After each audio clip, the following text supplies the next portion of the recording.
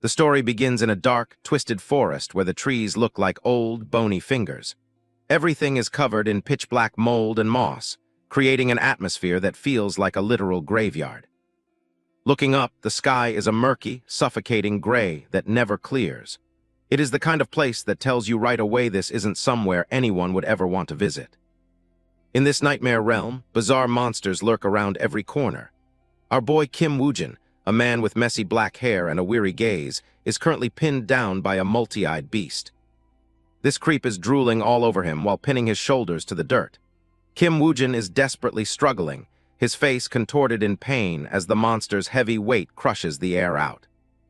The monster opens its massive maw, revealing rows of jagged, razor-sharp teeth. It is a terrifying sight, and it looks like Kim Woojin is about to become this creature's midnight snack.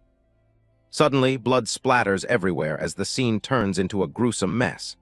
Kim Woojin realizes that if he dies here, he'll just wake up from this hellish dream and return to reality. Right then, he bolts upright in bed, gasping for air and drenched in sweat.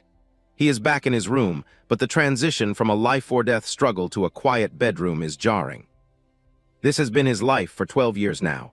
Kim Woojin looks like a wreck, with deep dark circles under his eyes and unkempt stubble, showing just how much this cycle has taken. He grips his neck, still feeling the phantom pain of being crushed. That damn dream again. The pain is so real that it feels like he is actually dying every single night. Outside, the modern city is bustling under a clear blue sky. It's a sharp contrast to the dark forest, but for Kim Woojin, this reality is just another kind of prison. He spends his days documenting the horrors he faces. In a cluttered notebook, he draws detailed monster anatomy and writes tactical notes, studying their weaknesses to survive just a little bit longer.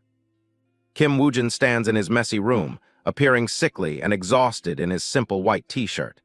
He tells himself he can endure the physical pain, but his body is clearly reaching its limit.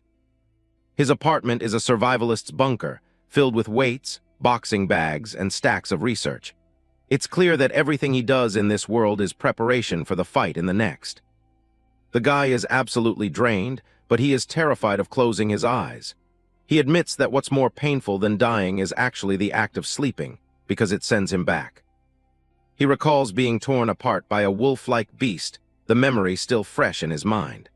Every time he falls asleep in reality, he is instantly transported back to that ruthless nightmare world. He remembers being impaled by a blade, blood gushing from his chest. The cycle is simple. Die in the dream, wake up in reality. But the psychological toll is becoming too much. Sitting on his bed, he clutches his chest, coughing through the exhaustion. There is no way he can ever get a proper night's sleep when every rest period is a lethal battle. This guy is frustrated and exhausted, cursing his luck. He has spent over a decade living this double life, and it's slowly killing him from the inside out in both worlds. To stop dying in that hellish forest, he dedicated 12 years to mastering weaponry, martial arts, and jungle survival. He transformed himself into a lean, battle-hardened version of himself in his dreams. In the nightmare world, he is a different person, sharp, focused, and lethal.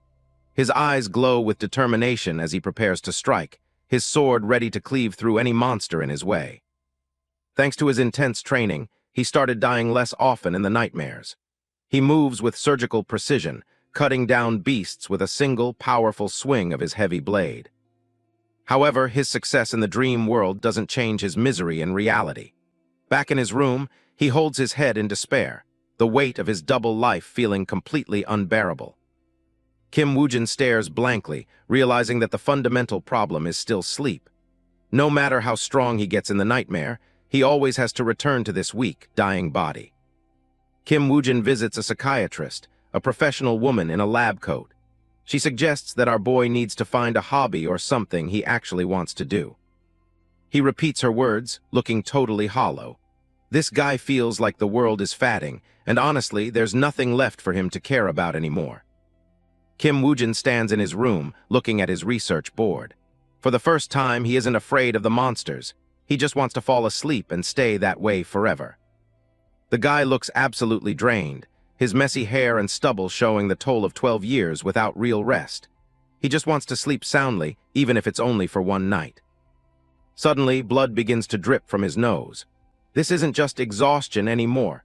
It looks like something inside him has finally snapped after years of constant physical and mental strain. Kim Woojin's eyes widen as blood pours from his mouth, staining his hands. He clutches his chest, looking completely shocked as his body finally gives out under the weight of his double life. His vision starts to blur as he loses consciousness. The world around him fades into a dull gray, and for the first time in over a decade, the constant headache is finally disappearing. With a heavy thud, our boy collapses onto the floor, lying face down in a growing pool of his own blood. It seems like his time in the real world has officially ended. He lies motionless on the cold floor, his face pale and eyes half closed.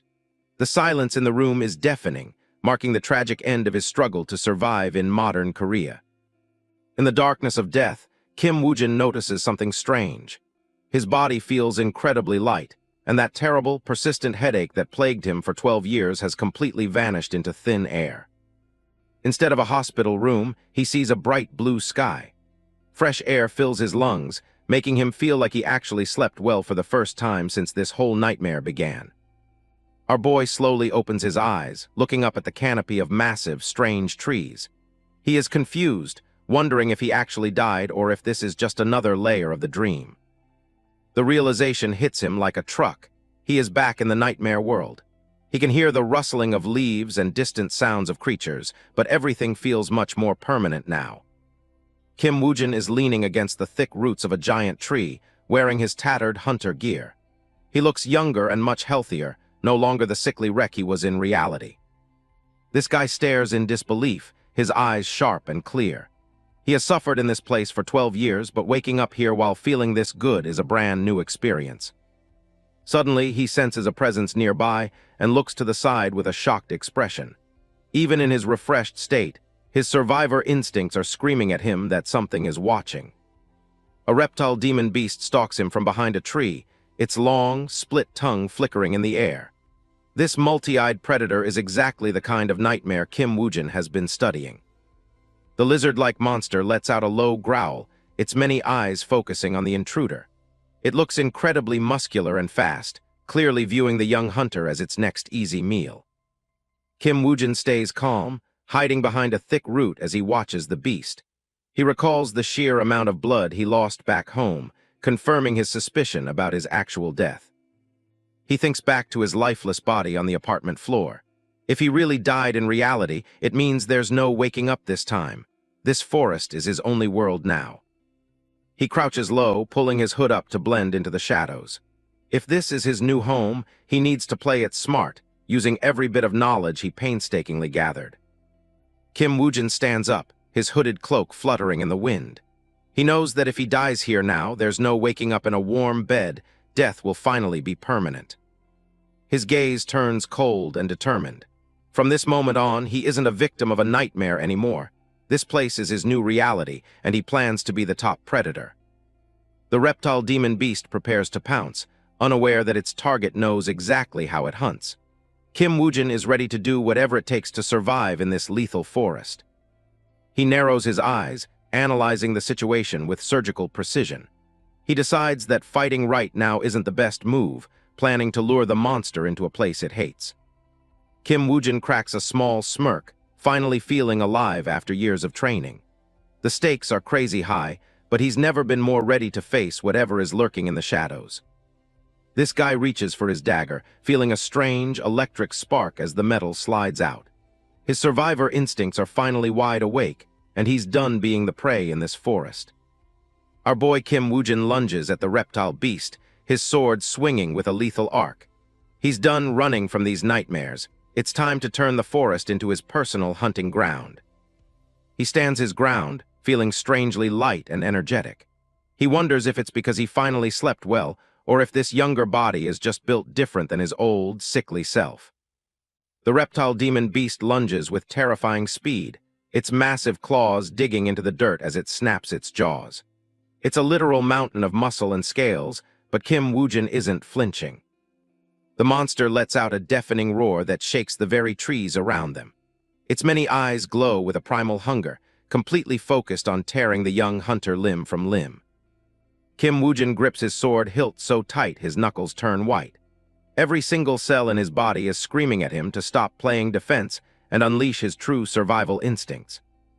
His gaze sharpens as a red glint flickers in his eyes. He is no longer the exhausted office worker from reality. He is a predator who has been waiting 12 years for this. With a surgical strike, he slashes right through the monster's thick hide. Blood sprays into the air like a fountain as his blade carves a path through the creature's massive, muscular neck. Kim Woojin looks absolutely badass as blood splatters across the scene behind him. He doesn't even blink, his focus solely on making sure this monster stays down for good this time. The massive body of the reptile demon beast thuds onto the forest floor, sending a cloud of dust and debris into the air. It's a heavy, satisfying sound that signals his victory.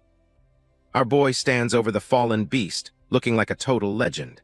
He is covered in monster blood, but he looks more alive and powerful than he ever did in the real world. In the distance, pillars of ethereal light pierce through the dark, murky sky. It is a mysterious and beautiful sight, suggesting there is much more to this world than just dark forests. Kim Woojin isn't done yet. He kneels beside the carcass and starts cutting into its chest. He knows these monsters carry something valuable inside that could be the key to his survival. He peels back the flesh to reveal a glowing blue core, pulsing with a strange, magical energy. It's the ultimate reward for his first real hunt in this permanent nightmare world. He holds the radiant core in his hand, his face still streaked with blood. He looks at it with a mix of fascination and grim determination, realizing its importance for what's ahead. Kim Woojin stares at the core with a cold, intense gaze. He can feel the power radiating from it, and he knows that every hunt from now on will only make him stronger. He brings the core close, his mouth slightly open as if he is savoring the victory. This isn't just a dream anymore, this is his life, and he is going to own it. Leaving the carcass behind, he starts walking deeper into the forest. He has no intention of looking back at the world he left behind. His only goal now is to survive. His face is covered in blood, and his eyes glow with a fierce, red light. He swears to himself that in this dark fantasy world, he will survive no matter what it takes. First, he needs to find a safer place to regroup. He moves through the shadows with the confidence of a seasoned hunter, his every step calculated and silent as he heads forward. He heads toward the brighter part of the forest, unaware that someone is watching him. Unknown, blonde hunter is hidden nearby, his sharp gaze fixed on the mysterious new survivor in town. Han Segun leans against a tree, surviving in this strange new world. He's been here for a while now, trying to make sense of his surroundings while staying alive. The sunlight filters through the dense forest canopy, casting long shadows across the ground. It's quiet, but the air feels heavy with the constant threat of hidden monsters. Our boy closes his eyes for a moment, enjoying a brief flash of peace. In a world this dangerous, even a second of quiet is a luxury he can't afford. He wakes up feeling refreshed after what he calls a perfect night of sleep. He is slowly getting used to the harsh life of a wilderness survivor in this place. Leaves flutter through the air as a light breeze passes through the trees. The forest seems empty, but Segun knows better than to let his guard down even once. It's been a month since he crossed over, and now he's hacking through the brush. He is moving with purpose, focused on finding his next meal or target in the wild. Just because he's a fighter doesn't mean he goes looking for trouble without a reason. Segun is smart enough to know that unnecessary combat is just a death wish here. He watches from the shadows as a monstrous bat-like creature feeds on its prey. Risking his life for nothing but fun would be total madness in a place like this. The urge to jump into the fray is strong, but this dude holds back. He leans against a massive trunk, waiting for the perfect moment to make his move. The only time he truly hunts is when he needs to fill his stomach. Right now, he's getting pretty hungry, and that bat monster looks like a decent meal. This guy strikes with lethal precision, his blade cutting through the air like a razor. The monster never stood a chance against his sudden and violent ambush from the shadows.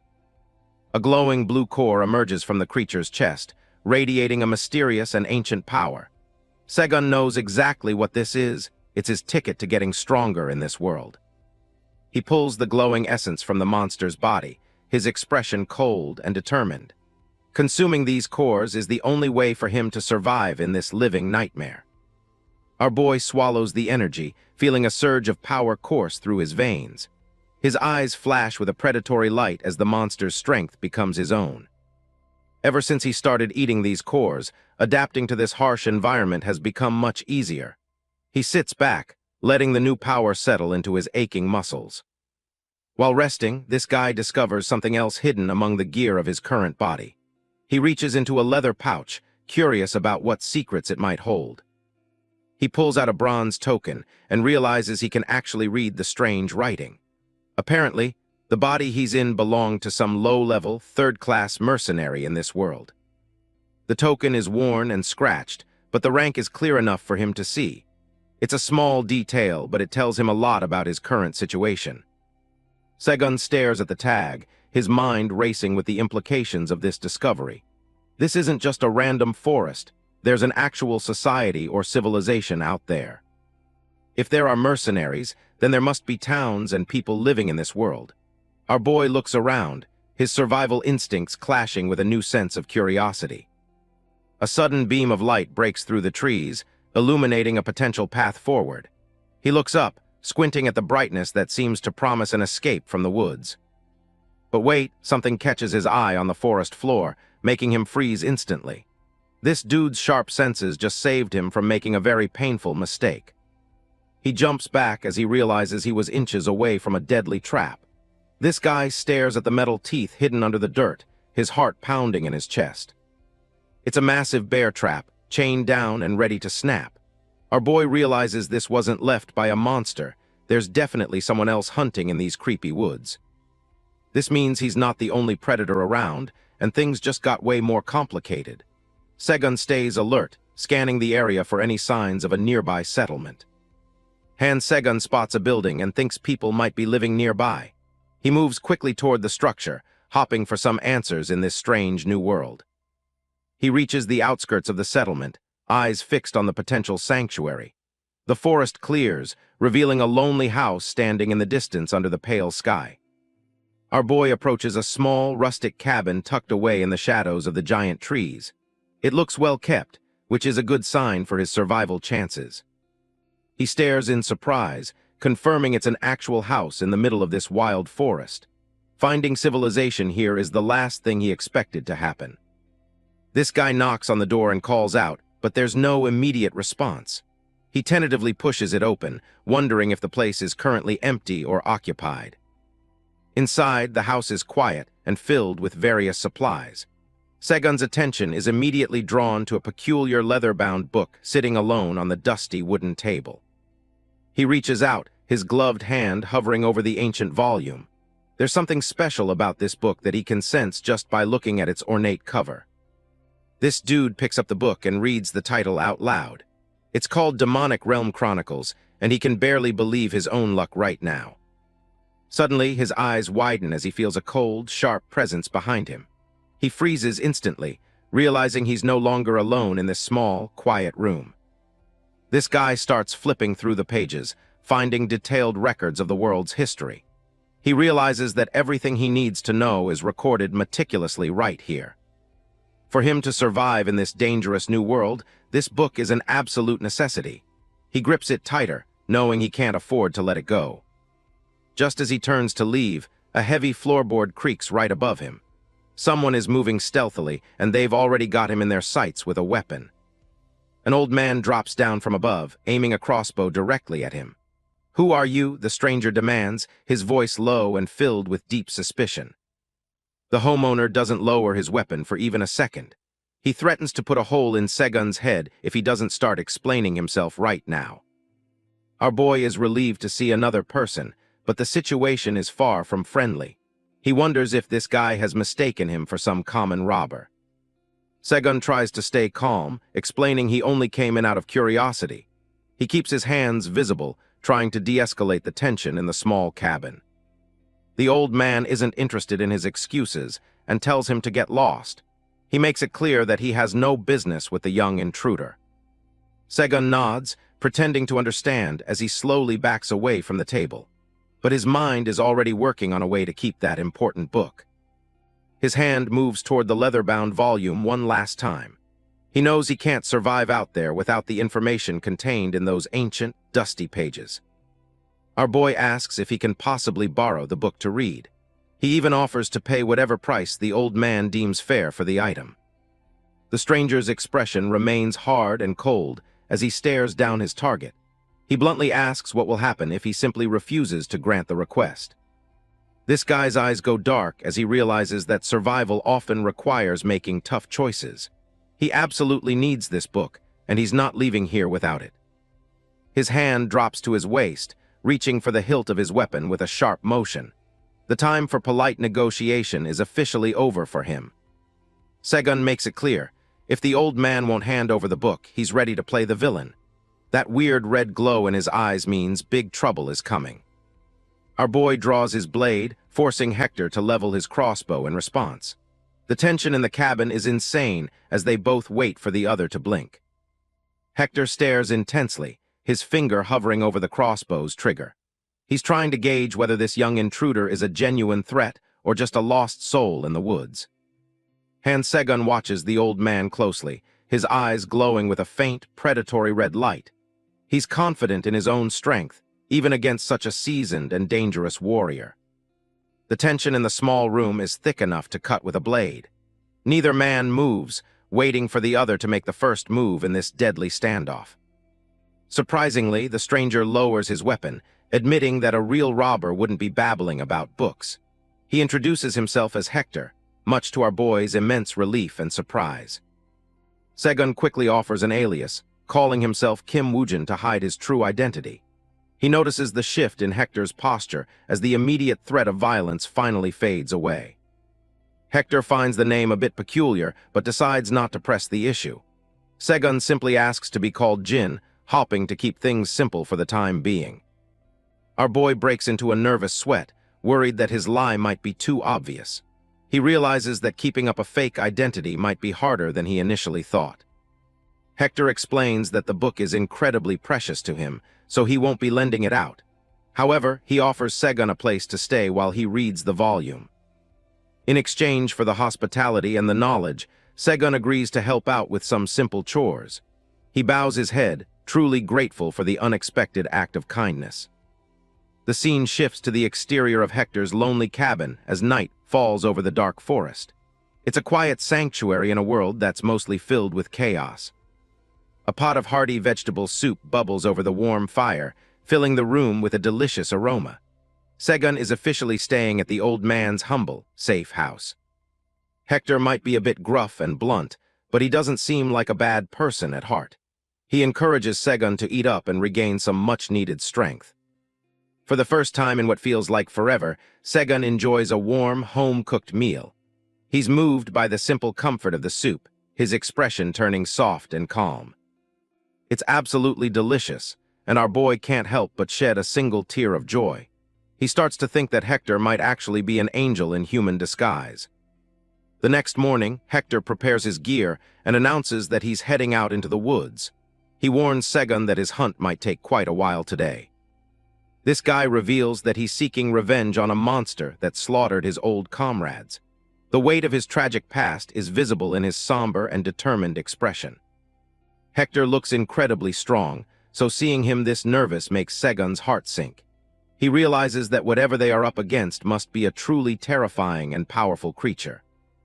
The old man walks out the door, his crossbow slung over his shoulder. Our boy watches him go, knowing that a considerably powerful monster is lurking nearby in the woods. Once he's alone, Segun finally picks up the ancient chronicles and begins to read. He needs to understand the history of this world if he wants to stay alive. All the stories in the book begin with the fall of the Northern Empire. He sees images of a great fortress engulfed in flames while soldiers march to war.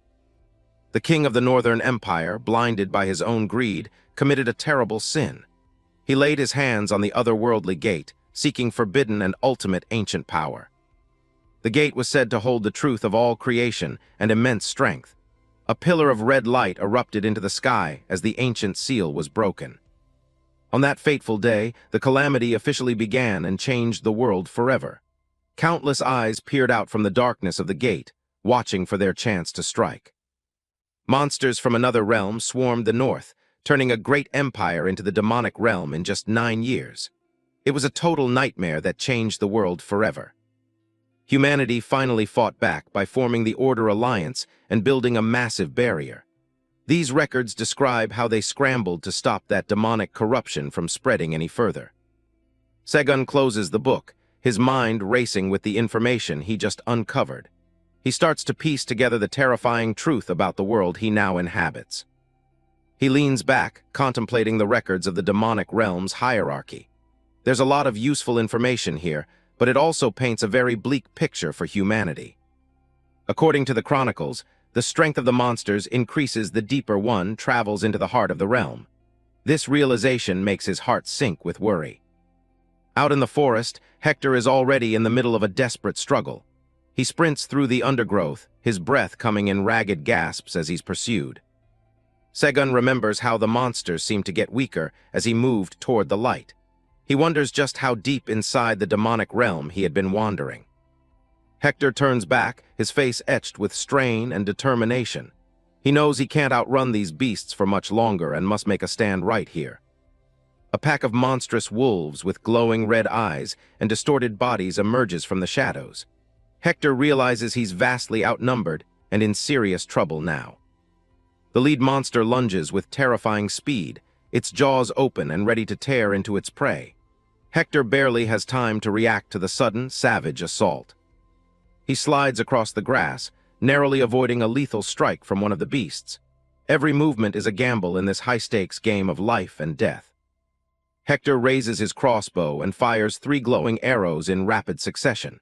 He's a skilled hunter, but even his expertise might not be enough this time around. The monsters are incredibly persistent. They don't even bother dodging the arrows, instead using their claws to snatch them right out of the air. They circle the old man, closing in from all sides to ensure their target has no possible way to escape. "Damn it," Hector growls, realization dawning on him as his weapon fails to thin the pack. He's starting to feel the weight of his age in this fight. Suddenly, he spots a dark silhouette standing near his house in the distance. He's shocked to see the young man he just took in is already here. Segun slowly steps forward, his eyes glowing with a menacing red light as he unsheathes his massive blade. He looks like a completely different person the moment he enters the fray. "Jin, run!" Hector screams at the top of his lungs, desperate to save the boy from certain death. He knows all too well how dangerous it is here. But Segun doesn't run. Instead, he leaps into the air with incredible power. Hector watches in pure disbelief as the young man he called Jin takes control of the situation. He never expected such raw power from a mere stranger. Segun's gaze is cold and focused, his predatory instincts taking over completely. He's no longer just a lost boy, he's a force of nature in this realm. In the blink of an eye, he blurs into the center of the wolf pack, looking to kick off a real fight. His eyes glow with a murderous red glint as he descends from above, swinging his blade to gift the nearest beast a strike that will instantly reconnect it with its ancestors. But these monsters are absolutely delusional. Seeing death staring them in the face, they don't even try to run, but instead raise their limbs for a head-on clash. Their pathetic flesh actually thinks it can devour cold, hard steel. He brings his massive blade down in a vertical arc, bisecting a monster with terrifying efficiency. Blood sprays across the grass as the creature falls dead instantly. The remaining wolves are stunned by the sudden slaughter of their pack mates. Hector can only stare, his own weapon forgotten in the face of such strength. The remaining monsters start backing away, their growls turning into terrified whimpers. They've finally realized that they aren't the predators in this clearing anymore. It's a total shift in power. This massive brown-furred beast snarls, staring down the new threat with a mix of rage and terror. It's standing its ground, and the real fight is finally starting. Hector's eyes widen in sheer disbelief as he witnesses something he never thought possible. A cold sweat breaks out on his forehead while he mutters a silent prayer to himself. The source of his shock is the young man standing amidst the carnage of the battlefield. Han Segun has just bisected the lead werewolf with a single, devastatingly powerful slash. Segun stands perfectly still for a moment, the blood of his enemy dripping slowly from his weapon onto the grass. He calls out to Hector, his voice cutting through the silence. With a faint, almost mocking smile, this dude asks if that creature was actually supposed to be a challenge.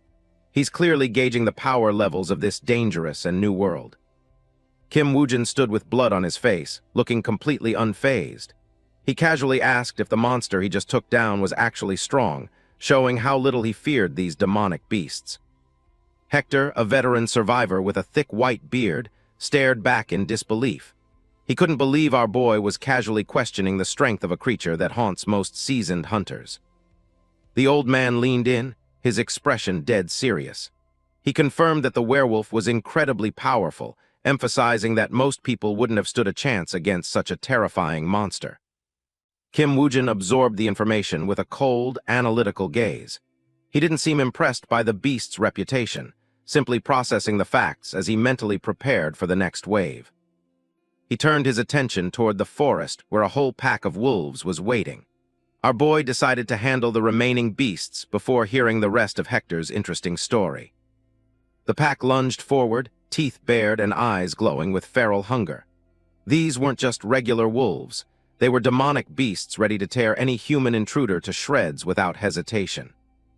Kim Woojin gripped his blade, his own eyes starting to glow with a menacing red light. He admitted 40 wolves might be trouble if he was careless, but he remained totally calm. Instead of a reckless brawl, our boy planned a tactical strike. He decided to target the pack's second in command, knowing that taking out their morale leader would cause the rest to scatter. His gaze sharpened, locking onto his specific target with predatory focus. He wasn't just looking for a kill, he was looking for the most efficient way to end the entire fight. There it was, an exceptionally large red wolf standing at the front of the pack. This was the one keeping the others' courage up, and it looked like a total nightmare. A wave of ferocious, murderous intent radiates from him. This is shaping up to be a brutal encounter for that wolf pack. The giant red wolf snarled, its blue eyes wide with aggression. It didn't realize that it had just become the target of the most dangerous predator in the entire forest today.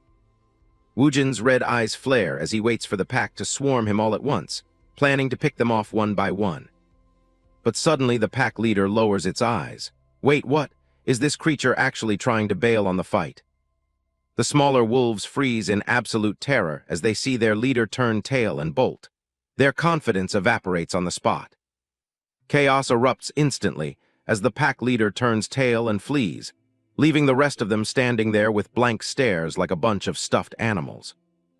The red wolf lets out a whimper of pure terror, a truly pathetic sight compared to the menacing beast that stood there just a few minutes ago. The forest is filled with the echoes of retreating whimpers as the pack vanishes into the shadows. Against 40 demonic beasts, Kim Woojin claimed victory with just a single, devastating swing of his blade. Our boy stands alone in the clearing. He watches the fleeing pack with an expression that says he's completely lost all interest in them. Hector watched from the sidelines, his jaw practically hitting the floor. He couldn't wrap his head around how those brave, aggressive wolves were now running for their lives like scared little puppies. The old man realized this guy wasn't just a brute. He was a genius at assessing the battlefield. Woojin had used psychology to win a fight that should have been technically impossible. One last wolf scrambled away, disappearing into the thick brush. The threat was gone, and the silence of the forest returned, leaving only the two men behind in the quiet clearing. Later, they arrived at a small, sturdy wooden cabin tucked away in the wilderness. It looked like a safe haven, though in this world, safety was always a very relative term. Hector spread out the werewolf hide, claiming it was worth a solid 40 gold coins. For a guy just trying to survive, that kind of cash was basically a total life changer. Kim Woojin just stared at the pelt, totally clueless about the local currency. He asked if that was actually a lot, trying to gauge how much this hunt really mattered. Hector tells him that 40 gold coins means he can live like royalty for 7 years without lifting a single finger, making this world look like a total gold mine. He stared at the werewolf corpse, genuinely confused. To him, the beast was a weakling, yet its head carried a massive bounty that didn't match its pathetic combat skills at all. A small grin crept across his face as the realization hit him. If trash monsters like this were worth so much, his future was looking incredibly bright and full of easy gold. Our boy was already planning his next big payday. Whenever he ran low on cash, he just needed to find more of these overvalued beasts and rake in the money. Life in this nightmare world was actually starting to look easier than his last 12 years of training. Hector started packing up jerky, silver coins, and a pioneer map for him. Hector handed over the supplies, including the valuable werewolf hide and a bag of silver. It was a solid starter kit for any hunter looking to make a name for themselves. The old man directed him to Pioneer Village to find a guy named Jacob. He promised Jacob would pay a fair price for the high-quality hide our boy was carrying. Woojin felt a bit hesitant about taking such a valuable gift. He asked if it was really okay to accept it, but Hector didn't seem to care about the money. Hector insisted that the hide was a fair payment for the kill. He had a personal grudge against the beast, so seeing it dead was worth more than any pile of gold. The veteran hunter reached out with a weathered hand, offering a final gesture of respect. He truly appreciated the revenge Woojin had delivered on his behalf after all these years. He thanked Jin for the revenge, his expression soft but firm. Hector hoped their paths would cross again someday, though survival in this world was never a guarantee for anyone. The two men shared a firm handshake, marking the end of their brief partnership. It was a rare moment of genuine human connection in a land usually filled with monsters and betrayal. Woojin thanked the old man for everything before preparing to head out. He had his map and his supplies, ready to face whatever the Pioneer Village had in store for him. The small cabin stood quiet in the clearing as the sun began to set. It had been a brief sanctuary, but our boy's journey was only just beginning in this vast world. With his gear strapped to his back, Woojin gave a polite bow and started his trek. Hector watched him go, likely wondering if he'd ever see the talented young hunter again. He disappeared into the dense forest, following the path marked on his new map.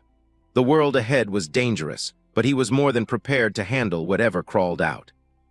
As he walked, a pair of eyes watched him from a distance. Mutt, the red wolf from earlier, was perched high on a rock, silently tracking our boy's every move through the trees. Mutt sat tall, its strange twin tails twitching in the air. It didn't attack, instead letting out a low sound as it kept its gaze fixed on the human walking below. Close up, the wolf's blue eyes glowed with strange intelligence as it snarled. This wasn't a normal animal, and it seemed to have a very specific interest in following Kim Woojin. After the intense fight with the wolf pack, Kim Woojin, Jin, finally reached the outskirts of Pioneer Village. This was a settlement built with massive walls, meant to keep the nightmares out. Looking at the towering wooden fortifications, our boy couldn't help but be impressed. This was the first sign of human civilization he'd seen since waking up in this terrifying new world. At the gates, the security was tight. The guards were armed to the teeth, and they weren't exactly handing out warm welcomes to strangers. Thankfully, Woojin managed to talk his way inside. As he walked through the muddy streets, he realized this place was well-stocked for a frontier town. But there was something off. The atmosphere felt heavy with suspicion and suppressed violence. Everywhere he turned, people were staring. These weren't friendly neighbors. They looked like hardened mercenaries and thugs who would slit your throat for a copper coin if you even blinked. Woojin kept his guard up, noticing how everyone was on high alert. He was a complete stranger here, and in a place like this, being new was basically like having a target. He knew that in a world overrun by demonic beasts, there was one thing even more dangerous than the monsters roaming the woods. It was a lesson he'd learned the hard way. That dangerous thing was other people. Human greed and betrayal could be far more lethal than claws or teeth, especially when there were no laws left to hold the monsters back. Following Hector's directions, he eventually found the local tavern. The sign swinging above the door was a bit worn, but it was exactly the place he was looking for to sell the hide. Pushing the doors open, he stepped into a room filled with the smell of cheap ale and unwashed bodies. It was loud, crowded, and perfectly suited for the man he needed. Our boy moved through the crowd, ignoring the glares from the rowdy patrons. He wasn't here to make friends or have a drink. He had business that required a specific contact. He walked straight up to the bar and placed his heavy pack on the counter. The man behind the bar didn't even look up at first, just offering him a cheap beer. Woojin didn't have time for small talk or a drink. He leaned in and asked the bartender if he knew where he could find a man named Jacob to handle some business. The man pauses his work, his eyes shifting toward a patron sitting near Jin. The nearby customers fall deathly silent, sensing that something interesting is about to go down at the bar with this newcomer. As it turns out, this fruit-munching guy is exactly the one he's looking for. Jacob introduces himself with a slick, greasy grin, but Woojin immediately labels him a professional scammer just by looking at his face. He told the creep that Hector had sent him. Apparently, the old man had mentioned that Jacob would be willing to pay a fair price for a high-quality werewolf hide he'd found. The moment the words werewolf hide left his mouth, Jacob nearly jumped out of his skin. He couldn't believe an old-timer like Hector had actually managed to take down a monster. Jacob started unrolling the massive hide, his eyes practically turning into gold coins. Woojin didn't bother correcting him about who actually did the killing, he just wanted his payment in full. This guy was absolutely mesmerized. A werewolf hide of this quality was worth a fortune, and you could see the gears in his head turning as he plotted his next move. He kept muttering about how the old man finally pulled it off. In his mind, there was no way a young, scrawny-looking kid like Woojin could have hunted such a beast. A nasty grin spread across the scammer's face. He thought he'd just hit the jackpot, assuming he could easily bully this delivery boy out of his valuable cargo without paying him. Jacob laughed, praising Hector's skill while secretly planning to keep every single coin for himself. He didn't realize he was playing with fire by trying to cheat our main character. Right then, a group of massive thugs stepped out from the shadows, surrounding Woojin. It was a classic setup. The tavern owner was about to rob him in broad daylight for the hide. Woojin's face went cold. After 12 years of hellish training, these tavern thugs didn't scare him at all. He stood his ground, calmly asking what the hell they were trying to pull. Jacob threw the massive werewolf hide over his shoulders with a smug grin. The creep basically stole the loot right in front of him, telling our boy to beat it or die. Kim Woojin, Jin, realized his instincts were right. This guy was a total scammer. He mentioned that Hector had trusted the man, but it was clear that trust was completely misplaced. Jacob just smirked, calling his blatant theft a simple investment. He claimed that supplying Hector was a financial loss and that taking this hide was just a way to settle the debt. The creep clutched the werewolf hide, insisting he needed it to cover his previous losses. He clearly thought our boy was just some harmless delivery kid who wouldn't fight back. As he watched the scammer, Woojin's eyes flared with a dangerous red glow. For a split second, he seriously considered whether he should just end the man right then and there. He clenched his fist, trying to keep his cool. He was furious, but he wasn't sure if killing someone over a piece of fur was the right path to take just yet. Without warning, Jacob splashed his beer right in Woojin's face. It was a blatant insult, meant to humiliate him and show that the conversation was officially over in the worst way. Jacob told him not to get clever and just get lost. He really thought he could just toss some beer and walk away with a fortune while mocking the kid's dignity. Woojin stood there in silence, the cheap ale dripping from his hair. He didn't say a word, but the vibe in the tavern shifted instantly into something much more terrifying. He slowly stood up from his stool, his back to the scammer. Jacob was busy gloating, completely unaware that he had just signed his own death warrant by crossing the line. The tavern thugs begin to close in, their weapons drawn and ready. They expected a quick and easy robbery, but Woojin just stands up and walks straight toward the door, leaving everyone absolutely stunned. Thinking the kid was giving up, Jacob grinned and called it a smart choice. He really believed the threat of his thugs was enough to make anyone back down without a fight. But then Jacob noticed something was off. The look on Woojin's face wasn't fear, it was something much colder. The tavern owner's smug grin started to falter as he realized the mistake. With an explosive burst of strength, Woojin hoists a massive cabinet and slams it right against the exit, blocking the way. The deafening crash echoes through the room, officially kicking off the brawl.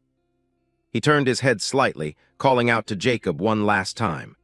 The tone of his voice was dead calm, which made the situation feel 10 times more intense for everyone.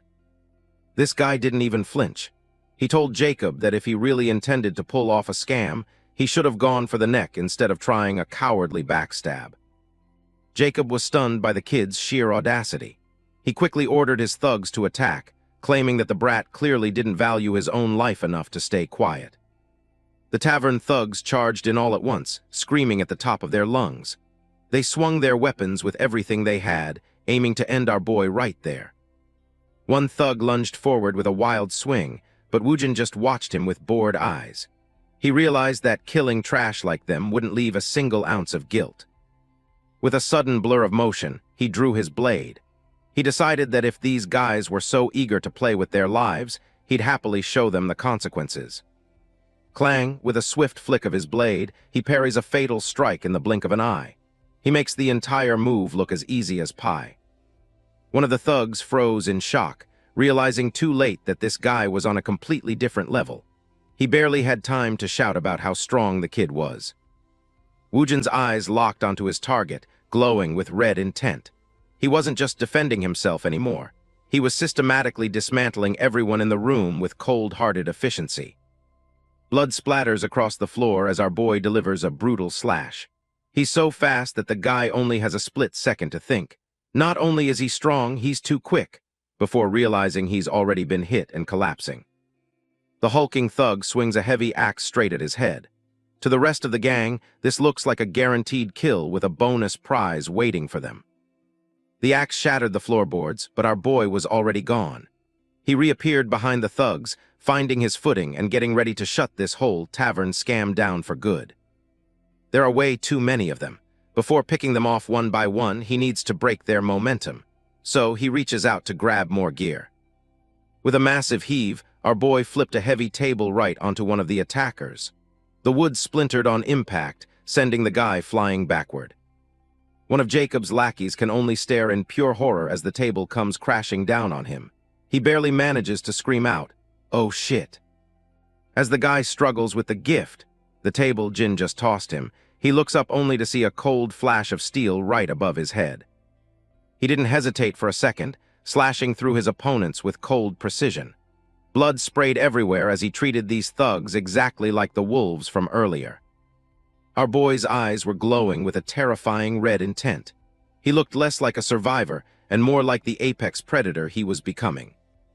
Jacob is losing his mind, sweat pouring down his face like a river as he witnesses the scene. The tavern is now a total wreck. While Jacob screams that no one can take on the mafia alone, Woojin is busy taking down the remaining thugs with ease. Jacob finally realizes they messed with the wrong man. His mind screams in pure panic, terrified that he's about to die a pointless death in some cheap tavern brawl. Woojin dodged a clumsy strike with a simple pivot. His 12 years of nightmare training made these guys look like they were moving in slow motion. He landed a heavy blow that sent a thug reeling. It wasn't just strength, it was the sheer efficiency of someone who'd mastered the art of survival. With another swift motion, he cut down the next attacker. The room was quickly becoming a graveyard for Jacob's greedy ambitions and his poorly trained goons. Standing among the fallen, Woojin looked completely unfazed. His red eyes pierced through the shadows, making it clear that he was the most dangerous thing in town. He stood there in the wreckage, his face covered in blood but his expression entirely cold. This guy was definitely not someone you'd want to scam. Seeing his entire crew get dismantled in seconds, Jacob finally snapped. He screamed for everyone to run, realizing his investment had turned into a death trap. The scammer and his remaining thugs scrambled for the exit. They didn't care about the werewolf hide anymore, they just wanted to get away from this monster. They burst through the doors and windows in a desperate attempt to escape. The tavern was silent now, except for the sound of splintering wood and heavy breathing. Jacob collapsed on the ground outside, gasping for air. He looked back at the tavern in pure terror, thinking he had finally escaped the nightmare. But as he looked up, his face turned pale with a new kind of fear. He saw something that made his heart skip a beat. A massive red wolf had entered the village, snarling at everyone in its path. The villagers were in a total panic, screaming at the sight of it. The beast slowly closes in on the cowering Jacob, just as Jin leaps out from behind. The guy is having the worst day of his life, and it's about to get a whole lot worse. The red wolf loomed over him, its glowing eyes fixed on the scammer. Woojin stepped out of the tavern, watching the scene with a curious expression. Our boy tilted his head, wondering why this specific monster was here. He recognized that distinct red fur and those sharp, predatory features immediately. Images of the wolf that hightailed it a few days ago flashed through his mind. Woojin realized it was the same scout wolf from before. It had followed him all the way back, but seeing the beast again only made our boy's expression turn ice cold. Kim Woojin, Jin, stared down the beast, his eyes cold and ready for another fight. He coldly asked if the creature had come all this way just to die as well. It looks like it actually gets what he just said. Its face goes completely blank, looking like a deer caught in high beams. But then something completely unexpected happened. Instead of attacking, the massive beast suddenly flopped onto its back and started whimpering like a lost puppy in front of our boy. It started panting and wagging its tail frantically, looking completely submissive. Woojin could only stare in silence, wondering what on earth had gotten into this supposedly dangerous monster. The wolf continued its bizarre, mutt-like display, rolling around and panting with excitement. The sight was so ridiculous that even the cowering thugs were left completely speechless. Jacob's thugs were absolutely baffled. They had expected a bloody massacre, but instead, they were watching a demonic beast act like a golden retriever at a park. Our boy looked down at the rolling monster, his expression a mix of confusion and irritation. He couldn't believe this fierce hunter was showing such pathetic, mutt-like behavior. The wolf kept panting, looking up at him with big, pleading eyes. A sudden thought crossed Woojin's mind, and he started to realize that the beast might actually be loyal. Without a single word, he points a straight finger at the bunch of scammers, leaving both man and beast frozen in shock. Wanting to test this new loyalty, Woojin pointed a finger at the remaining thugs and gave a simple, one-word command. He looked the wolf in the eyes and said, "Bite." Instantly, the wolf's playful demeanor vanished. Its eyes glowed with a sharp blue light, and its tail stiffened as it prepared to unleash the predatory instincts it had been hiding. With a terrifying roar, the beast lunged forward. It moved with the speed of a lightning strike, targeting the thugs who had tried to scam its new master just moments before. The tavern thugs didn't stand a chance. One of them let out a blood-curdling scream as the massive red wolf pinned him down, its sharp fangs bared and ready. The silhouette of the beast tearing into its prey was a gruesome sight. Blood sprayed across the village path as the mutt proved exactly why it was feared in the forest. Watching the absolute carnage unfold, Woojin didn't look horrified at all. He just let out a small, satisfied smirk and commented on how nice the whole display actually was. The Jacob scammer gasped in terror as he looked up. Mutt loomed over him, its massive form casting a shadow that signaled certain doom for the man who tried to play Jin. Mutt doesn't hesitate for a second, tearing into his lackeys with brutal efficiency. Blood splatters across the dirt as the beast mops up the trash that thought they could ambush our boy. Trembling and covered in sweat, the creep realized he was the last one left. Panic set in as he desperately tried to think of a way to wiggle out of this nightmare. Kim Woojin stared down at him with cold, unforgiving eyes. He wasn't the same pushover from his past life anymore, and the look on his face showed he was done playing nice. This guy immediately hit the ground, prostrating himself and begging for mercy. Internally, he mocked Jin as a moron, thinking a few fake tears and a humble apology would save his life. The creep gritted his teeth, hiding his true intentions behind a mask of regret. He figured he just needed to survive this moment to get his revenge later when Jin wasn't looking. Suddenly, a heavy sword slammed into the ground right in front of the man's face. The impact sent a shockwave through the dirt, making the scammer jump nearly out of his skin. Jin leaned in, his shadow towering over the pathetic figure. The air grew heavy with killing intent as he gripped his weapon, preparing to end this farce once and for all. Our boy looked absolutely disgusted by the man's display. He could see right through the lies, remembering how many times he'd been burned by people exactly like this back in Korea. A dark, red glow flickered in Jin's eyes as he smirked. He knew exactly what this guy was thinking, and he wasn't about to let another person treat him like a pushover. The scene shifts to a memory from Jin's past life. Back in a generic office, he sat across from his boss, apologizing for things that weren't even his fault just to survive. His factory manager sat there casually, dismissing Jin's concerns about his missing salary. The guy had the nerve to ask if he understood the company's difficult situation while ignoring his workers. Back then, Jin was way too soft-hearted for his own good. He just smiled and accepted the situation, believing that being a good worker would eventually lead to him getting paid.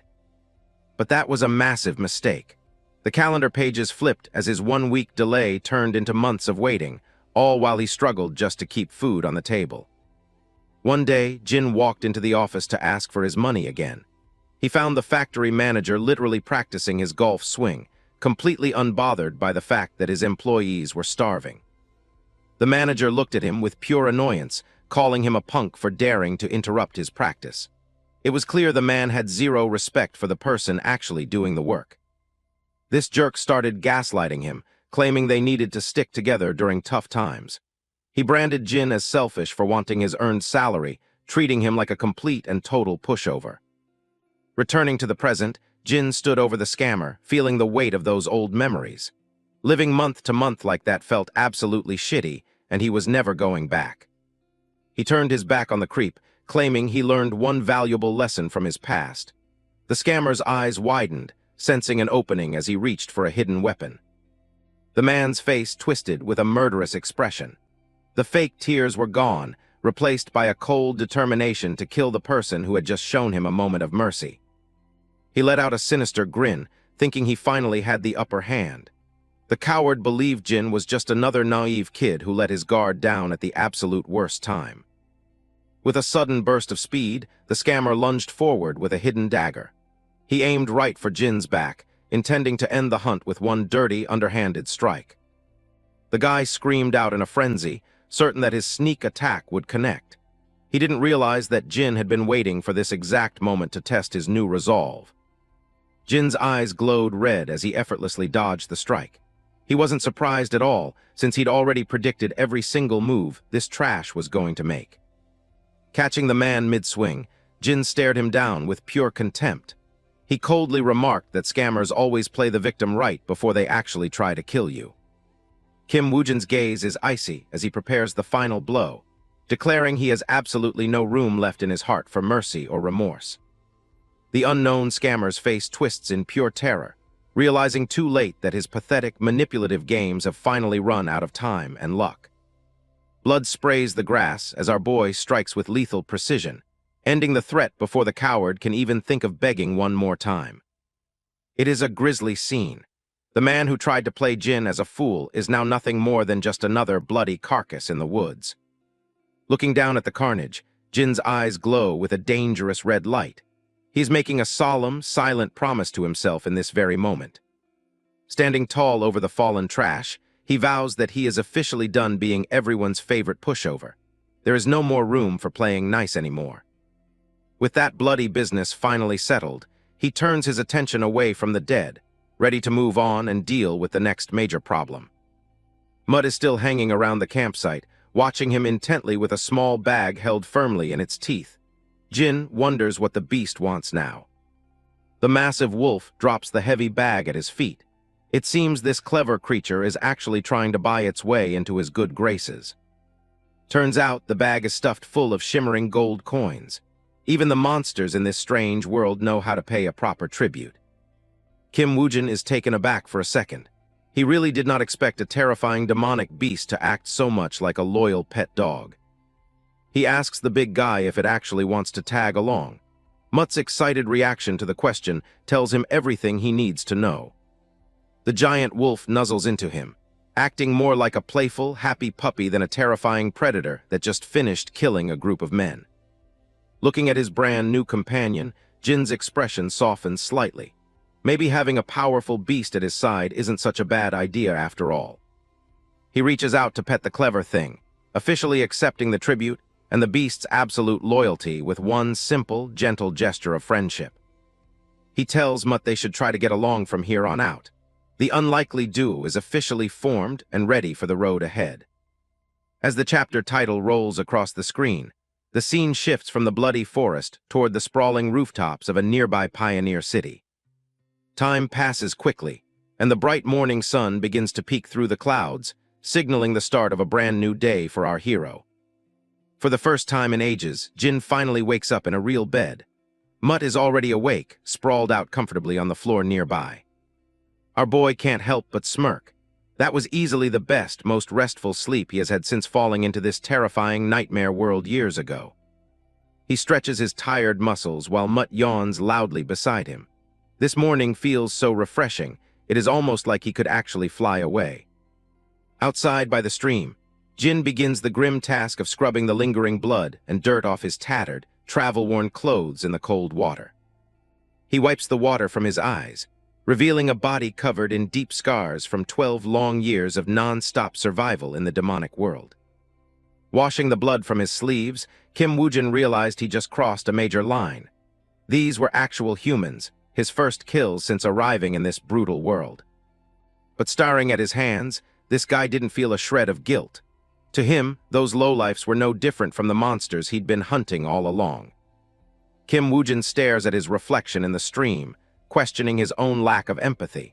He wonders if he justifies the killing simply because those men were nothing more than scum. He remembers the intense rush he felt during the battle. It wasn't just survival. It was a dark thrill, exactly like the feeling he gets when hunting down dangerous monsters in the wild. Clutching his chest, our boy senses a fundamental change occurring deep within his soul. The scars on his body are visible reminders of a life defined by constant, brutal struggle for survival. He looks down at his hand, realizing that the person he used to be is slowly fatting away. The nightmare world is molding him into something far more cold and efficient. With red eyes glowing, Jin wonders if he's becoming cursed by this world. But he quickly dismisses the thought, deciding that surviving another day is really the only thing that actually matters. The scenery shifts as our boy prepares for a new chapter. He's determined that his life here will be a complete departure from the miserable, exploited existence he left behind in Korea. Accompanied by the massive Mutt, Jin heads toward civilization. He vows to never again suffer the absurdity of being a pushover and intends to live a life of true abundance instead. Under the shade of his hood, the hunter's expression is hard and determined. He isn't worried about the future anymore. He just wants to simply enjoy the present moment as a survivor. The towering walls of the 5th Pioneer City finally come into view. Jin's first order of business is to sell the valuable pelt he's been hauling across the dangerous wilderness. Before entering the gates, our boy tells Mutt to stay nearby but remain out of sight. He knows bringing a demonic beast into the city center would cause way too much unnecessary trouble. Jin walks through the bustling city streets, blending into the crowd of commoners and children. He remembers from the chronicles that all monster bounties must be processed through the local Order Alliance. As he heads toward his destination, this guy can't help but wonder if Mutt is a bit of a mean name for his companion. But honestly, it's short and easy to remember. He arrives at a grand building with tall towers and white domes. This is the Order Alliance headquarters, the place where hunters can finally turn their hard-earned trophies into cold, hard cash. Inside, the Order Alliance clerk is having a very slow day, yawning and stretching at his desk. He has no idea that a legendary hunt is about to walk right through his door. Jin approaches the counter with his massive, heavy bundle. The bored clerk looks up, asking the traveler what brings him to the Alliance today in a tired, disinterested tone. Without saying a word, our boy slams the enormous pelt onto the counter. The weight of the kill makes the wooden table groan, finally catching the attention of the sleepy young clerk. Jin states his business clearly, telling the official he's here to collect a monster bounty. He stands there with a calm, confident aura that suggests he's seen much worse than a desk. The clerk barely looks at the trophy, dismissively calling it common dog skin. He tells Jin that this isn't a place to pull off stupid pranks on the Alliance's hard-working staff. But as he leans in for a closer inspection, the clerk's eyes suddenly bug out. He stops mid-sentence, realizing the texture and quality of the fur are definitely not from any common animal. This guy starts scrambling over the counter, his heart racing as he confirms the truth. He shouts out in disbelief, identifying the massive hide as a rare and extremely valuable werewolf pelt. Sweat beads on the clerk's forehead as he looks at Jin with newfound respect. He stammers out a question, asking if this random traveler actually managed to catch such a beast himself. Jin remains perfectly composed, giving a simple and direct confirmation. He caught the monster earlier, and now he just wants to get paid for the dangerous work he successfully completed. After the initial shock wears off, our boy is led into a private, grand room to wait. He sits at a massive table, looking remarkably out of place in such high-end surroundings. The guild official finally shows up with a heavy bag, apologizing for the delay. Turns out, verifying a werewolf pelt takes a while because they're worth so much money. He drops the pouch on the table with a heavy thud. It's filled with gold coins, the massive payout for Woojin's first big hunt in this dangerous new world. Kim Woojin stares at the heavy bag of gold coins sitting on the table. He calculates that this wealth is more than enough to live a very lazy life for at least 6 or 7 years. As he peeks inside the pouch, the sight of the shimmering coins makes him feel a strange sensation. It's a physical trembling that's completely different from the adrenaline rush he gets during a hunt. Our boy lets some of the gold slip through his fingers, a small smirk playing on his lips. He finally realizes that having a lot of money in this world is definitely a good thing. Just as he's enjoying the moment, the Order Alliance official speaks up with a nervous tone. Jin looks at him, curious about what else this man could possibly want from him right now. The official leans forward, asking if the traveler would be interested in taking on another special request. He admits that he actually has a major favor to ask of the talented monster hunter.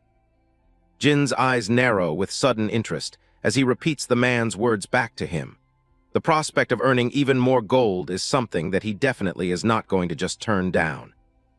The official sighs, explaining that a dangerous monster recently appeared at a nearby quarry. Its presence is causing a massive headache for the city's administration and the hardworking local laborers alike in the city.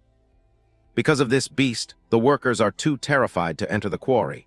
This means they can't mine any bloodstone, which is preventing money from circulating properly throughout the entire pioneer city today. He paints a grim picture, saying the whole city is on the brink of ruin. Rumor has it that this particular monster is significantly stronger and more dangerous than a standard forest werewolf hide. Despite the danger, the official looks at Jin with a glimmer of hope. He tells our hero that he truly believes a skilled warrior like him could actually handle such a terrifying beast alone. Our boy remains calm, asking for the specific details regarding their problem.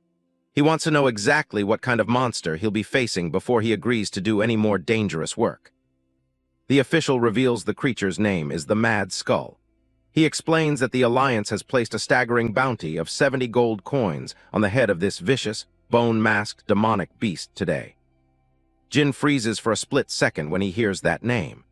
He recognizes the Mad Skull immediately, having read about its legendary ferocity and nearly impenetrable defense in the ancient survival chronicles he found. A sudden memory flashes through his mind of a previous encounter with the beast.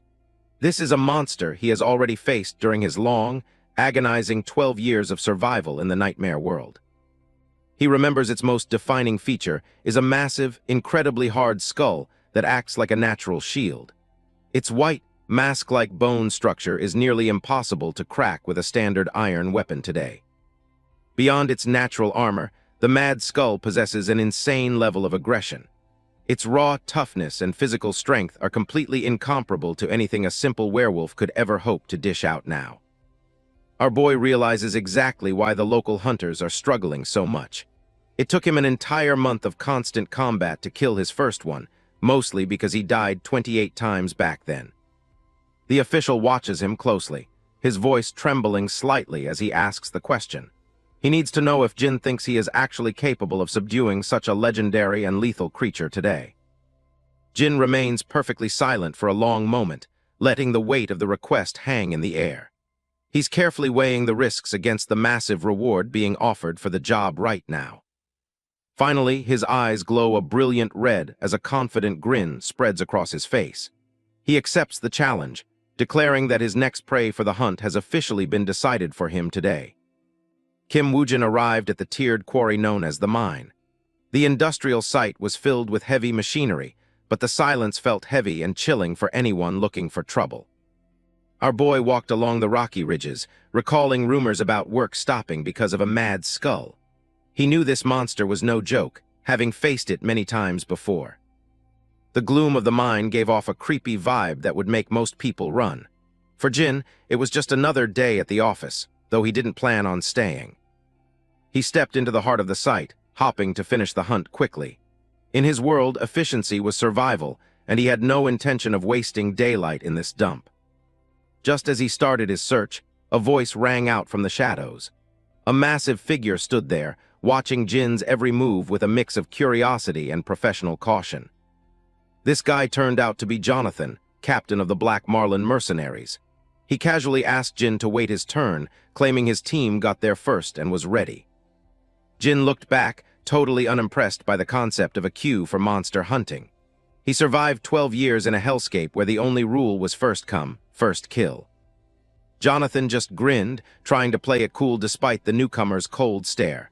He wasn't looking for a fight, just trying to maintain order in his current hunting ground. The captain suddenly changed tactics, inviting Jin to join their team instead. He figured working together would be faster, showing off his squad of professionals standing ready in the background. Our boy weighed the options, knowing that waiting for them to finish would be a huge waste of time. He didn't want to fight humans, but he needed that loot. Jin decided that joining the mercenaries might actually be the smartest move. It meant sharing the rewards, but it also meant getting the job done without any unnecessary human drama. Even so, he wasn't about to lower his guard completely. Memories of backstabbing scum kept him sharp, knowing how easily people could turn on each other in a place like this. Jin gripped his sword, asking the captain why he'd even want a stranger's help. He had plenty of men already, so this sudden recruitment offer felt a little bit sketchy. Jonathan laughed it off, admitting he always prioritized safety over performance. To him, more hands meant less risk, even if it meant splitting the final paycheck with a lone wanderer. He looked Jin dead in the eye, claiming he could tell the dude was strong. The mercenary captain had a sharp instinct for talent, and something about Jin screamed high level. Jin noticed the captain started speaking formally, realizing these guys were weak against the strong. He asked why Jonathan suspected he was powerful, keeping his guard up despite the offer. Turns out the giveaway was the massive wolf following him. While the men talked, a girl named Claire was already busy pampering the beast like it was a house pet. Claire was amazed, mentioning how wolf monsters were notoriously independent and impossible to tame. Seeing one act so friendly toward a human was a total shock to the whole group. Jin stood there in disbelief, wondering when Mutt even popped out of hiding. He specifically told the wolf to stay out of sight, but apparently someone missed the memo today. The reason for the betrayal? High-quality cooked meat. Claire was feeding Mutt gourmet food that even Jin hadn't tasted yet, completely breaking the beast's fierce and loyal spirit for snacks. Mutt doesn't give a damn about his dignity anymore, focusing entirely on the delicious treat. But one sharp look from Jin is enough to make him break out in a cold sweat. It looks like the bond between master and pet has finally triumphed over his immediate cravings. He drops the meat and acts as obedient as a loyal puppy. The giant wolf looks back at Jin with a look of pure submission and loyalty, leaving the entire group stunned by its sudden change in behavior. Jin is speechless. This clueless creature actually thinks he's on its level, trying to share that junk with him like they're equals or something. But after those long days of wandering, sleeping in the wild and eating whatever scraps he could find, that piece of meat in front of Jin started to glisten like a true royal feast. Jin swallowed hard, sweat dripping down his face as he stared at the food. His body was reacting on its own, completely overwhelmed by a craving he hadn't felt in years. Our boy gazed at the meat on the ground, wondering when he last had a real meal. Survival in the nightmare world meant eating monsters, but this smelled like actual heaven. He looked totally conflicted, realizing a wolf was just eating that scrap off the dirt. His stomach was growling, but his pride was putting up a desperate, losing fight against hunger. His gloved hand reached out slowly, a silent battle for human dignity playing out in his head. The temptation was just too strong after years of eating whatever trash he could find. Suddenly, Claire held out a fresh bundle of meat, asking if he was hungry. Mutt loomed behind her, looking just as eager as Jin felt while he froze in complete shock. Jin stood there stunned, his eyes wide as he looked at the kind girl. He didn't expect anyone in this cutthroat world to offer him something so precious for absolutely nothing. Surrounded by glowing light and floating feathers, Claire looked like a literal goddess to him. He decided right then that she was someone he could actually trust in this dangerous land. The group marched deep into the mine, lanterns illuminating the dark, rocky tunnels. Jonathan led the way with confidence, while Jin followed behind, still processing the unexpected kindness he'd received. Jin took a bite, and his mind was blown by the savory, spicy juices. It was leagues better than the monster meat he'd forced down just to stay alive all this time. As they walked, Claire turned around with a friendly smile, realizing they hadn't properly introduced themselves yet. She wanted to bridge the gap between them before the big hunt started. The captain introduced himself as Jonathan, leader of the Black Marlin mercenaries, while the girl gave her name as Claire. They seemed like a solid, professional duo compared to other hunters. Our boy hesitated before introducing himself as Jin, keeping his real name a secret. Jonathan welcomed him to the team, telling him to speak up if he had any questions later. Jonathan flashed a confident grin, though he seemed a bit taken aback by Jin's serious tone. He sized up the lone hunter for a moment, sensing there was more to him. They finally reached the bottom of the massive quarry where the hunt would take place. Jonathan took command immediately, ordering the teams to set up nets and take their assigned positions. The captain turned to Claire, asking if she was ready to get started. She agreed without hesitation, while Jin watched from the sidelines, curious about how these professionals actually operated. Feathers suddenly began to float through the air, catching Jin completely off guard. He stared at the glowing particles, sensing a strange, powerful energy beginning to swirl around the entire area. Claire drifted gracefully as she opened her massive magic book, glowing with a brilliant light. Jin watched in total awe, having never seen actual magic performed right in front of him. A magic circle appeared on the pages as Claire began her incantations. Jin realized this was the same legendary power mentioned in the chronicles he'd read back in the other world. She closed her eyes, asking for a blessing upon the land in her own name. The air hummed with power as the spell began to take shape, bathing everyone in light. She cast Feather Step, surrounding the group with green energy and drifting white feathers. Jin felt the weight of his body change as the magical buff took hold of his limbs. Jonathan felt the power surging through him, praising Claire's skills as being top-notch. He looked more than ready to face whatever monster was hiding in the depths of the mine. Claire warned the captain that the buff would only last about 3 to 5 minutes. Jonathan didn't seem worried, simply stretching his arms as the green aura flared around his body. The captain stepped forward, his boots glowing with magical energy as he prepared to move. He told everyone to stay ready while he went to draw out their dangerous target. Jonathan sprinted into the quarry to lure the mad skull, moving with insane speed. Glowing feathers trailed behind him as he zipped across the ground faster than any normal human. Jin watched with a smirk, totally impressed by the captain's massive speed boost. He had to admit, seeing this magic in action made the whole situation look pretty cool. Jin watched Claire as magical feathers drifted around her. He couldn't help but wonder if he could eventually learn to harness such power for himself in this dangerous world. One of the mercenaries gripped his spear, shouting that there was no time to waste. The dreaded mad skull was approaching fast, and the entire team needed to be ready. The team worked together to set up a massive net trap at the bottom of the quarry. Jonathan warned everyone to stay sharp, knowing a single mistake could be fatal. Jin observed the formation, nodding the mercenaries' plan to lure the beast into a trap and then overwhelm it. He admitted it was a solid strategy for a group hunt. Our boy remained skeptical as he stared ahead with a serious expression. He questioned whether this standard group tactic would actually be enough to bring down a monster like the Mad Skull. Jonathan charged forward with incredible speed, fueled by the green magical energy of the Feather Step spell. He moved directly toward the massive, horned beast to lure it into position. The captain gritted his teeth and let out a loud command to the trap team. The timing had to be perfect if they wanted to catch the charging monster in their net. Jonathan nimbly dodged a vicious strike from the Mad Skull, his movements boosted by the magic. The massive creature roared as it lunged forward, nearly catching the agile mercenary captain. The mercenaries grunted as they pulled on the thick ropes, their eyes widening in shock.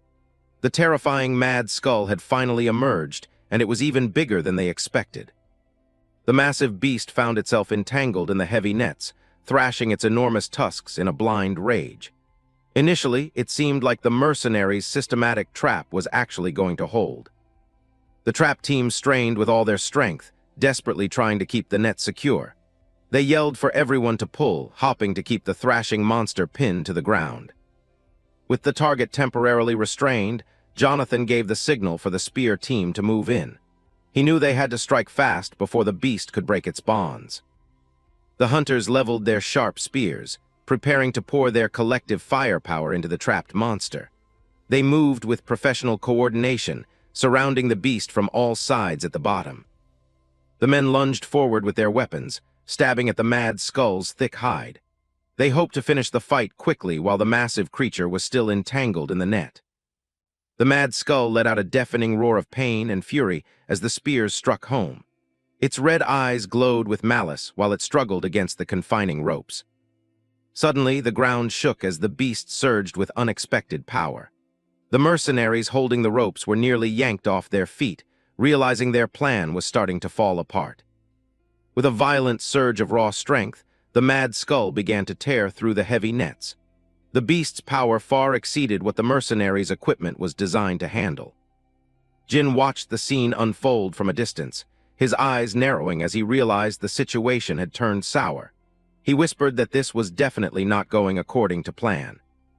The massive creature easily overpowered the entire team, sending mercenaries flying as it broke free from the net.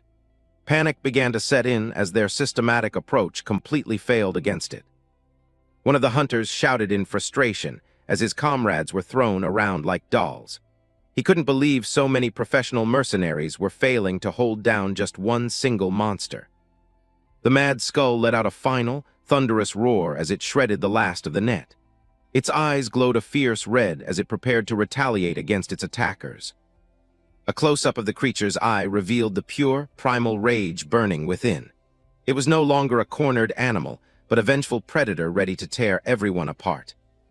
The mad skull launched itself into a full-speed charge, heading straight for Claire. With the mercenaries' formation broken, she was left completely vulnerable to the beast's massive tusks and weight. Claire completely froze as the monster lunged, her magic failing when she needed it most. It looked like game over for her as their entire plan fell apart in an instant. Right then, our boy moved like a total blur, stepping directly in front of the girl. He was so fast that the other mercenaries just stood there, completely stunned by his speed. Jin stood his ground against the massive mad skull, blocking its path to Claire. The terrified girl watched from behind as the lone hunter prepared to face the beast head-on. Bracing his feet firmly, Jin dug his boots into the ground to withstand the coming impact. The force of his movement kicked up a cloud of dust as he prepared himself. With a grunt of effort, Jin reached out and grabbed the mad skull's enormous tusk with his bare hands. He strained against the monster's overwhelming power, refusing to be pushed back. The mad skull let out a low growl, its hot breath hitting Jin's face as its red eyes glowed with malice. The beast seemed surprised that a mere human could resist it. Claire reached out in desperation, screaming a warning that the situation was far too dangerous. She couldn't believe Jin was actually trying to stop the rampaging beast with his own strength. Jin didn't even look back as he told Claire not to worry. His voice was remarkably calm despite the terrifying monster currently trying to crush him into the dirt right now. The hunter stared right into the beast's eyes, confidently declaring that he knew exactly how to take it down. He wasn't just guessing, he had years of survival experience guiding him. A dark smirk played across Jin's face as his eyes began to glow with a menacing red light. It was clear that the true hunt was only just beginning for him. Kim Woojin leaps through the air, grabbing onto the massive tusks of the mad skull. The giant boar roars as this guy tries to keep his balance during the intense battle. He quickly spins and shoves the beast as it lunges at him. Woojin handles the situation with extreme agility, his eyes scanning for any opening to land a decisive blow. The mad skull lets out a deafening roar, its red eyes fixed on the target. This creature is a pure powerhouse, and even one direct hit could end things for our boy. Woojin grinds his teeth, his gaze sharpening as he prepares for the next exchange. He knows he can't afford any mistakes while facing a monster with this much raw strength. The beast charges again with terrifying speed, forcing Woojin to hold his ground. He swings his blade, trying to find a weak point through that thick, armored hide. Our boy huffs, realizing his current strength might not be enough to take this thing down easily. He grips his sword tight, his body starting to feel the strain of combat. This mad skull is absolutely massive, its tusks looking like giant blades ready to impale anything in its way. It bellows in rage, determined to crush the human standing before it. A close call leaves Woojin cursing his own lack of focus for a split second. He realizes he let his guard down and needs to get back into the zone immediately. Suddenly, glowing white feathers begin to swirl around Woojin as he looks on in confusion. Something is changing, and he can feel a strange new energy washing over his entire body. Turns out, Claire decided to step in and help from the sidelines. She casts a powerful magic spell, sending a wave of mana toward our boy to turn the tide. Woojin is stunned as his body suddenly feels incredibly light, almost like he's floating. He describes it as finally dropping a heavy 30-kilo pack he's been carrying around for years. With this boost, a confident smirk plays on his lips.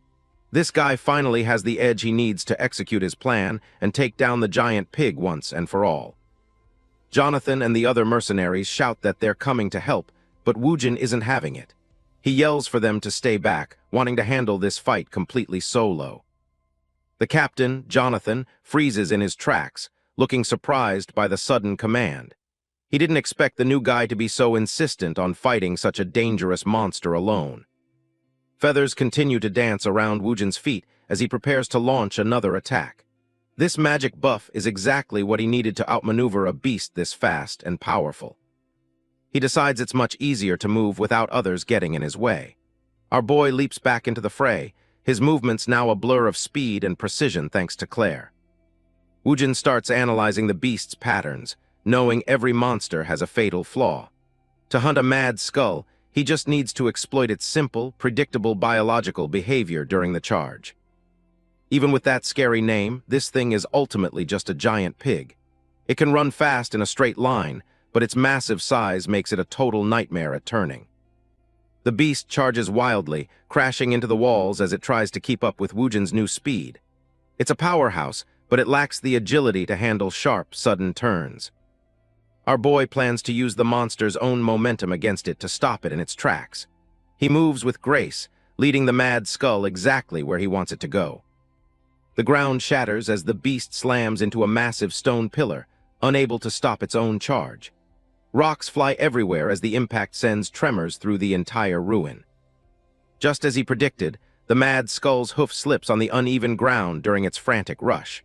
This small stumble is the exact opening Woojin has been waiting for this whole time. The massive creature loses its footing completely and goes sliding across the floor. It lets out a pained squeal as its heavy body crashes down, leaving it vulnerable for a strike. Woojin is feeling way lighter than expected thanks to that magic buff. He figures it's time for the second step of his plan, aiming to finish this fight fast. This guy notices those massive tusks are basically the monster's hands, used for both offense and defense. He starts looking for a way around them to land a clean hit. Our boy realizes those tusks are way too hard to cut with a regular sword. He quickly decides to switch tactics and look for a softer spot to land a finishing blow. He targets the nose, knowing it is the ultimate weak point for a beast like this. With the magic buff making him lighter, Woojin prepares to strike with absolute precision. A massive splash of blood erupts as he lands a direct hit on the creature's snout. The mad skull lets out a pained shriek that echoes through the entire ruins. The pain only gets worse for the monster with every single move it tries to make. It is becoming way too burdened to keep up its aggressive assault against our boy. Woojin moves like a ghost, his body surrounded by those glowing white feathers from Claire's spell. This guy is completely focused, closing in to end this life-or-death struggle once and for all. Multiple strikes land in rapid succession, tearing through the beast's thick hide and drawing more blood. The mad skull is starting to falter under the pressure of Woojin's relentless tactical assault. This monster won't be getting another chance to attack after taking such a brutal beating. Our boy stands ready, his blade dripping with blood as he finishes the job in style. A dark, satisfied grin spreads across his face as he looks at the fallen beast. Woojin's red eyes glow with a primal intensity, showing he has fully embraced the thrill of the hunt. Meanwhile, Jonathan and Claire come charging into the area to see what all the noise was about. They look pretty worried, hoping they aren't too late to help their new teammate. They stop dead in their tracks when they see the absolute destruction left behind in the ruins. Jonathan wonders what happened while Claire just wants to find Woojin immediately. Claire gasps as something catches her eye, her expression shifting to pure shock. Behind her, the captain looks just as confused by what they have stumbled upon in this silent, bloody place. Turns out Mutt was standing guard the whole time, looking more like a terrifying predator than a pet. The red wolf growls deeply, warning anyone not to get any closer. The sight of the massive wolf sends a chill down their spines, making them both freeze up. They have never seen a creature like this act so protective over a human before. Mutt lets out a thunderous roar, basically telling the mercenaries to stay back and not interfere. Claire is completely baffled, wondering if the beast is actually trying to communicate with them. The red wolf sits down firmly between the newcomers and his master, acting as an immovable shield. Woojin's silhouette appears in the distance, walking toward them through the clearing dust. Our boy finally shows up, but his mouth is smeared with blood. He secretly admits to himself that he just couldn't resist devouring the monster's delicious essence. Meanwhile, the others are busy fussing over him, asking if he's okay and what happened to the beast. He calmly tells the group that there isn't any mad skull left for them to worry about. Jonathan and Claire just stare at him, completely lost for words by his casual attitude. Behind him, Mutt starts sniffing around the massive carcass of the fallen beast. All that is left of the terrifying monster now is a pile of meat and a lot of blood. The mercenaries are absolutely blown away that he managed to take down a mad skull all by himself. Nobody has ever heard of a hunter pulling off a solo kill like that. Suddenly, Mutt perks up and starts sniffing the air again with a very serious expression. He lets out a small whine, sensing that the danger might not be over just yet. The red wolf begins to growl at the dark entrance of a nearby tunnel. Jonathan looks over, his hand tightening on his weapon as he senses the shift in the atmosphere. Another mad skull slowly emerges from the shadows, its red eyes glowing with pure hunger. It looks like Woojin's solo victory just attracted a second, equally dangerous monster to the party. The new beast snarls, showing off rows of razor-sharp teeth and those massive, deadly tusks. It looks even more aggressive than the first one, clearly ready to avenge its fallen kin. Jonathan finally snaps out of his shock and shouts for everyone to gear up. Turns out another one was hiding in the shadows, and they're in for a round two. Wait, Claire sees something off and tells everyone to hold their fire. She stares at the beast, sensing that this particular mad skull is way different from the one they just killed. A second mad skull appears, but it has two tiny piglets with it. The group is shocked by the sudden appearance of the monster family right in front of them. The piglets let out small squeals as they stand beside their mother. They look surprisingly harmless compared to the massive beast our boy just took down a few minutes ago. The mother mad skull growls, her red eyes fixed on the intruders. She is clearly on edge, ready to protect her young at any cost if a fight breaks out. Woojin stands calmly with Mutt by his side, watching the scene unfold. He doesn't seem interested in attacking the beast, sensing there is no need for any more violence today. The mother beast and her piglets begin to turn away, moving deeper into the ruins. It seems they were just looking for a safe place to raise their young together. The mercenaries watch in disbelief as the monster family leaves peacefully. Jonathan and Claire are surprised that Woojin is just letting them go without trying to finish them off. Jonathan notes that the beast was probably just trying to raise its young here. Claire looks a bit sympathetic, feeling bad for the creatures now that the tension has gone. Woojin looks away, admitting he is glad the situation resolved itself without more bloodshed. He seems more relaxed now that the immediate threat has finally passed for good. The group eventually arrives at the bustling 5th pioneer city under the full moon. It is a massive medieval town, filled with life and light compared to the dark ruins. They head straight for a local tavern to celebrate their successful mission. The warm glow from the windows promises a well-deserved break after such an intense day of monster hunting. Inside, Jonathan raises his voice to congratulate everyone on a job well done. He is thrilled that nobody got seriously injured while taking down such a dangerous mad skull beast. The captain announces it is finally settlement time, which is always the best part of any hunt. He is in a great mood, clearly excited about the reward money. The rest of the mercenary crew cheers loudly, ready to dig into the food and drink. They are clearly a tight-knit group that knows how to enjoy a victory. Claire looks confused when she sees the piles of gold on the table.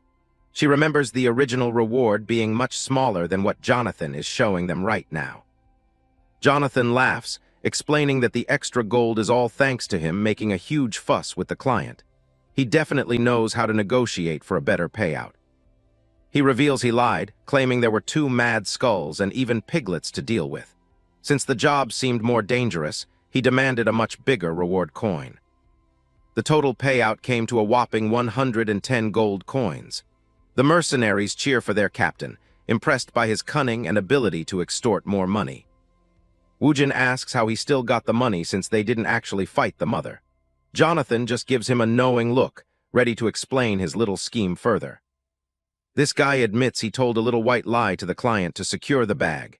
In his world, a lie becomes the truth if you don't get caught. The mercenaries laugh along with him, giving thumbs up for the successful scam. They don't seem to mind the dishonesty as long as it benefits the whole crew directly. Woojin watches them, thinking these people are actually quite interesting. He is starting to see a different side to these mercenaries than he initially expected after joining them. Jonathan suddenly claps a hand on our boy's shoulder, getting his attention for something important. He seems to have a very high opinion of the newcomer's impressive combat skills. The captain shocks everyone by offering to give half of the entire earnings to Woojin. He asks the crew if anyone has a problem with such a massive split. Woojin stares at the gold, totally stunned. He fully expected these guys to rip him off, but they're actually being incredibly fair with the split for once. Jonathan doesn't budge, telling him they'd all be dead meat without his help. He wants our boy to take the reward and feel good about it as a sign of respect. The captain explains that since the base reward went up, there is plenty for everyone to split. He insists this generous offer is exactly what the whole crew wants for their teammate. The other mercenaries laugh and give thumbs up, clearly happy with the arrangement. They have really warmed up to our boy after seeing him handle that massive beast all by himself today. Woojin scratches his cheek, secretly admitting to himself that their buffs and traps were actually a huge help. He is starting to realize that teamwork might not be such a bad thing. He looks down at his drink, finally starting to believe that maybe not everyone in this harsh world is out to get him. It is a nice change of pace for him. To show his gratitude, our boy offers to pay for all the drinks tonight. The tavern erupts in cheers as the mercenaries realize he definitely knows how to spend his hard-earned money. Everyone starts chugging their ale and celebrating like there is no tomorrow. They are all planning to get completely wasted tonight to wash away the stress of their dangerous mission together. In the middle of the chaos, Woojin notices Claire quietly getting up to leave the table. He wonders where she could be going while everyone else is busy partying their heads off. She tells him she is just headed out to practice some magic before calling it a night. Claire always seems to be focused on improving her skills, even during a celebration party. Our boy stares after her, surprised that she would want to do more work right after such a long hunt. Her dedication to her craft is definitely something he can truly respect. Later that night, Claire sits peacefully on a hill under the glow of a massive full moon. She is surrounded by a beautiful aura of blue mana as she begins her meditation. Her eyes are closed as she focuses on the flow of energy throughout her entire body. It is a quiet, magical scene that contrasts sharply with the rowdy atmosphere back at the tavern. Woojin watches from the shadows, thinking she must be incredibly tired but still keeps going. He is truly impressed that she would dedicate her free time to training right after a hunt. He keeps staring at the glowing blue energy, the word magic echoing through his mind. He has always relied on physical strength, but this new power seems incredibly useful and versatile. Our boy wonders if he should try learning magic himself to become an even more efficient hunter. Seeing Claire's power in action has definitely sparked a new ambition deep inside of him. Jin catches Claire off guard by asking her to teach him magic. To his surprise, she agrees instantly, looking much more enthusiastic than he ever expected she would be. Claire puts down a heavy crate, admitting she'd been looking for a way to thank him anyway. Jin is a bit stunned by how quickly his plan is actually working. She recalls the terrifying moment the mad skull charged at them. Unlike others who might have run, Jin saved her life, making her more than happy to share her knowledge. Jonathan distroke letter 1E9NG Quan Sot, T letter 1EB M letter 1ED9T Bern. Co V letter 1EBB R letter 1EA5T letter 1EA5N T letter 1B0 letter 1E3 and GV letter 1EDB I Than Niern C letter 1E7 a Chung Ta. H letter 1EFN and H letter 1EDN TH letter 1EA5 Y Jin Kong GI letter 1ED1 and Ji Lu Lin Don Thayer Thong TH letter 1B0 letter 1EDDNG. And H letter 1EFNGK letter 1EBBCH letter 1E9B I letter 1EBF T Cham Cham B letter 1EA3 OV letter 1E7 Kayam letter 1E1 and GC letter 1E7 Amin TR letter 1B0 letter 1EDBC Tiern. The captain steps in, warning that magic isn't something anyone can just master overnight. Plus, the group is scheduled to leave the village in just 2 days to stay on track. Jonathan has a simple solution and suggests that Jin should just travel with them. He wonders why a hunter this powerful would even want to tag along with their group. He claps a hand on Jin's shoulder, calling him a brave wolf who probably prefers being alone. It's clear the mercenaries have a high level of respect for his skills. Jin looks a bit deadpan, thinking that Jonathan is making him act all dignified for no reason. He just wants the lessons, but he'll play the part for now. Deciding to lie a little, Jin asks where their next destination is supposed to be. Jonathan reveals they're headed to the 4th Pioneer City for a very lucrative new job. Our boy acts like it's a total coincidence, claiming he was already planning on heading that way. He asks if they would mind him joining their caravan for the trip. Jonathan and Claire share a look, knowing full well he's a terrible liar. They realize he totally took the bait, but they're just happy to have him on board. Jonathan laughs heartily, calling it a great coincidence while pulling Jin into a rough hug. Both of them are thrilled to have such a reliable and strong ally joining them. Jin gives a small, knowing smirk as he turns away from the group. His next destination is officially decided, and he's one step closer to uncovering the secrets of magic. The group sets out across the wilderness, but they aren't using normal horses. They're riding on the back of a colossal, armored creature that towers over the trees around them. This massive beast is called a Tarask, a monster specifically bred for heavy transportation. It's one of the few magic creatures that humanity has actually managed to successfully domesticate. Jin stares up at the giant porter, absolutely floored by its sheer size. He realizes that in this world, these monsters are the standard way to move heavy goods across distances. Jonathan waves the group forward, eager to get a move on since they have a long way to go. The journey to the 4th Pioneer City is officially underway.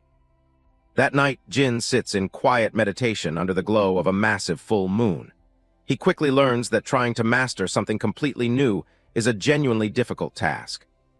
He reflects on why learning feels so hard, realizing the worst part is the constant repetition. He's drenched in sweat, but he refuses to give up on sensing the mana. Claire demonstrates a small orb of light, explaining that growth in magic is a very slow process. Jin watches closely, trying to grasp the feeling of the energy around them. Our boy grinds his teeth, feeling the frustration of hitting a plateau so early on. Repeating the same mental exercises over and over is an agonizing experience for any normal person. However, this is a specific kind of pain that Jin knows all too well. He thinks back to his time traveling with Claire, realizing his past has prepared him for this. His mind drifts back to the 12 years of pure agony he endured in the Magion. Surviving that nightmare world required a level of mental fortitude most people can't imagine. Jin's years in that hellhole definitely made him much tougher than your average hunter. Sitting alone in the dark forest, he's focusing every bit of his willpower on one single goal. Suddenly, a tiny blue spark flickers right in front of him. After days of absolute nothing, Jin finally feels it. The mana in the air is actually starting to respond. Jin watches the blue spark, finally sensing the mana after 10 days of struggle. He's no stranger to the grind, having endured much worse during his years of survival. Claire claps her hands, thrilled that he's actually starting to feel the magic. Jin looks exhausted but relieved, finally understanding the true nature of the energy he's been hunting. Our boy can't believe it took him 10 whole days just to get this far. It's a stark reminder that learning magic in this world is an incredibly difficult uphill battle. Claire admits he's actually a lot on the slow side when it comes to talent. However, she quickly encourages him, noting that most people never sense mana in their entire lives. Now that the first hurdle is cleared, she reaches into her bag for the next step. It's time to move beyond just sensing mana and start actually containing it inside. She carefully pours a glowing, light blue liquid into a small silver basin. This special elixir is a key component for the ritual they're about to perform under the moonlight. With a completely straight face, Claire tells Jin to take his clothes off.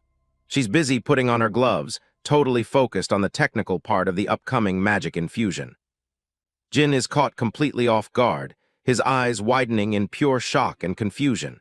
He definitely wasn't expecting this kind of development during his very first magic lesson in the forest. The scene shifts to the deep forest at night, illuminated only by a massive, glowing full moon. It's the perfect, quiet setting for a delicate and potentially dangerous magic ritual. Claire dips her fingers into the cool, glowing liquid she prepared earlier. This special substance will act as the medium to draw the magic circle directly onto Jin's bare skin. As Claire draws the magic circle, she notices the deep, jagged scars covering Jin's muscular back. These old wounds tell a silent story of the many brutal battles he's already fought. The ritual setup is finally complete, and the glowing pattern looks pretty sick. Claire warns him to focus and feel the energy carefully as she prepares to inject the magic. Jin settles into a deep meditation, closing his eyes to block out all distractions.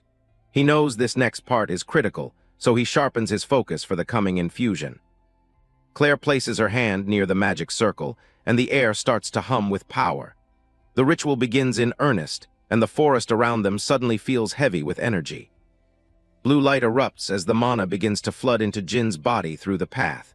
He can feel the raw power surging through him, unlike anything he've ever experienced before. The entire campsite is bathed in a brilliant blue glow as the ritual reaches its peak.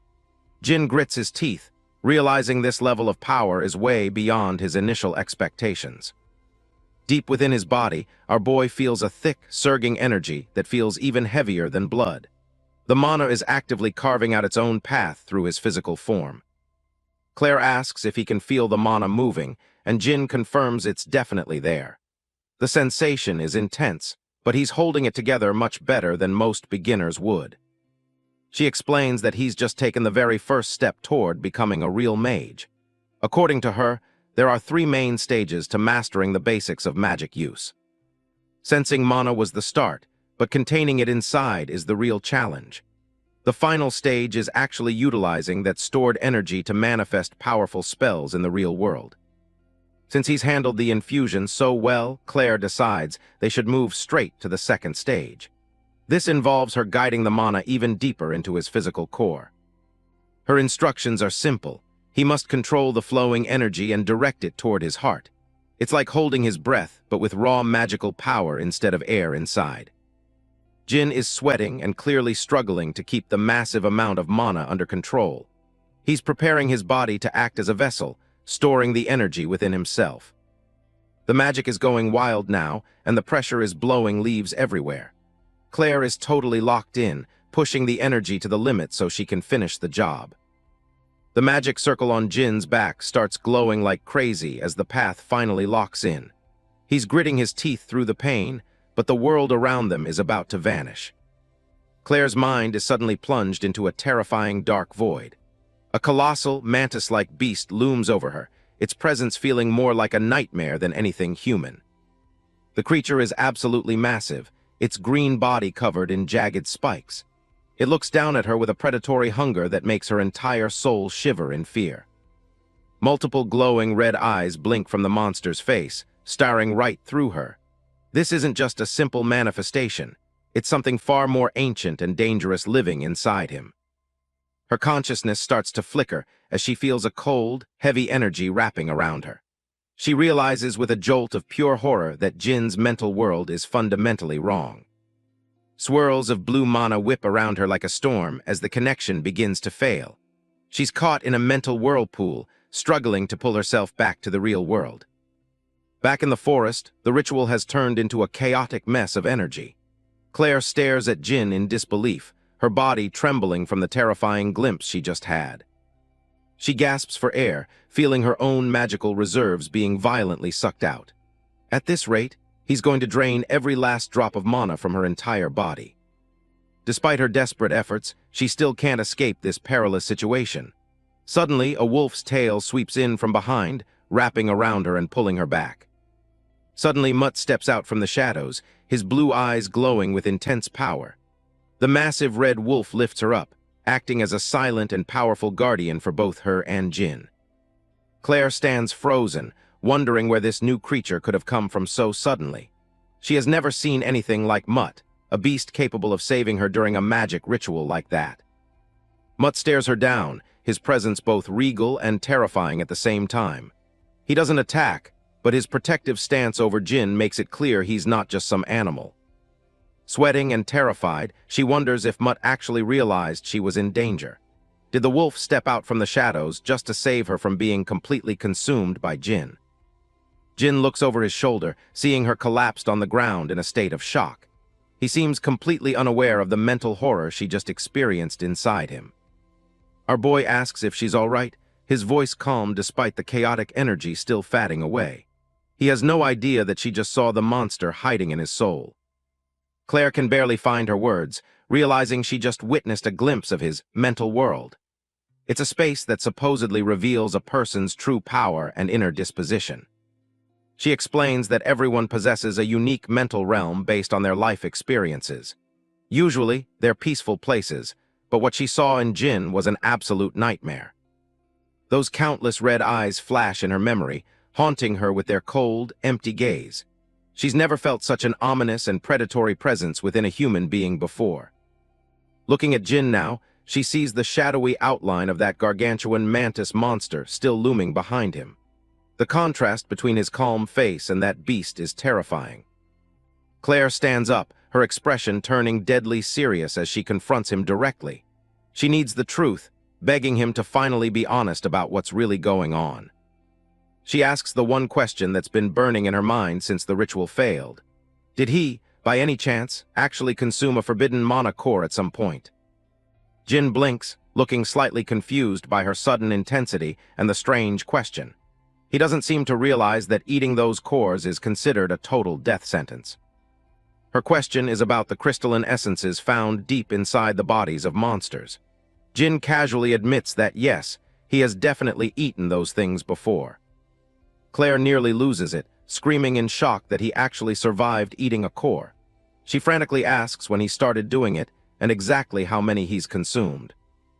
Jin casually drops a bombshell, revealing he's been snacking on these things for 10 straight years. By his math, he's probably gulped down tens of thousands of cores by now. Our boy is totally clueless about why she's panicking, asking if there's actually a problem. Claire snaps back, yelling that problem doesn't even begin to cover his insanity. Claire's voice trembles as she begins to explain the horrific reality of his situation. In this world, the consequences of a human consuming even a single mana core are absolute. She stares at him with wide, terrified eyes, delivering the ultimate death sentence. Normal people either die instantly from the sheer power or eventually mutate into a mindless, rampaging monster. Jin stands tall under the glowing full moon, his eyes flashing a sharp, predatory red. While Claire fears for his soul, he remains focused on the incredible power he's finally mastered.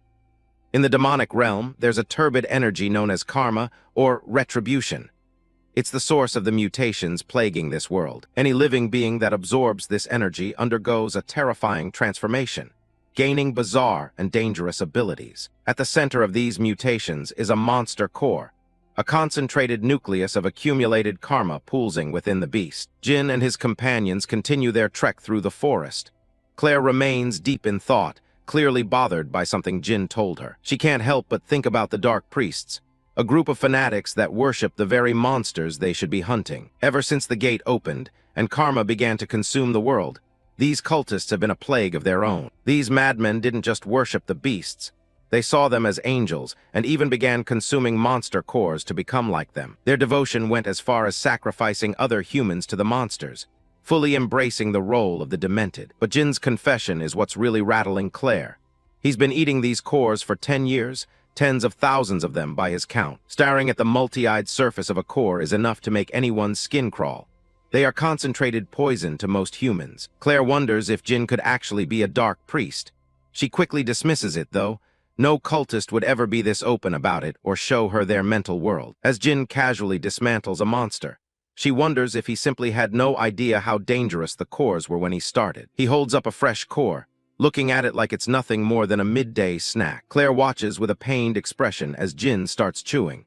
She can't wrap her head around why anyone would eat something so repulsive. Jin actually picked up the habit by watching other monsters do it. To Claire, he's becoming more of a mystery with every bite. She warns him that he's only been lucky so far. If he doesn't stop, the cores will eventually turn him into a monster or just flat-out kill him. Jin keeps his thoughts to himself. He knows he's a living contradiction to everything she's saying, which makes him question if her information is even correct. Still, he can't ignore the side effects. He felt absolutely nothing after his recent kills, and the urge to fight is becoming harder to ignore. For a brief second, his eye flashes a sinister red.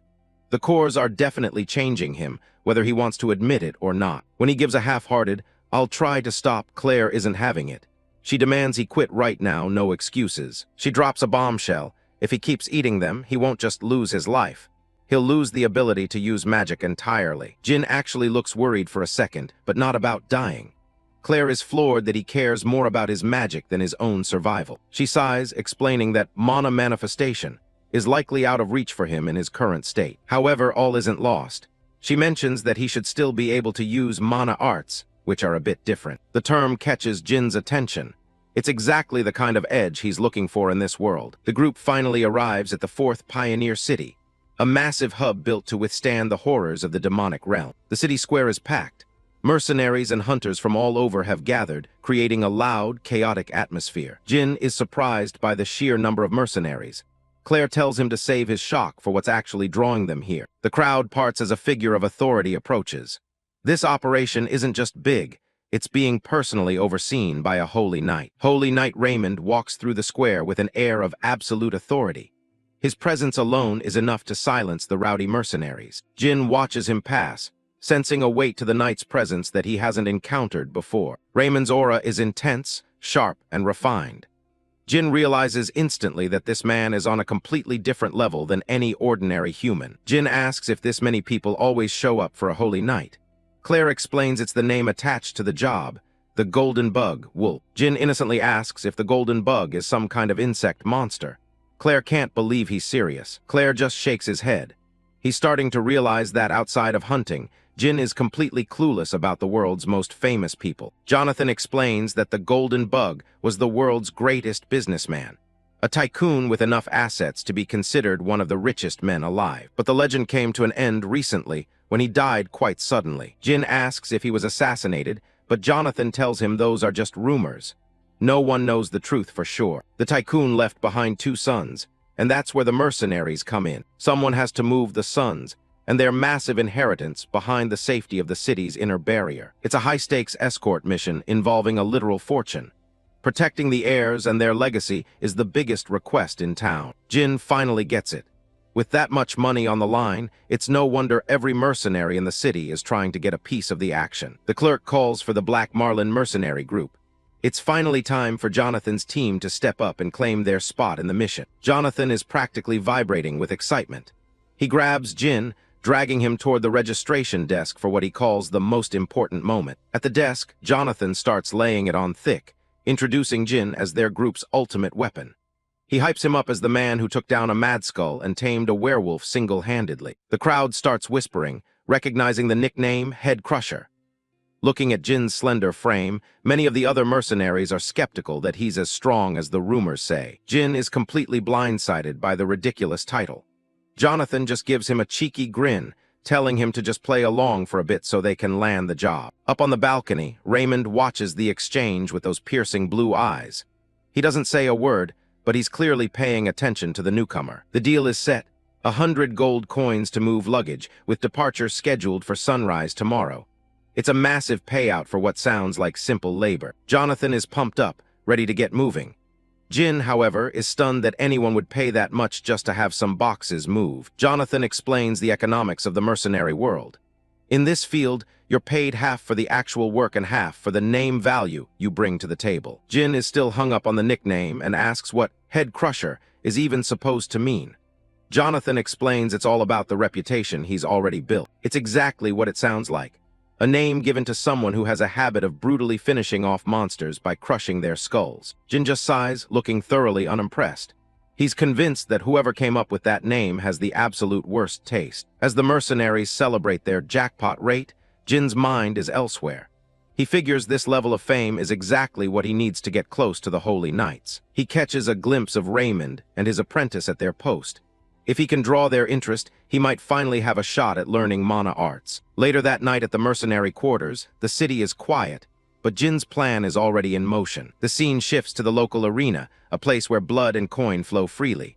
The crowd is roaring, thirsting for another brutal match. Inside the ring, two fighters are tearing into each other. It's a lawless, violent spectacle designed to entertain the masses. Jin stands backstage, methodically wrapping his hands. Claire is visibly worried about him throwing himself into this meat grinder, but Jin knows exactly why he's here. He tells her not to worry. This is all part of the plan to draw the attention of the Holy Knights so he can secure a way to learn their techniques. He's betting on the fact that these knights are naturally drawn to anyone who shows exceptional strength. If he can make someone as powerful as Raymond acknowledge him, he'll be in a perfect position to negotiate for better treatment. Jin steps out into the arena, looking calm despite the massive opponent waiting for him. To him, this isn't a challenge, it's a performance. He locks eyes with his opponent, his mind focused entirely on the Holy Knight watching from above. Everything rides on this display of power. The fight begins with a blur of motion. Jin's opponent lunges forward, but he's already reading every move. A massive fist whistles past Jin's head. He dodges with inches to spare, completely unfazed by the aggression. He counters with a devastating punch that sends teeth and blood flying. The arena echoes with the sound of the impact. Before his opponent can recover, Jin grabs him by the head, showing exactly why he earned that brutal nickname. He delivers a crushing knee strike that folds the man like a lawn chair. It's efficient, cold, and utterly dominant. The crowd erupts as Jin stands over his fallen foe. Another mercenary jumps into the ring, screaming that he's the next opponent. Jin looks up toward the balcony and sees Raymond watching him while casually taking a drink. The bait has been taken. Jin lands another heavy strike on his new challenger. He knows just getting attention isn't enough. He needs to make a lasting impression. He delivers a high kick that catches another fighter right in the temple. To make a Holy Knight take him seriously, he needs to mow through everyone they throw at him. Another knee connects, and another body hits the dirt. Jin is turning the arena into a one-man highlights reel. Up on the balcony, Raymond's expression remains stoic, but his interest is piqued. He's clearly wondering where a mere mercenary learned to fight like this. Jin stands alone in the center of the ring, surrounded by the groaning bodies of his victims. The cheers of the crowd are deafening. He knows that once he's beaten enough of these guys, the knight won't be able to ignore him anymore. Raymond finally turns to his apprentice, Rex, and gives him a simple order.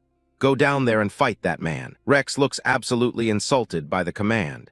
He's an apprentice knight, and the idea of lowering himself to fight a common mercenary is clearly beneath him. Jin watches them from the arena floor, a slight smirk playing on his lips.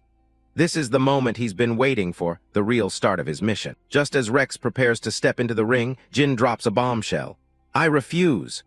It's the ultimate power move to kick off his negotiations for mana arts. Rex is frozen in shock, his face contorting with rage.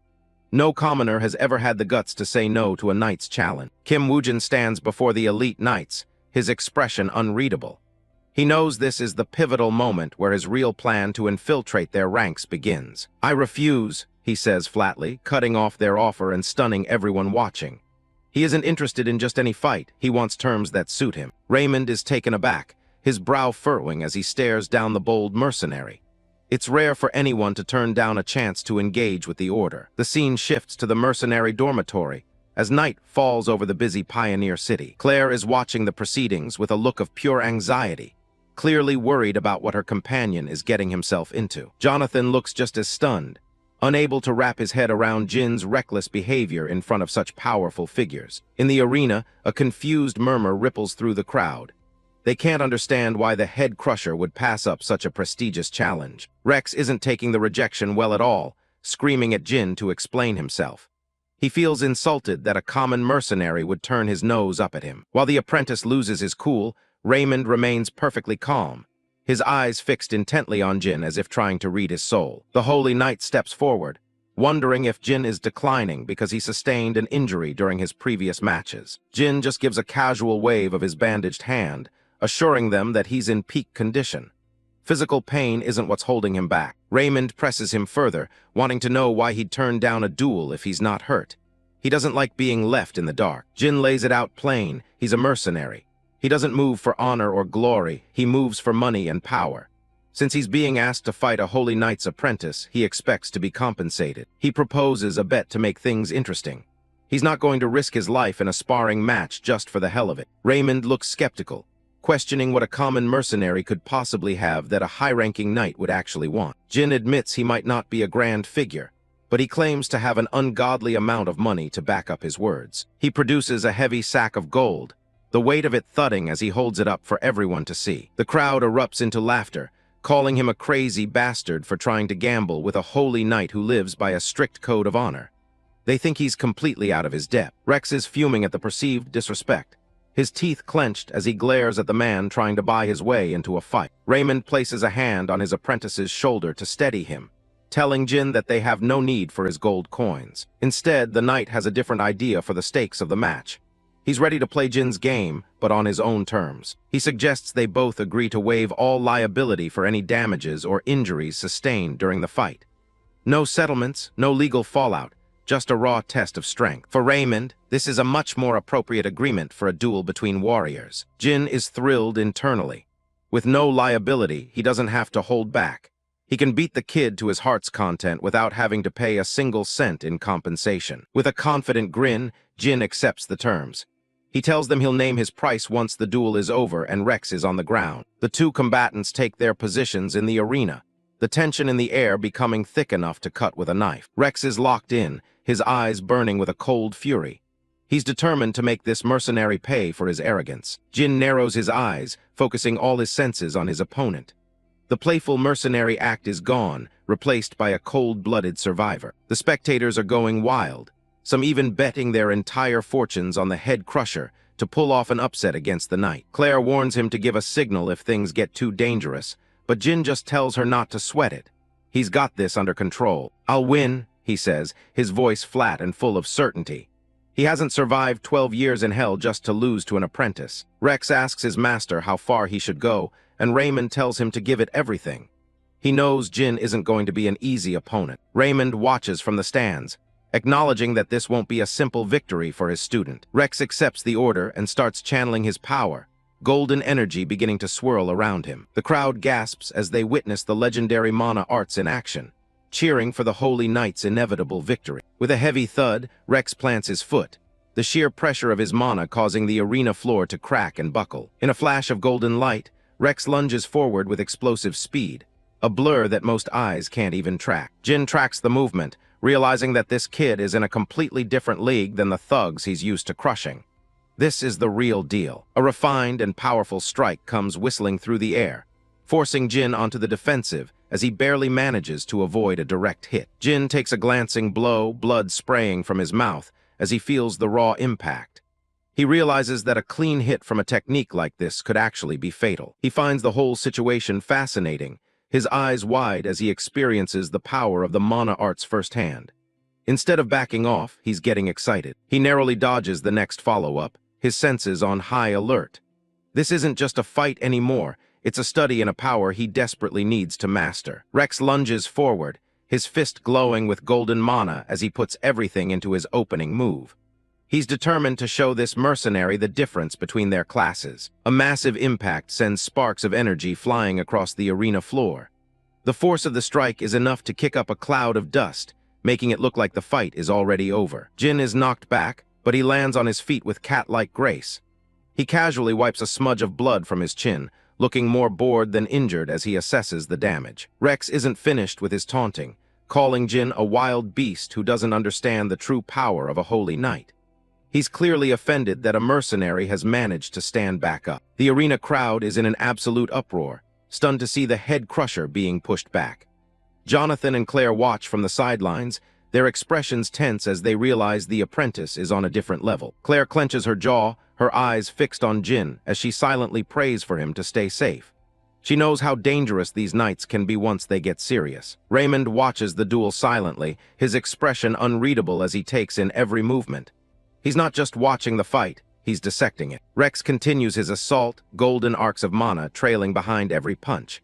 He's trying to overwhelm Jin with sheer speed and magical force. Jin raises his bandaged arm to block a blow that would have shattered a normal man's ribs. He doesn't even flinch at the impact, his eyes focused entirely on his opponent's technique. Raymond narrows his eyes, sensing that something about the mercenary's rhythm is fundamentally off. He feels an uneasy weight in the pit of his stomach. He recalled how Jin had ruthlessly crushed every previous opponent with a single blow. Compared to that raw dominance, his current defensive stance felt like he was intentionally pulling his punches. The knight realizes that Jin's movements are extremely passive right now. It's almost as if he's not even trying to fight back, but is instead waiting for something specific. Rex screams in exertion, pouring the last of his energy into a final, decisive strike. He wants to end this mockery once and for all. He throws a massive mana-charged punch that glows like a miniature star.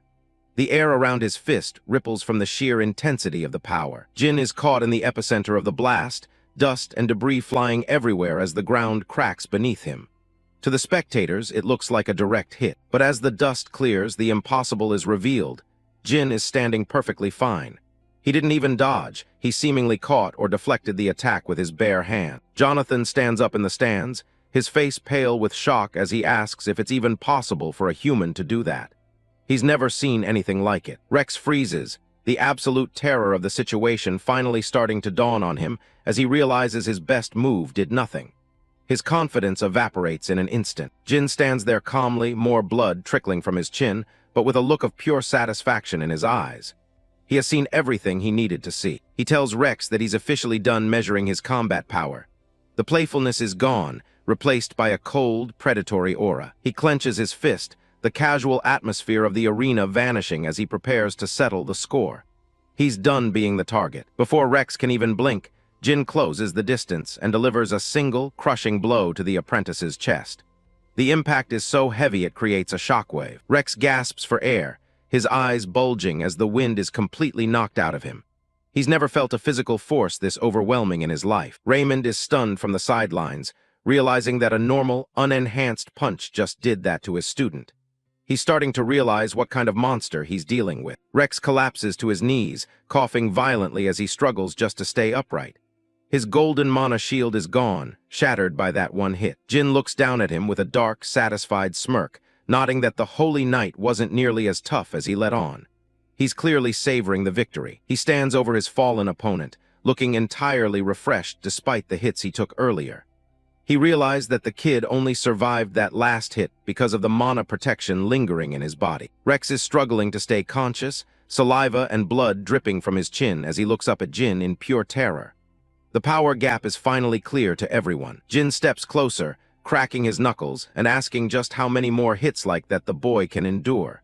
He's ready to keep going until there's nothing left. Suddenly, a white cloak flutters into the frame as Raymond steps between them, ending the duel before it turns into a massacre. Raymond puts a stop to the match, declaring it Rex's loss.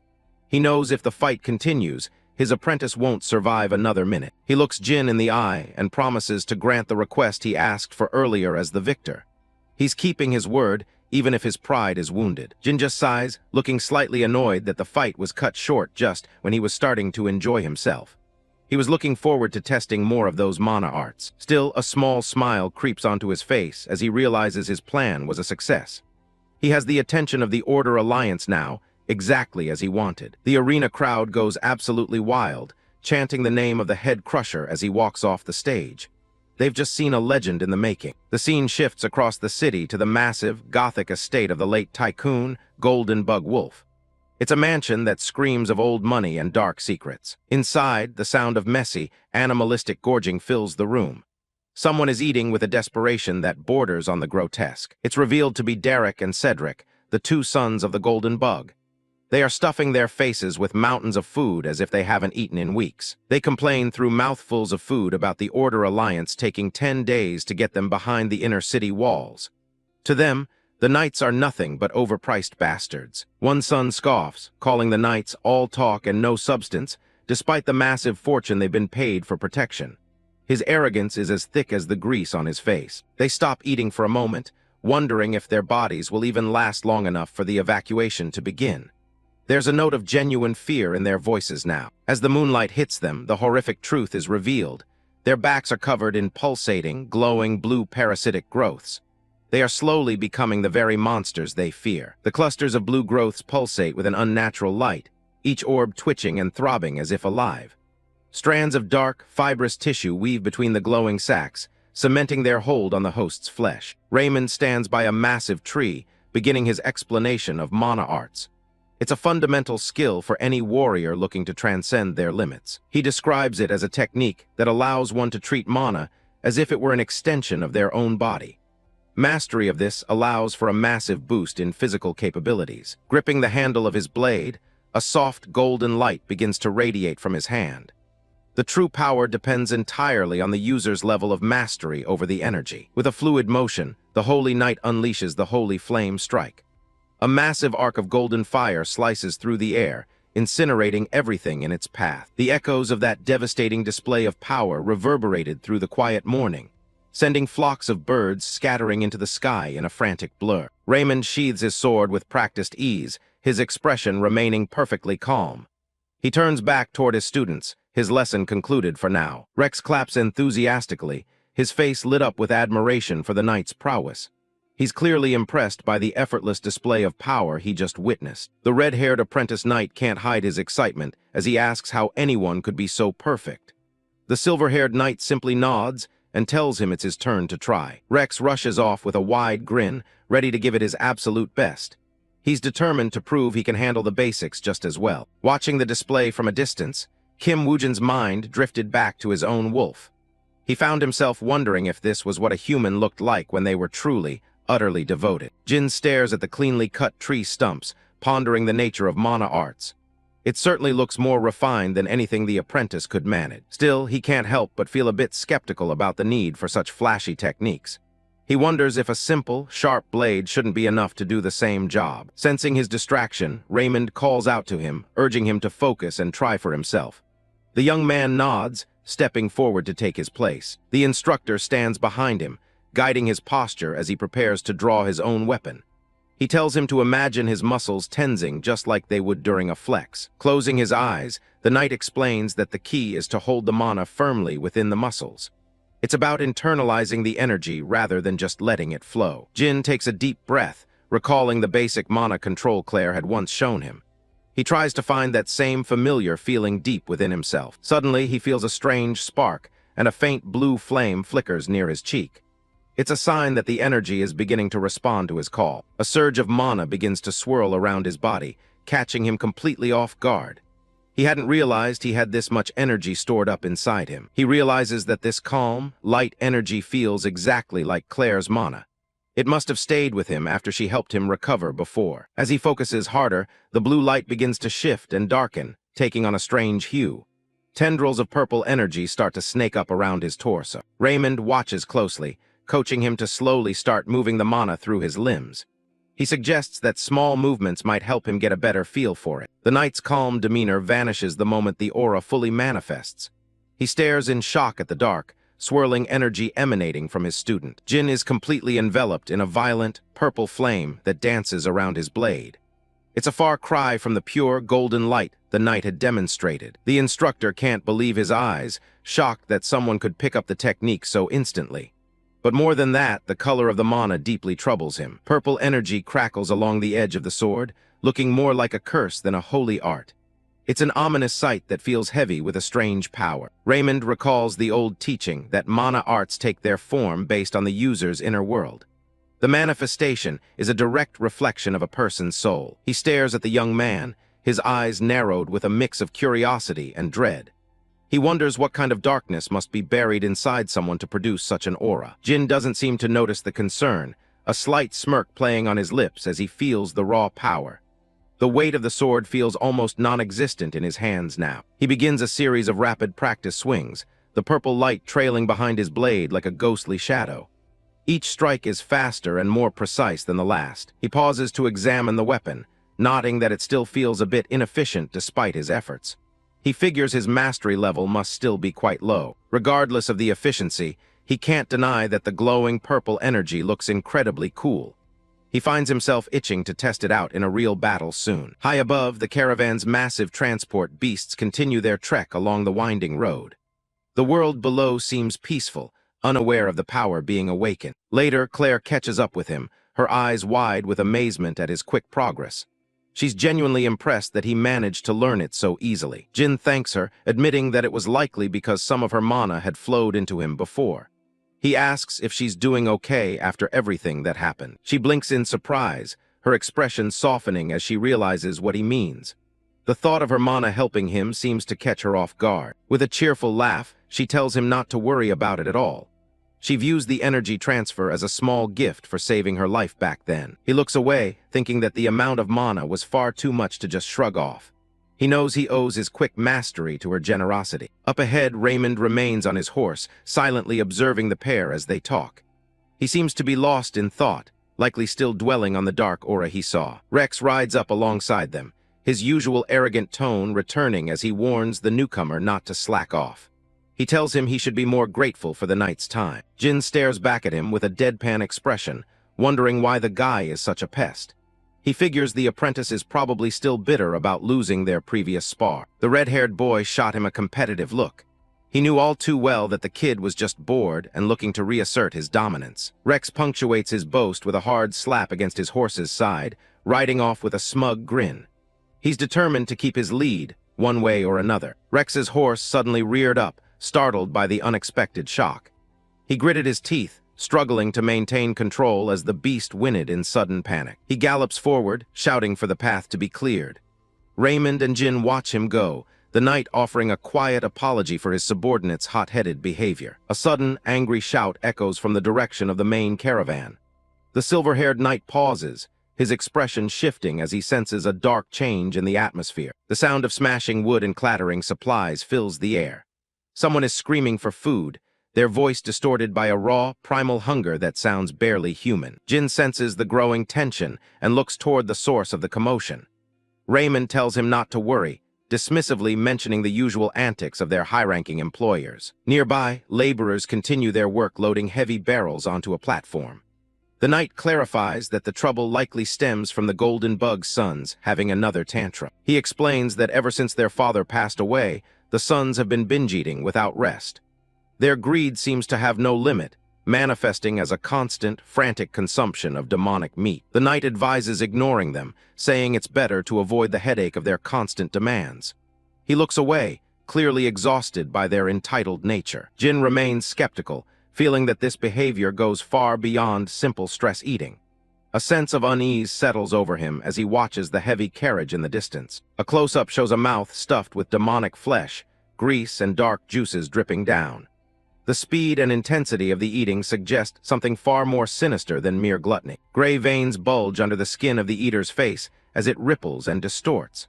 A muffled, wet sound escapes as they continue to gorge themselves on the raw, dark essence. On his end, the protagonist couldn't shake the feeling that something monstrous was about to burst out.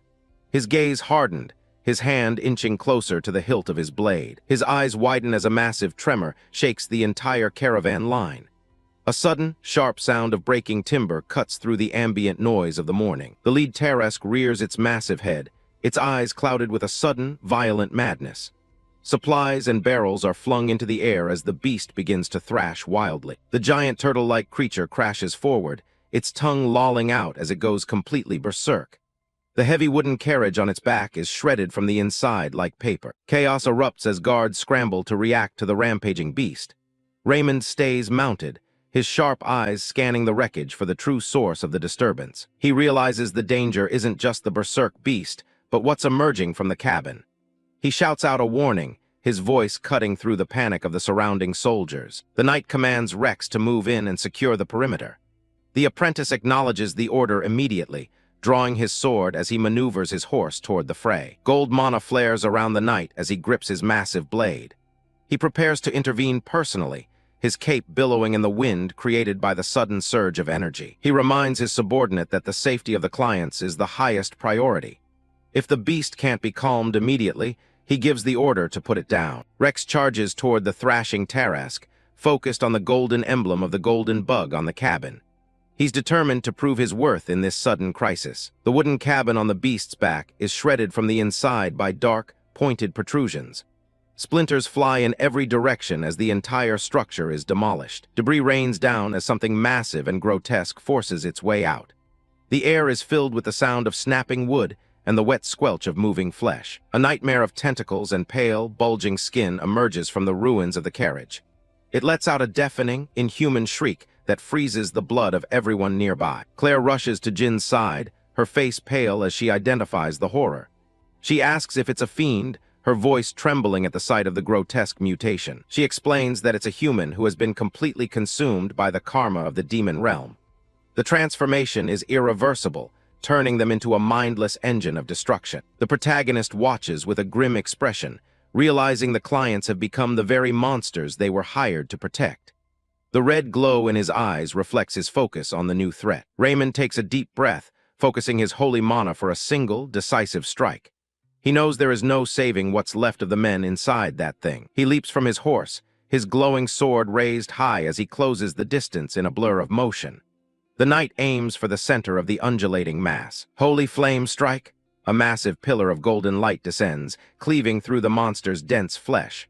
The force of the blow splits the creature's main body in two. The strike continues down, leaving a searing line through the air and the ground. Blood and dark essence spray everywhere as the fiend is seemingly torn asunder. Despite the successful hit, the knight's expression remains tense and alert. He shouts Rex's name again, sensing that the battle is far from over. The red-haired apprentice rushes in with a shout, his sword ready to finish the job. He leaps toward one of the severed pieces, eager to claim the glory of the kill. He swings his blade with everything he has, sending a shockwave through the air. The impact shatters the ground beneath him, but the target doesn't stay down for long. Large chunks of the monster's flesh don't stay still, instead floating and twitching on the grass. Dark slime drips from the severed ends as they begin to vibrate and reconnect. A giant, tooth-filled maw opens in the center of the regenerating mass of flesh. The interior is a dark, swirling void of hunger and ancient malice. Raymond's eyes go wide as he realizes the creature's regeneration is beyond anything he expected. He screams at the apprentice to fall back before it's too late. The monster reforms behind the boy, its multiple eyes glowing with a hateful red light. It looms over him, its massive mouth agape and ready to snap shut. The young fighter grits his teeth, realizing he's been lured into a deadly trap. He looks over his shoulder just as the shadow of the beast falls across his face. A massive tentacle sweeps through the air with incredible speed, catching the apprentice completely off guard. Blood sprays into the sky as the heavy blow connects with his arm. His limb is severed in an instant, his sword falling to the ground along with the mangled remains. He lets out a scream of agony as the force of the attack sends him flying. Chap 10, Raymond charges forward as a massive, fanged mouth looms over Rex. The knight calls out to his apprentice, desperate to intervene before the monster strikes. A spray of fresh blood erupted. The only things left of the apprentice knight were a severed arm and his fallen sword. Jin watches the chaos unfold, his expression tense as he tries to process the sudden horror. Behind him, Claire and the other mercenaries stare in disbelief at the gruesome sight. Raymond was completely frozen, his eyes widening as he stared at the mangled remains of his student dangling high above. Blind frustration boiled over as Raymond gritted his teeth, cursing the creature's unyielding resilience. The situation was spiraling out of control much faster than he had anticipated. With a forceful swing, Raymond unleashes a strike that slices deep into the monster's writhing gray mass. Sparks of mana fly as the blade meets the dense, unnatural flesh. Raymond activates his sacred fire slash, a wave of holy energy carving a massive gash into the creature. The force of the blow sends ripples through the beast's bloated body. The monster lets out a deafening screech, its multiple mouths contorting in agony. Despite the heavy damage, the wound begins to bubble and shift, refusing to stay open. Completely losing his mind, Raymond charged straight toward the writhing remains, desperately clinging to a sliver of hope that his student might still be alive. He charged straight at the mangled maw, tearing at it frantically while screaming Rex's name, desperately urging the young man not to give up, even in the face of hopeless despair. Slender, dark tentacles sprouted from the ground like a cage of thorns, ready to swallow the night whole. The monster was literally terraforming the battlefield with its own rotting flesh. Jin watches the holy knight struggle, his eyes narrowing as he realizes standard holy magic isn't enough to put this thing down. He clenches his jaw, knowing he can't stay on the sidelines for long. While the holy knight had completely lost his resolve, doing nothing but digging frantically, the monster's tentacles lunged toward him. Jin suddenly moves in, grabbing a dazed Raymond and pulling him away from a lethal strike. He moves with a blur of speed that catches the knight completely off guard. They slide across the dirt, narrowly escaping the reach of the monster's thrashing limbs. Jin keeps his focus on the beast, ready to transition from rescue to offense, tossing the knight aside to begin the battle. In Jin's eyes, there was no longer a majestic holy knight to be seen, only a broken man lying sprawled helplessly on the ground. Panic spreads through the group as they realize their strongest fighter is struggling. The mercenaries start to wonder if anyone can actually survive an encounter with a beast like this. The fiend continues to grow and wriggle, its surface a chaotic mess of pulsating lumps and glowing red eyes. It's no longer recognizable as the two men it once was. A roar tears through the air as the monstrosity fully stabilizes its new form. It's a chilling reminder of what happens when human greed is fueled by demonic corruption. Jin stares into the monster's eyes, a dark thought crossing his mind.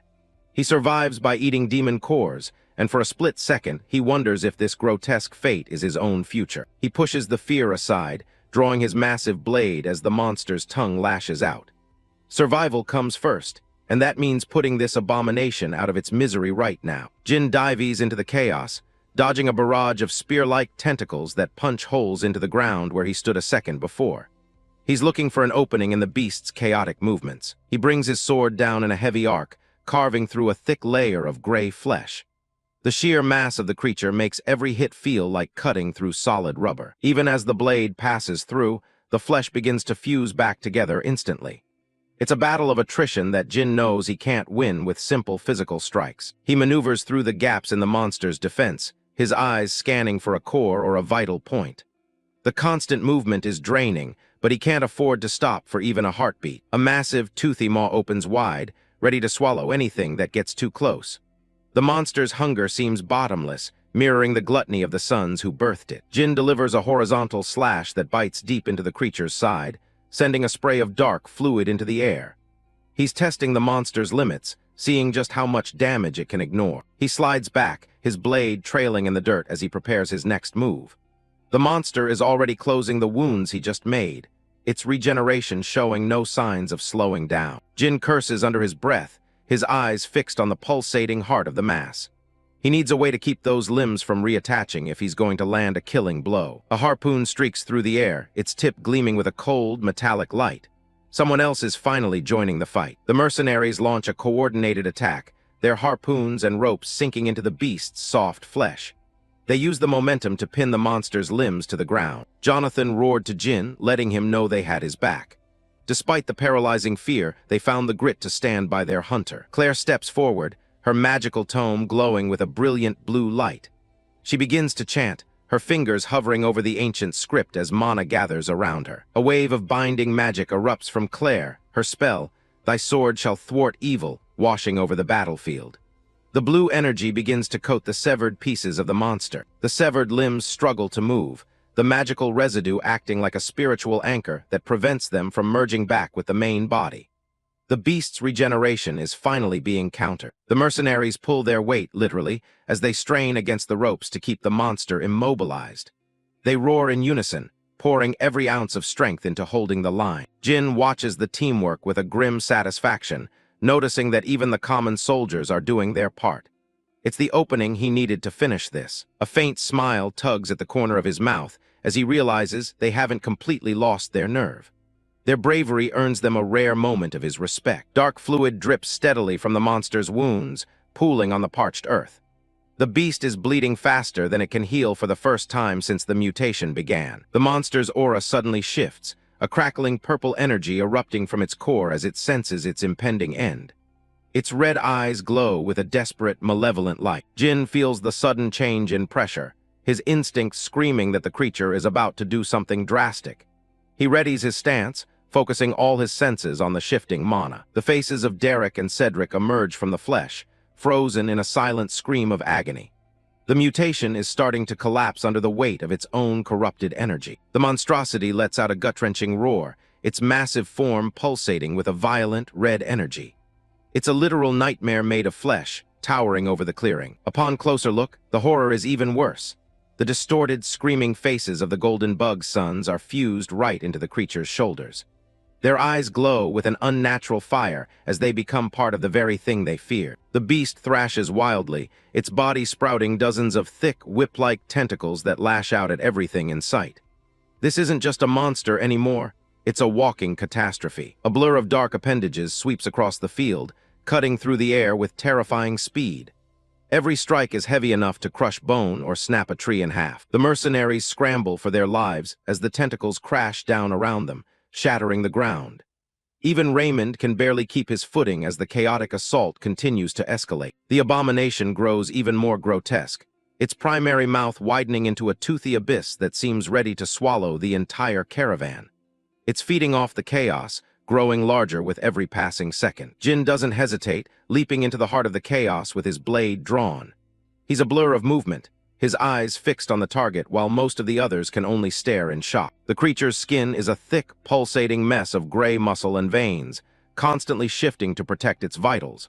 It's a defensive nightmare that ignores standard attacks. Jin delivers a heavy horizontal strike, his blade biting deep into the monster's side and sending a spray of dark fluid into the air. He's looking for the core hidden beneath all that bulk. The monster lets out a high-pitched screech as Jin's attack lands, its massive head lolling to the side.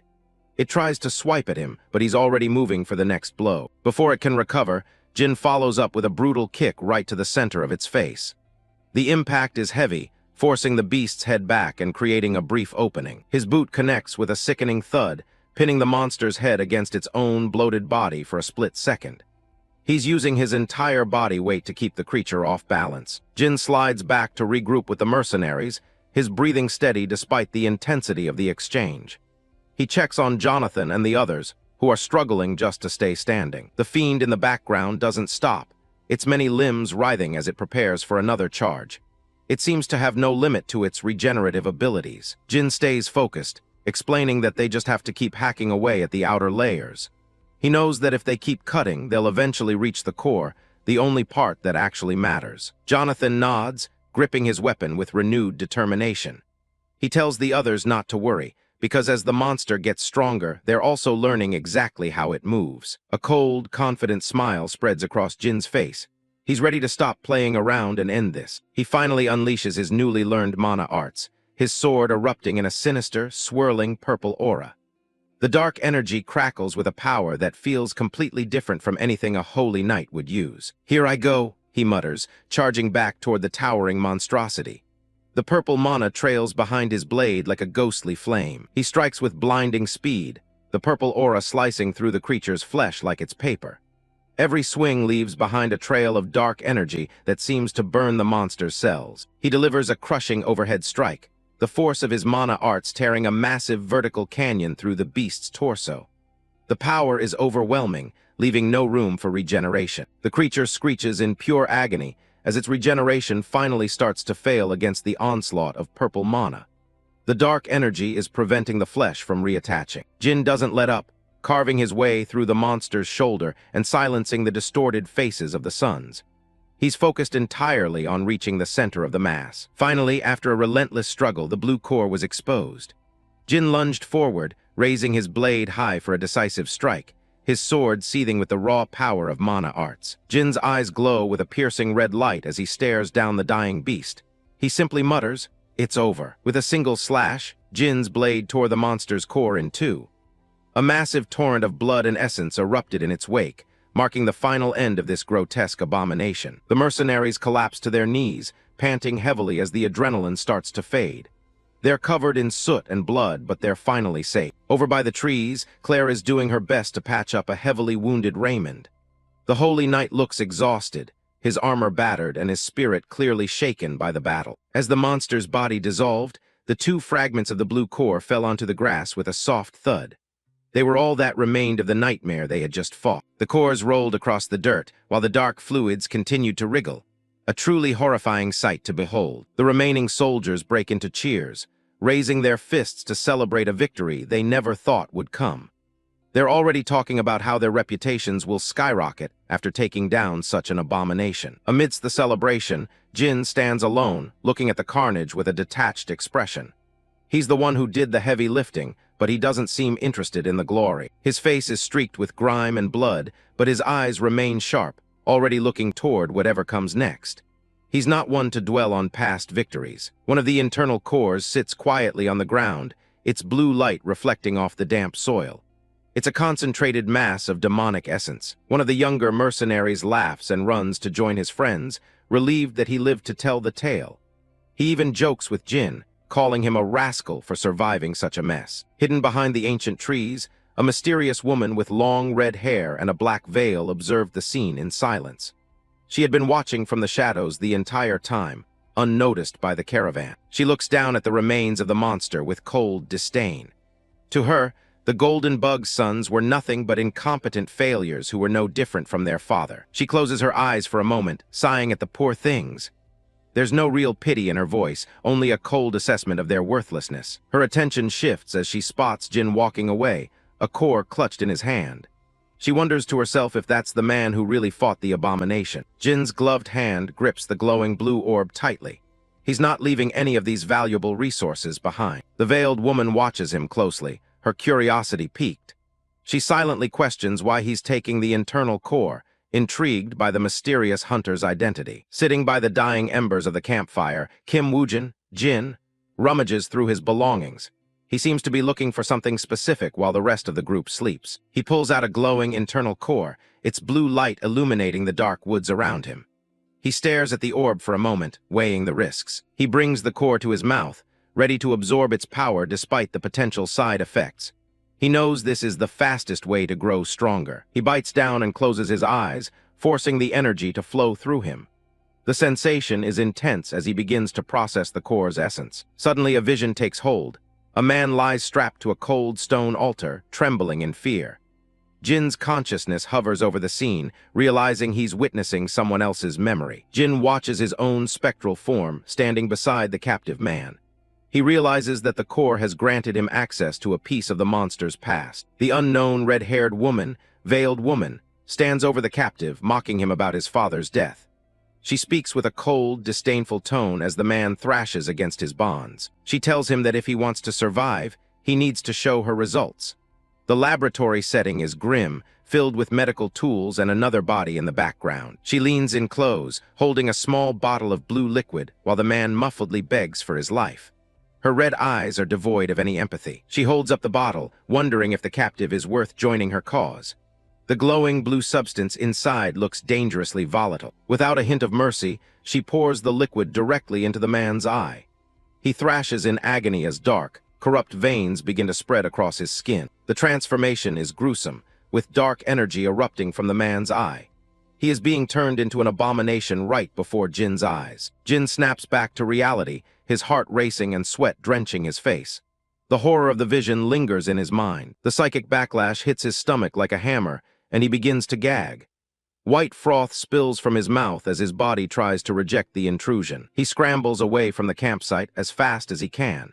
He needs to get away from the others before he loses control. He collapses on his hands and knees and throws up violently. The physical toll of absorbing the memory is almost more than he can bear. He gasps for air, his body trembling from the side effects. He wipes his mouth, trying to steady his breathing. He reflects on how internal cores can sometimes force a monster's memories into the consumer. It's a rare and dangerous occurrence that he hadn't fully prepared for. He realizes that the memory belonged to one of the Golden Bug's sons. He pieces together that they were turned into monsters by having something poured into their eyes. He deduces that the blue liquid must have been karma. This confirms his suspicions about how the abominations are being created. He can't stop thinking about the mysterious woman in the veil from the vision. She seemed to be the one in control of the entire process. He wonders if she could be a dark priest. The thought of such a powerful enemy lurking in the shadows is deeply unsettling. Claire, a young blonde woman in a white blouse and corset, finds him in the woods. She tells him that the group needs to leave immediately. She stops and looks at him with a worried expression. She's noticed how heavily he's sweating and that something is clearly wrong. Claire immediately suspects he's been eating cores again and asks him what happened. She looks both concerned and a bit frustrated with him. Jin wonders if he should tell her the truth about the memory vision. He realizes it would be difficult to explain and might only cause more worry. He tells her it's nothing and decides to keep the revelation a secret for now. He walks back toward the camp, keeping his guard up. From behind the trees, someone was watching them. The observer remained perfectly still, completely shrouded in darkness. It's the unknown red-haired woman, veiled woman herself. She watches Jin from a distance, her expression unreadable behind her veil. She stays hidden as Jin and Claire head back to join the rest of the group. She seems to be tracking their movements very closely. Her sharp red eyes narrow as she focuses on Jin.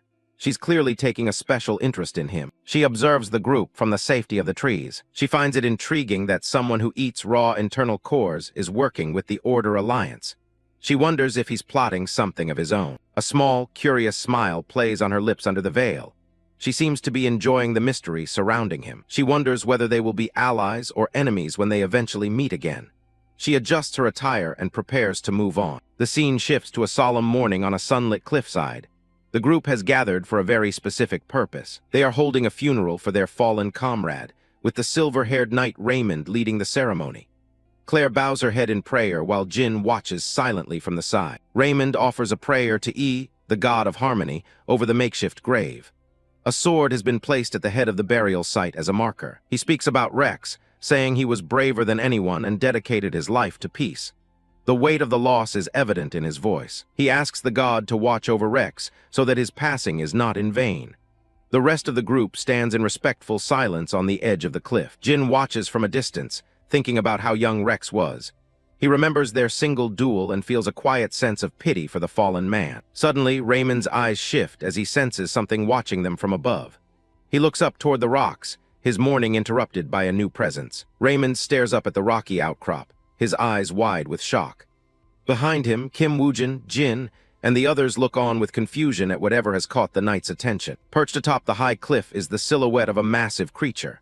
Raymond recognizes it immediately, gasping the name of a red wolf as the sun shines brightly behind it. The red wolf, Mutt, stands tall against the sky, its blue eyes glowing with a supernatural light. Two long, ribbon-like appendages drift from its back, swaying slowly in the wind as it growls. Raymond suddenly drops to his knees, planting his massive sword in the ground. He shouts out his gratitude, startling Jin and the rest of the group with his sudden religious fervor. Jin looks down at the kneeling knight, completely baffled by the display. Raymond explains that he is expressing his thanks for the divine comfort provided by E, the god of harmony. According to the Order's beliefs, the red wolf is considered the closest companion to their god. While Raymond is lost in prayer, the sacred beast simply lets out a wide, lazy yawn from its perch. With a serene expression, Raymond continues his explanation of the wolf's appearance. To him, the creature's presence is a clear sign that their god is looking down on them in their time of grief. Jin shatters the solemn moment by casually referring to the creature as his pet mutt. Raymond nearly jumps out of his skin, shouting that such a claim is blasphemy against a beast that supposedly can't be tamed. Raymond is convinced that Jin must be joking, but the hunter looks completely serious. Jin ignores the knight's protests and decides to call the creature over with a simple command. Jin stares directly at the wolf on the cliff, his own eyes carrying a sharp, commanding gaze. He tells the mutt to stop acting out and get down there immediately. The red wolf's ears perk up as it looks down at Jin, its expression shifting from majestic to startled. It seems to recognize the authority in the hunter's voice and prepares to move. To the absolute shock of the knights, the divine messenger leaps from the high rock. It bounds down the cliffside with ease, heading straight toward the group below. The wolf lands submissively in front of Jin, panting like an ordinary dog. Raymond stands there frozen, his jaw dropping as he witnesses the untamable beast acting like a loyal pet. Raymond is left reeling, his entire worldview momentarily shattered. He can't wrap his head around how a single individual could have managed to tame a creature his entire order considers sacred. Jin casually explains that he killed a werewolf a while back, and this creature has been tailing him ever since. He speaks as if he's talking about a stray dog he picked up on the street. Raymond stares at Jin with a mix of awe and total bewilderment. He's beginning to realize that the man he's traveling with is far from ordinary. The knight turns his gaze back toward the makeshift funeral site. The presence of the wolf has certainly changed the atmosphere of the morning. The red wolf sits quietly near the grave of the fallen knight, its large tail swishing through the grass. It seems surprisingly calm given the religious significance Raymond placed on it. Raymond turns back to Jin, his voice now much more humble as he prepares to ask a favor. Jin raises an eyebrow, waiting to hear what the knight has to say. He suggests that if the wolf doesn't already have a name, Jin should call it Rex. He looks hopeful, clearly wanting to honor his fallen friend in some way. Raymond admits that calling a creature his order considers sacred a mutt is a bit inappropriate. He hopes that giving it a proper name will restore some of its dignity in their eyes. He explains that Rex was a man of single-minded resolve who fought to purify the demonic realm. He wishes for that same will to live on through the wolf. Raymond flashes back to the final moments of his friend, seeing Rex's hand gripped tightly around his sword even as he fell. The memory is clearly painful for the silver-haired knight. With his eyes closed and hands clasped over his sword, Raymond pleads for the wolf to carry on Rex's legacy. He looks like he's asking for a blessing as much as a name. Jin takes a moment to consider the request, looking down at the ground. The idea of carrying on a dead knight's legacy through a wolf is a bit heavy. He looks over at the red wolf, which is staring back at him with its glowing blue eyes. He asks the creature if it's actually okay with taking on the name Rex. The wolf gives a firm nod, its expression serious as it accepts the new identity. It seems to understand the weight of the request perfectly. Jin turns back to the knight and agrees to the name. He's willing to go along with it if it helps Raymond find some peace. A look of pure relief and gratitude washes over Raymond's face. He offers a small smile and thanks Jin for honoring his request. The moment of quiet is broken by the sound of approaching footsteps. Someone new has arrived at the cliffside, catching the attention of both Jin and Raymond. An old man enters the scene, walking with a wooden staff. Raymond and Jin both turn to face the newcomer with looks of surprise and alertness. Raymond is completely stunned, stuttering out the word elder as he recognizes the man. The newcomer is accompanied by another man in similar gray and orange robes. Jin watches the old man carefully, sensing an aura of immense power and authority. He realizes that this isn't just some random traveler wandering the cliffs. A text box reveals the man's identity, Elder Bo of the 3rd Pioneer City. He is a blindfolded man wearing orange monk-like robes and large wooden prayer beads, and he is one of the highest authorities in the region. A blind old man in monk robes approaches the camp, leaning heavily on a wooden cane. The mercenaries recognize him instantly, their voices dropping to a whisper as they realize who has arrived.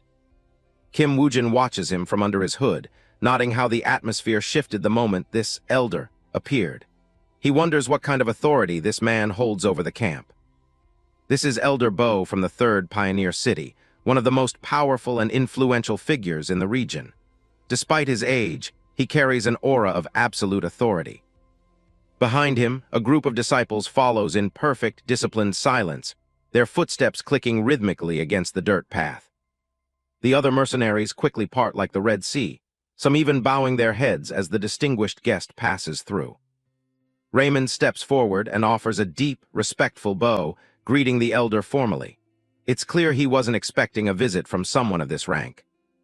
Elder Bo acknowledges him with a nod, offering a brief apology for visiting during a time of mourning for the fallen knight Rex.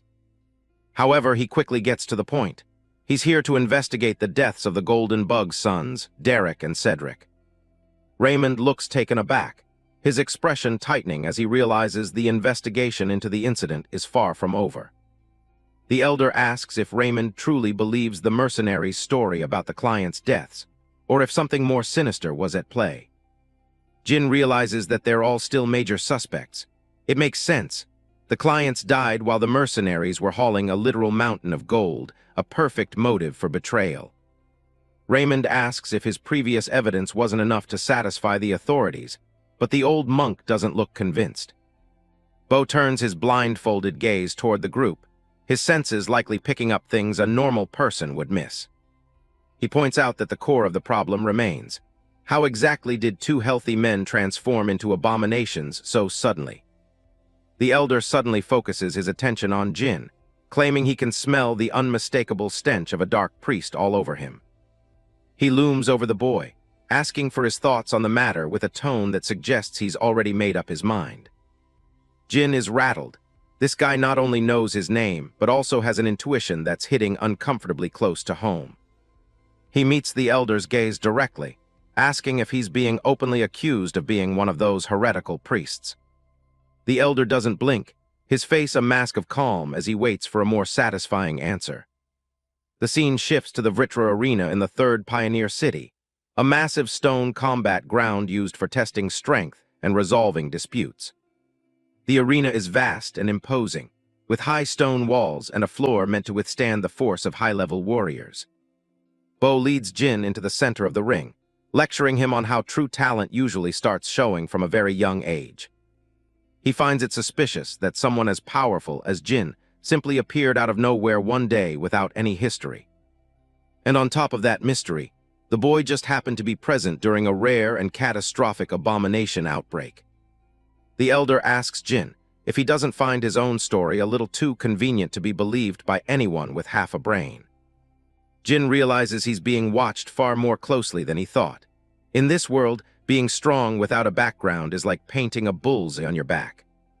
He can't exactly explain that he's an outsider from another world, so he keeps his mouth shut about his origins. Instead, he asks what any of that has to do with being forced into a mandatory spar with an old man in the middle of an arena. Raymond tries to intervene, arguing that Jin just finished a brutal battle and isn't in any condition for a duel. The elder just chuckles, completely ignoring the protest as he continues to stare down his target. He sharpens his tone, asking if they're actually planning to refuse an official investigation by a high-ranking elder. Raymond is stunned by the man's sheer stubbornness, realizing that logic isn't going to win this argument. Jin is stuck in a bad spot. If he wins, he looks like a villainous dark priest. If he loses, he might actually die. Plus, there's something about fighting an old man that just feels like a major headache waiting to happen.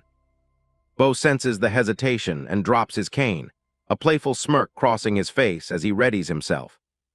He warns Jin not to underestimate him just because of his age, as his rank was earned through sheer, unadulterated strength. Suddenly, a golden aura erupts from his body. He slams his foot onto the arena floor, cracking the stone and sending a shockwave through the ground as he prepares to strike. The frail old man vanishes, reappearing instantly in Jin's personal space with a speed that defies physical logic. Jin barely has time to blink, his eyes widening as he realizes just how dangerous this opponent actually is. A palm strike glowing with intense golden energy rockets toward Jin's chest, humming with a frequency that vibrates the very air. The elder unleashes his Great Bell Strike, a palm technique that hits like a battering ram, the impact sending a massive golden explosion through the arena. Jin groans in pain as the force of the blow blasts him backward, his body barely managing to absorb the incredible power of the strike. Jin slams into the stone wall with enough force to leave a massive crater. Dust and debris explode around him from the sheer impact of the monk's palm strike. Raymond shouts Jin's name, his face pale with worry. He explains that the Vritra monks are top-tier martial artists known for their terrifying combat prowess. Slumped against the wall, Jin looks like he's been completely broken by the hit. Raymond adds that even among the monks, the elder is on a completely different level of strength. Bo just laughs at the comment, suggesting Raymond might be a little biased toward his friend. He doesn't give Jin any time to breathe, immediately launching into his next move. The old man moves with a golden blur of speed, taunting Raymond for constantly taking the newcomer's side. He's moving so fast that he's practically everywhere at once. Jin looks up, blood dripping from the corner of his mouth. He barely manages to track the elder's movement as the man reappears directly above him. Another flurry of blows rains down on Jin, each one hitting with the weight of a sledgehammer. The stone floor shatters beneath them as the onslaught continues. Suddenly, Bo pulls back, a curious expression crossing his face. He sensed something strange about the way Jin is taking these hits. Jin stands up, wiping the blood from his face. He realizes that the elder hit the exact same spot where that abomination injured him earlier. But something is wrong, or rather, something is very, very right. He looks down at his body with a look of pure confusion. His torso is completely smooth, The deep, jagged wounds from the abomination fight have vanished. Those injuries should have kept him in a hospital bed for weeks, at the very least. He remembers the feeling of the monster's core dissolving in his throat. That meal did more than just satisfy his hunger, it changed him. Even the fresh bruises and cuts from Bo's recent attacks are visibly closing up in real time. It's like his body is actively rejecting the damage. He concludes that eating that monster's core gave him the supernatural regeneration of an abomination. It's a terrifying power to have. A sharp, dangerous grin spreads across his face as the realization sinks in. He isn't just a hunter anymore, he's starting to become part monster. He lunges forward, his sword clashing against Bo's palm with a shower of sparks. He's actually enjoying the thrill of the fight now that he knows he can't be easily killed. Bo is genuinely impressed, noting that for someone who was supposedly exhausted, Jin is fighting with incredible vigor. The old man is starting to get fired up. He stares at the boy with a toothy grin, admitting that he'd love to keep this spar going for a few more hours if he could. But he catches himself, realizing he can't let his own battle lust take over. He lands one more solid strike to push Jin back and create some distance. He announces that now that he's confirmed the rumors about Jin's physical strength, it's time to move on to the real test. Bo raises his hand to his forehead, activating his mind's eye. A golden symbol glows on his orange blindfold, radiating a spiritual pressure.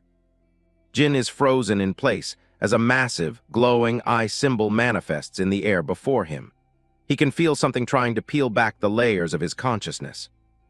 The elder explains that he sacrificed his physical sight to open this third eye, a spiritual sight that looks past the body and into the soul. The golden light intensifies, focusing entirely on Jin as the elder prepares to peer into the boy's mental world. He wants to see the truth once and for all. Is this boy a dark priest hiding in plain sight or something else entirely? Bo's consciousness plunges into Jin's mind, but instead of finding a normal landscape, he's met with a pitch-black abyss dripping with dark ink. A giant, terrifying mantis-like beast looms out of the darkness, its eyes glowing with a predatory light. Then a massive cluster of red, lidless eyes opens all at once, staring back at the intruder with pure, unadulterated malice. Bo's spiritual voice commands the beasts to stay back, but even he sounds shaken by the sheer volume of darkness he's encountered.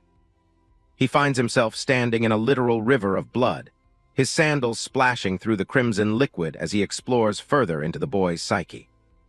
He looks around in disbelief at the horrifying landscape. This isn't just a memory, it's a living hell that has been etched into Jin's very soul. Back in the arena, sweat pours down the elder's face as his physical body reacts to the trauma he's witnessing within Jin. The mental world is revealed to be a graveyard of monsters, with thousands of demonic silhouettes haunting the dark forest of Jin's past. Bo flinches, his hand flying to his shoulder as he's physically repelled by the intensity of the nightmare. Jin walks over, looking concerned as he asks if the old man is okay. He notes that Bo's overwhelming mana has completely flickered out. The elder is gasping for air, his face pale. He tells Jin that his mental world goes way beyond unpleasant and straight into terrifying. However, he's found the answer he was looking for. Because the mental world hasn't collapsed into corruption, it proves Jin isn't a dark priest.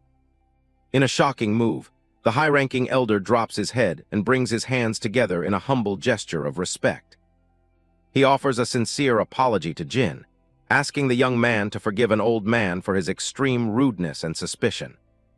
He explains that verifying Jin's nature was a necessary evil, especially given the high importance of the mission he needs help with. Raymond watches from the sidelines as the arena's massive stone doors creak open, revealing Cindy standing in the light. Bo mentions he has a quest for Jin.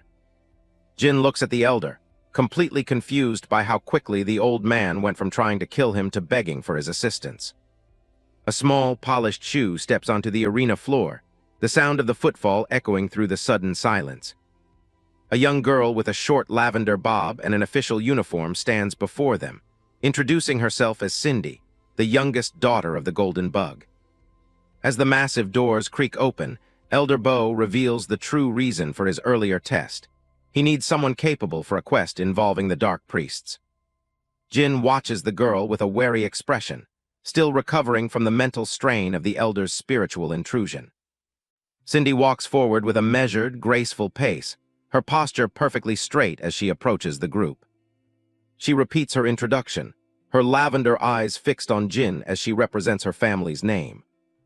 The scene shifts to the dense, overcast forests surrounding the pioneer settlements, where the air feels heavy with unseen tension.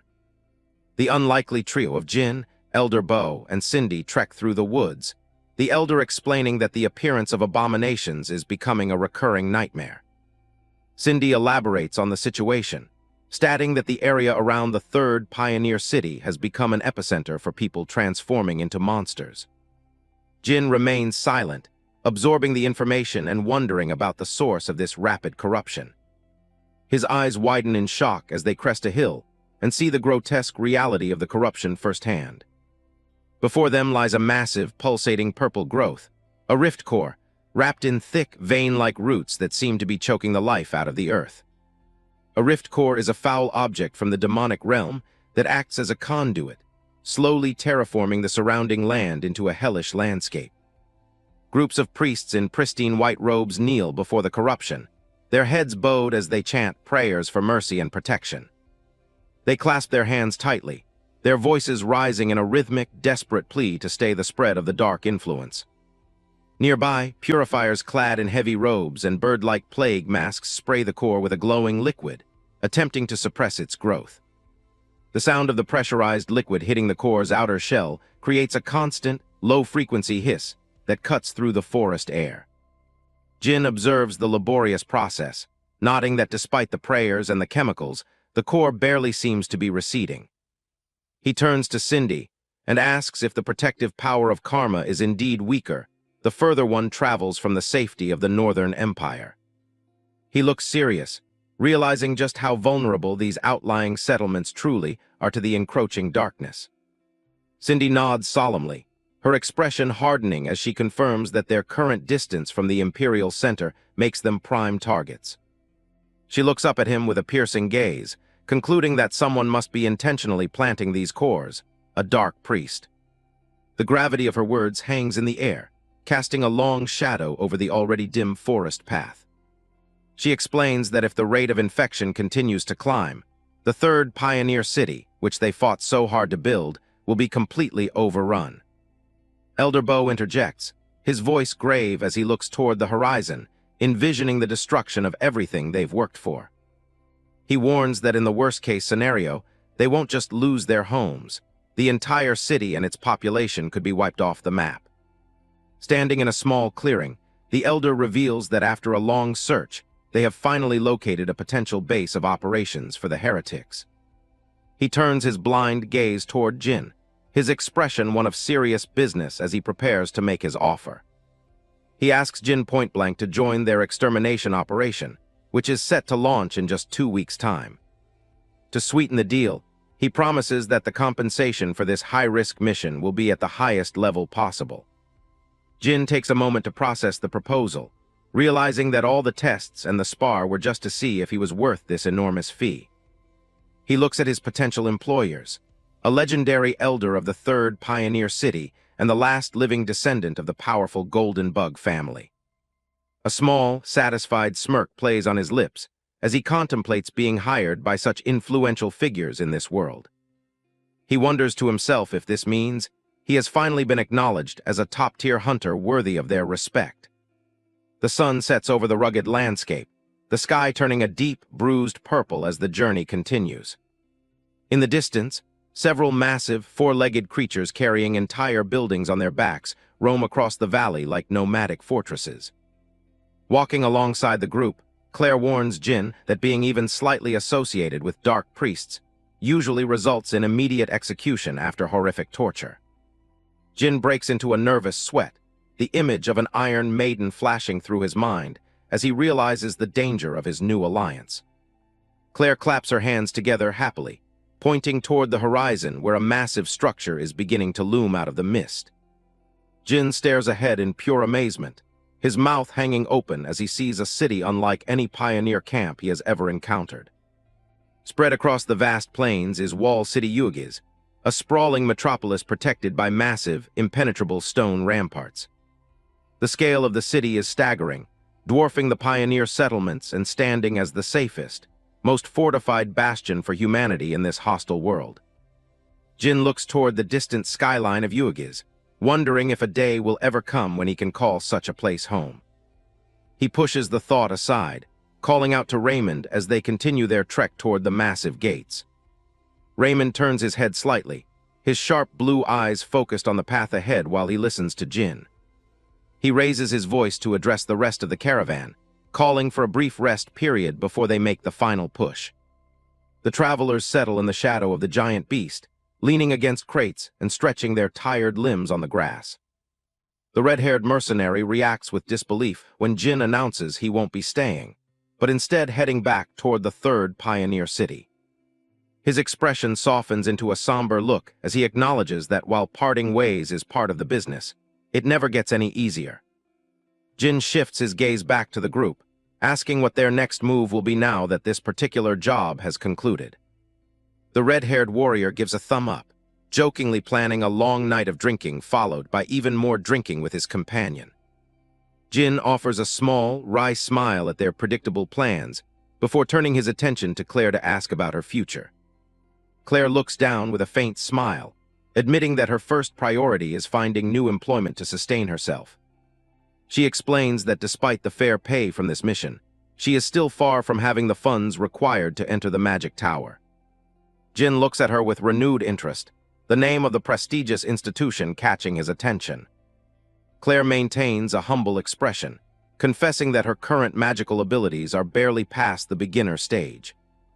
She speaks with a quiet determination, admitting a desire to gain the knowledge and power offered by higher-class magic. An image of a grand, sun-drenched library fills the air as Claire describes her dream of studying within the storied halls of the tower. Jin watches her, thinking that her dedication to working hard just for the sake of learning is truly commendable. He falls silent for a moment, his expression unreadable as he weighs a decision in his mind. Claire tilts her head in confusion as Jin suddenly reaches into his worn travel bag to retrieve something. He extends his arm toward her, holding out a decorative pouch that jingles with the heavy weight of its contents. The pouch hangs heavy in the air, overflowing with bright gold coins that Jin offers to help fund her education at the Magic Tower. Claire recoils in shock, her hands raised in a frantic gesture of refusal as she struggles to process the magnitude of the gesture. Jin remains firm, explaining that the gold isn't a mere handout, but a way to settle the debt he feels he owes for her help. Behind them, the red-haired mercenary and his friend stare with wide eyes and open mouths, stunned by the sheer amount of wealth being given away. Claire stares down at the bag, sweat beading on her forehead as the weight of the gift starts to sink in. She can't quite wrap her head around the fortune she's being handed. Jin presses the sack of gold into her hands, cutting off any protests before she can even start. This isn't just a thank you, it's enough to finally pay for her education at the Magic Tower. He gives her a small, parting smile and says they'll cross paths again someday. It's a rare moment of warmth from a guy who usually keeps everyone at arm's length. Claire is left completely stunned, her face flushed as she watches him. The sheer scale of his generosity has her stuck in place, unable to say a word. Her lips tremble slightly as she searches for the right response, but the shock of the moment keeps her silent. She tightly grips her cloak, her knuckles white as she tries to steady herself against the rush of emotions. Under the soft light filtering through the trees, Jin turns and begins to walk away, leaving her standing there with her future in her hands. Her expression shifts to one of deep resolve, quietly promising herself that she'll find a way to repay this favor, no matter what it takes. Jin keeps his gaze fixed forward, his focus already returning to the solitary path he's chosen and the challenges waiting for him. He throws a casual farewell over his shoulder to the rest of the mercenaries, making his departure quick and clean. Raymond and Claire watch him go, the red-haired mercenary crossing his arms while the young mage still clutches the bag of gold to her chest. With a final, respectful nod, the hunter officially parts ways with the group that's been his home for the last few days. He heads off into the distance, his silhouette growing smaller as the rest of the squad stays behind to see him off. Rex stops for a second, one of those heads glancing back toward Raymond and the others as if saying its own goodbye. Raymond watches the beast with a quiet, thoughtful expression, acknowledging the strange bond between the hunter and the creature. A faint smile touches the knight's lips as he watches them depart, knowing they're heading toward a destiny much bigger than this small camp. As the sun sets over the horizon, Jin and Rex continue their journey together, walking toward the third pioneer city to prepare for the coming war. Kim Woojin, Jin, joins the march, moving out through the massive gates of the fortress city alongside the expeditionary force. He quietly carries his gear as the entire group moves away from the safe, impenetrable fortress wall. High up on the ramparts, Cindy stands beside Elder Bo, watching the troops depart with a cold, analytical gaze. She calls out the Elder, noting that his presence here proves he's more worried about the mission than he lets on. She shifts the focus to the mercenary they've been discussing, her expression turning sharp. Cindy states bluntly that Kim Woojin, Jin, appears to have consumed a monster core. Elder Bo listens calmly, his unreadable expression hidden behind the red blindfold around his head. He counters her suspicion, arguing that simply eating a core isn't enough to brand someone a dark priest. Cindy scoffs at the idea, warning that common sense says core consumption inevitably leads to a loss of self. She asks the Elder to be completely honest with her about his true intentions. She questions if he's only protecting Jin because he hopes the man still has some humanity left. A brief, dark memory flashes of a figure putting on a mask, a reminder of the dangers they are watching for. Elder Bo looks down in silence as the weight of the conversation settles between them. He eventually admits that he doesn't really want to delve into that particular topic right now. Cindy's lips curl into a cold smile as she lets out an annoyed tusk while leaning over the stone railing. She agrees to keep the secret for now, but warns that she will frame Jin as a dark priest if he does anything wrong. She adds that if it comes to that, the Elder's own reputation and safety will be on the line for recommending him. With her piece said, she turns and walks away, leaving him alone on the ramparts. Elder Bo remains unperturbed, confident that her dire predictions will never happen. He recalls seeing into Jin's mental world, a landscape of monsters where Jin's mind remained unshakable despite the cores he'd eaten. To him, Jin is living proof that humanity can survive the corruption of the demonic. He watches the troops march away, deciding to keep this truth a secret until the world is ready to accept it. The Elder stands firm in his belief, certain of the potential he sensed.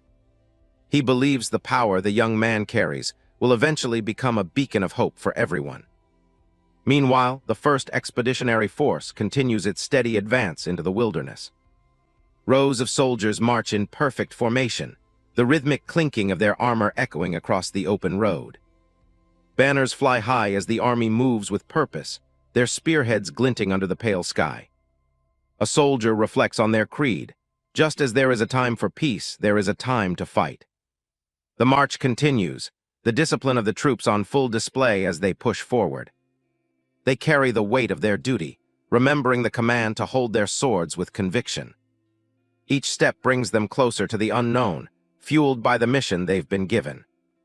The call to annihilate evil with faith resonates through the ranks. Suddenly, Jin pulls a jagged rock and slams it into his own forehead with a violent crack. Blood splatters across his face, leaving the surrounding soldiers staring in absolute disbelief and horror. He casually lets the blood-soaked stone fall to the ground and continues walking as if nothing happened. While the others whisper in shock about his sanity, Jin is busy counting the seconds under his breath. He watches closely as a gruesome cluster of worm-like tendrils begins to wriggle inside the open wound. The flesh starts knitting itself back together with unnatural speed, closing the deep fracture before his eyes.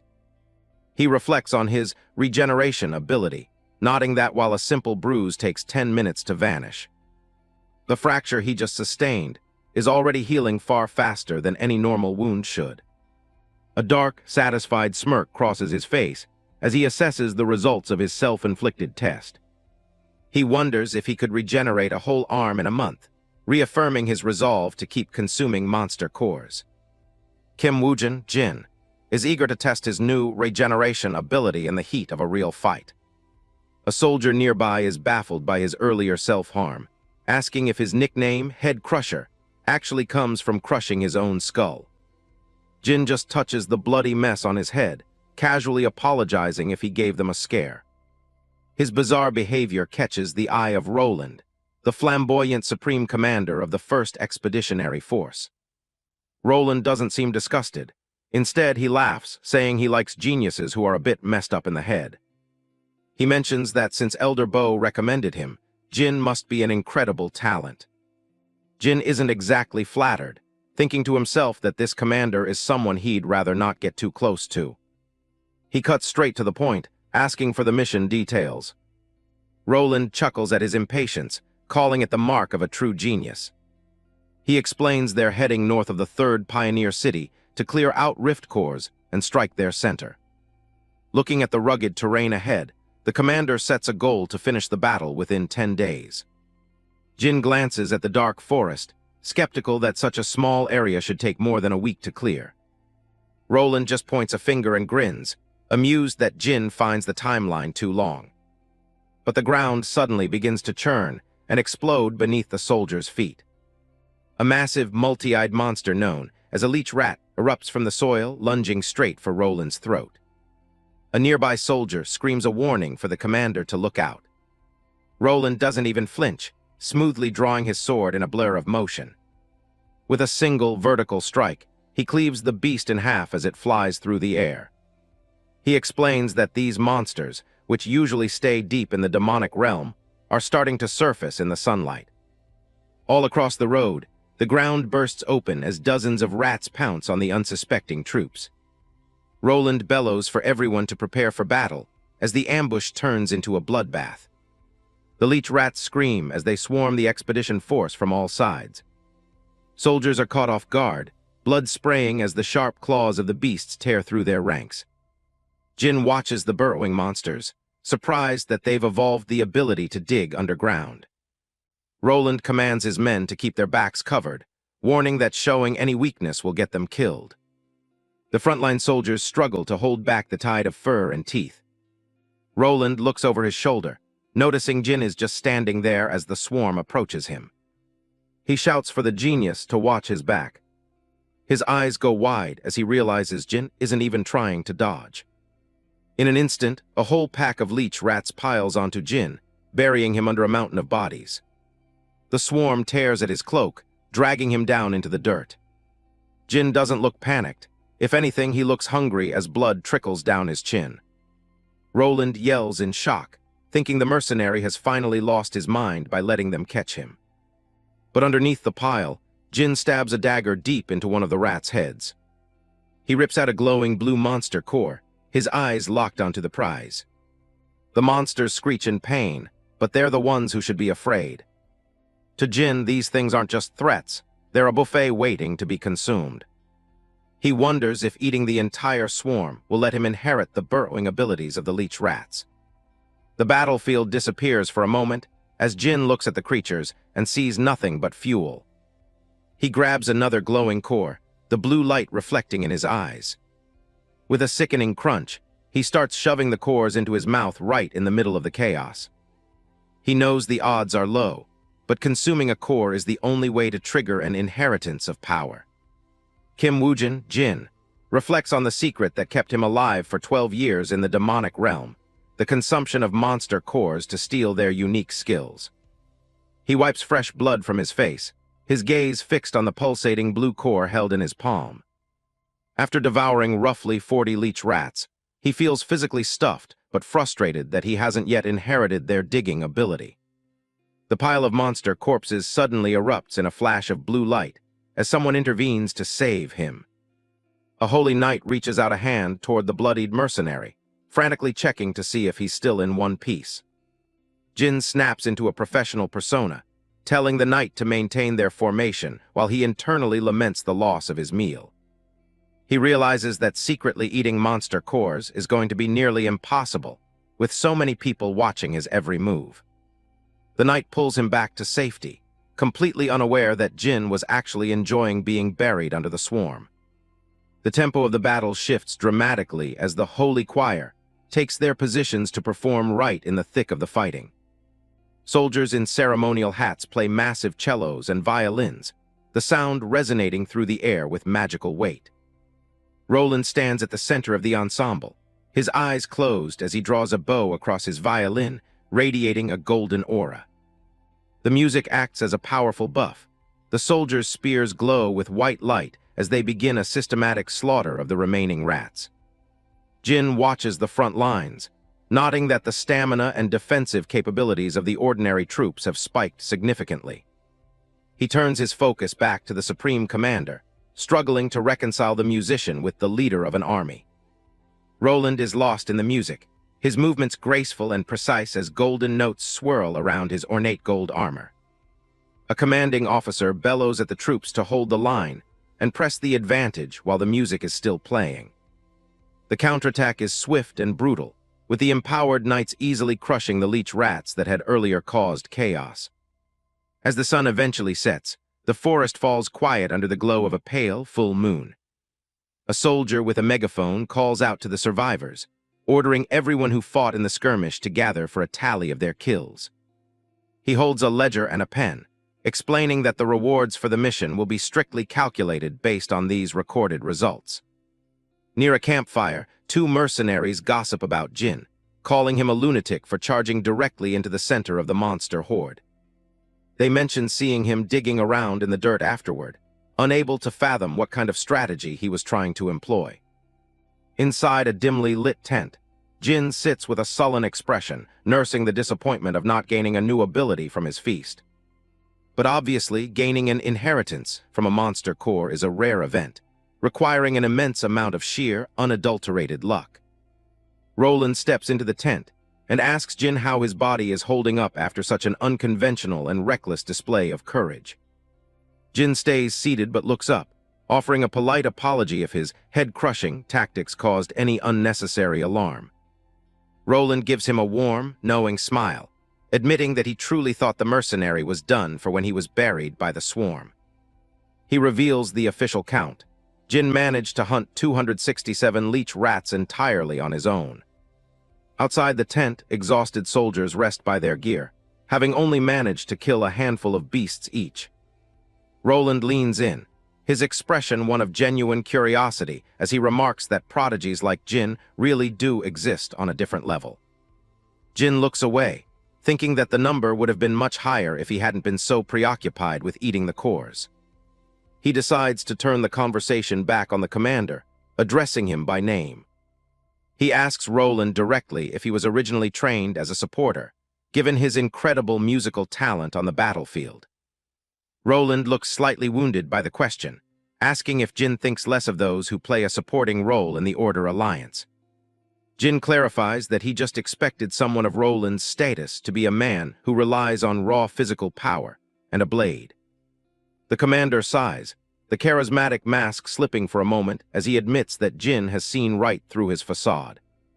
He confesses that deep down, he is the kind of man who would love nothing more than to wield a sword and fight on the front lines.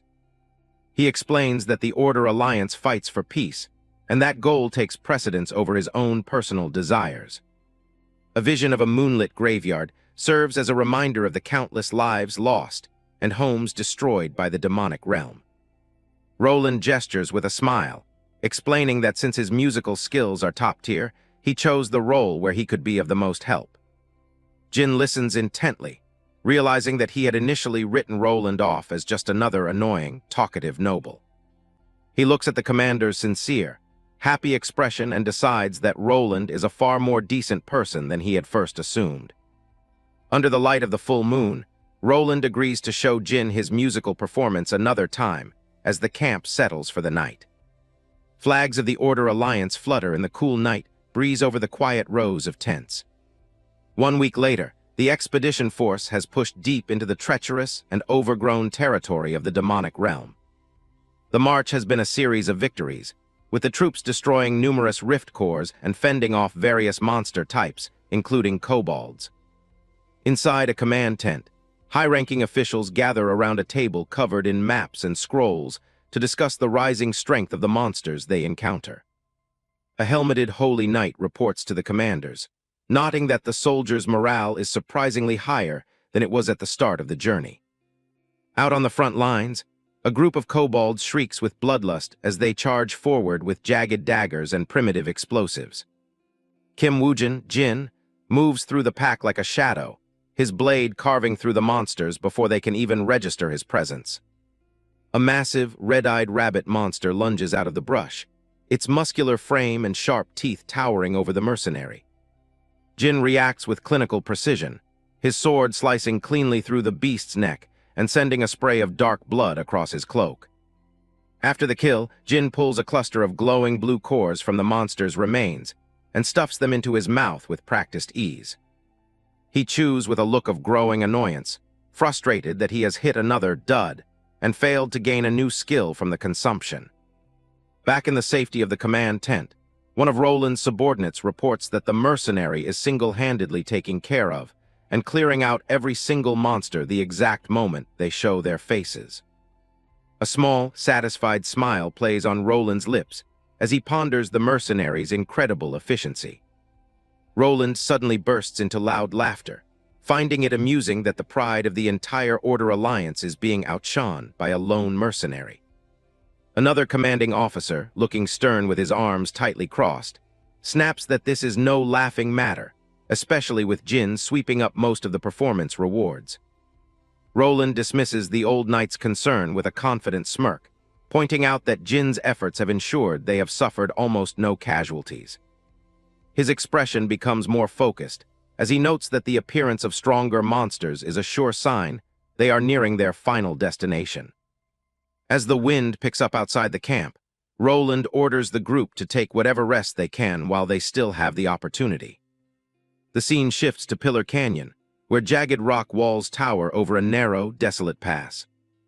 High above the canyon floor, 4 figures stand atop ancient stone pillars, keeping watch over the terrain from their perches.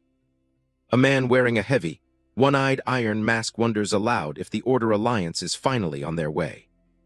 He stands at the edge of his pillar, his blue cape snapping in the wind as he puzzles over how the army managed to find this place. Beside him, a woman with long red hair and a gold-trimmed veil points out that their rift cores were bound to draw attention eventually. She closes her eyes, confident that their youngest sibling anticipated this exact reaction from the enemy when she made her move. A small smile touches her lips as she thinks of her sister. She's certain that someone as important as their chosen youngest couldn't possibly be incompetent. Below them, a man in a wide-brimmed hat and a white ruffled shirt stands on a lower pillar, looking out toward the distant horizon. He crouches down, telling the others not to worry. In his experience, the ones defending a position like this always have the upper hand. A sharp, smug grin spreads across the man's face. The enemy's reaction was a bit faster than he expected, but it doesn't change their plans. He stands back up, adjusting his hat with a confident look.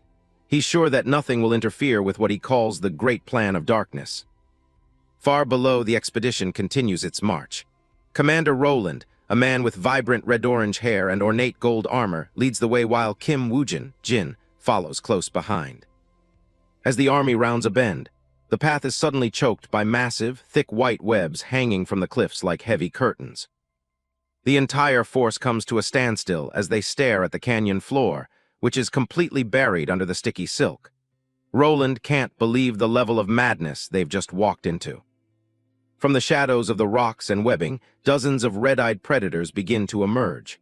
The trap is sprung, and the expedition is now caught in the middle of a massive spider nest.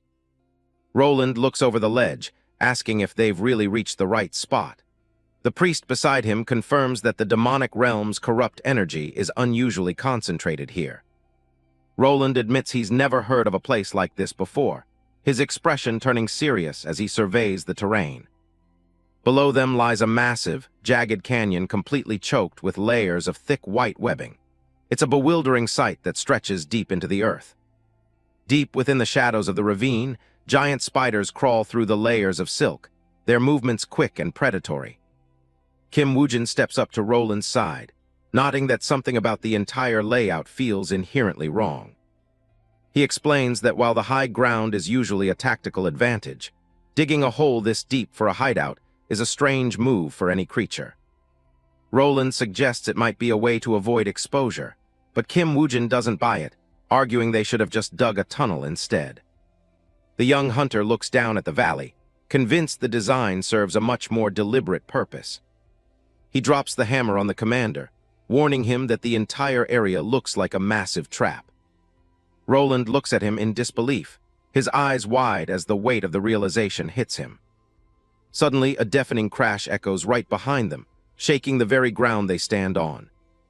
Massive white beasts burst from the tree line in a blur, charging headlong into the startled ranks of the expedition. A whole pack of the giant creatures swarms the cliffside, catching the soldiers completely off guard. These are Bigfoots, towering monsters with incredible strength, and Salmosas, venomous snakes with scales hard enough to deflect standard weapons. One of the Bigfoots draws back a massive, fur-covered fist, ready to deliver a crushing blow. The punch connects with a violent force, sending a soldier flying like a ragdoll toward the edge of the pit. The beast's raw power is enough to shatter the rocky edge of the cliff with a single strike. It grabs another helpless knight and hurls him into the dark depths of the canyon without hesitation. Men scream as they plummet into the abyss, their forms quickly swallowed by the shadows and fog below. The falling soldiers try to grab onto the thick strands of webbing to save themselves from the drop. One man catches a web and thinks he's safe, but his relief turns to dread as he realizes he's hopelessly stuck. A giant spider looms over its new prey, its multiple red eyes glowing as it moves in for the kill. Roland tries to pull his troops together, shouting orders to deal with the Bigfoots before everyone gets pushed off the cliff. He realizes they're losing ground fast and calls for the Holy Choir to start casting their buffs immediately. Kim Woojin watches the carnage with a predatory smirk, his eyes glowing a sharp, intense red. A Bigfoot brings its massive heel down with a thunderous stomp, crushing the ground beneath it. In the middle of the chaos, the leader appears, a strongest Bigfoot with a giant snake fused directly to its arm. Kim Woojin doesn't hesitate. He leaps off the cliff and begins a dangerous descent into the heart of the pit. A soldier stares in absolute disbelief as the young hunter chooses to dive straight into the monster-infested hole. Roland shouts after him in shock, calling out as he watches Kim Woojin vanish into the darkness of the ravine. Kim Woojin's focus is locked onto the massive symbiotic beast, specifically the Salmosa wrapped around its limb. He knows he's found the strongest of the pack, and that's exactly where the best core will be. The strongest Bigfoot roars as the hunter drops toward it, ready to defend its territory against the intruder. Kim Woojin slams his hand against the vertical rock face to control his descent and maintain his momentum. He begins a high-speed run down the sheer cliffside, his blade drawn as he accelerates toward his target. His boots dig into the jagged stone, sending a spray of gravel into the air with every powerful step. He remains perfectly calm, his expression cold as the wind whistles past him during the vertical duel. The giant ape swats at him, but Kim Woojin uses the surrounding terrain to navigate the vertical space with ease. He closes the distance in a blur, his sword carving a white arc through the gloom as he prepares to strike. The beast bares its teeth, fully aware that this human possesses immense strength in close combat. The Salmosa on the Bigfoot's arm lunges forward, spitting a stream of deadly venom across the battlefield, but Jin bats it all away with a single slash. Kim Woojin just grins, ready to take on every advantage the symbiotic creature tries to use against him. Kim Woojin stares down at his prey, a dark, hungry grin spreading across his face as he prepares for the harvest. To him, the symbiotic monster isn't just a threat, it's a truly coveted source of power. The vertical battlefield blurs as the hunter descends. He spins through the air, his blade trailing silver light against the dark, jagged walls of the ravine. The giant ape and the snake lunge at him simultaneously, their movements erratic and desperate, but Kim Woojin stays light on his feet, using both the sheer cliff face and the layers of webbing as leverage to pivot out of their reach. He notes that while the two monsters have joined forces, they lack the coordination to truly capitalize on their combined strength. Normally, a fusion like this would be unstoppable, but here, it's just two sets of instincts clashing. The hunter knows that when two monsters combine, their power doesn't just add up, it should multiply. He keeps his distance, waiting for the perfect opening to exploit their lack of harmony. Every creature has a fatal flaw, and for these symbiotic types, it's the internal struggle between two separate minds. He watches as the Bigfoot's arm twitches, the snake trying to steer it in a different direction. It's tricky for him to face two sets of teeth and claws at once, but he knows the monsters are having an even harder time. The Salmosa and the Bigfoot are fighting for control over a single body. The beast roars in frustration, its yellow eyes wide as it tries to reconcile its conflicting movements. To survive, they would need to treat their two bodies as one, but their instincts won't allow it. No matter how well they might have cooperated in the past, true teamwork breaks down in the heat of a life-or-death struggle. Kim Woojin narrows his eyes, ready to end the duel. The beast's hesitation is all the opening he needs.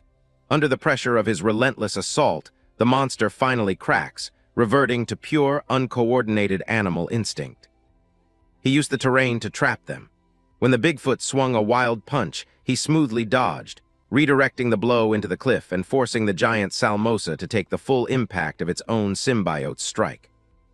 Blood sprays across the rock wall as the beast collapses, let out a final, agonizing shriek. The hunt is over, and the prize is finally within reach. Kim Woojin cleans his blade with a flick of his wrist, his purple aura pulsing with satisfaction. He's proven that even a gatekeeper is just another stepping stone for him. He looks down at the severed heads, unimpressed by the supposed difficulty of the fight. This was exactly what he expected, a clumsy monster that couldn't handle its own evolution. The hunter stands over the massive carcass, his shadow long against the blood-stained stone. He's already thinking about the power locked inside the core he's about to extract.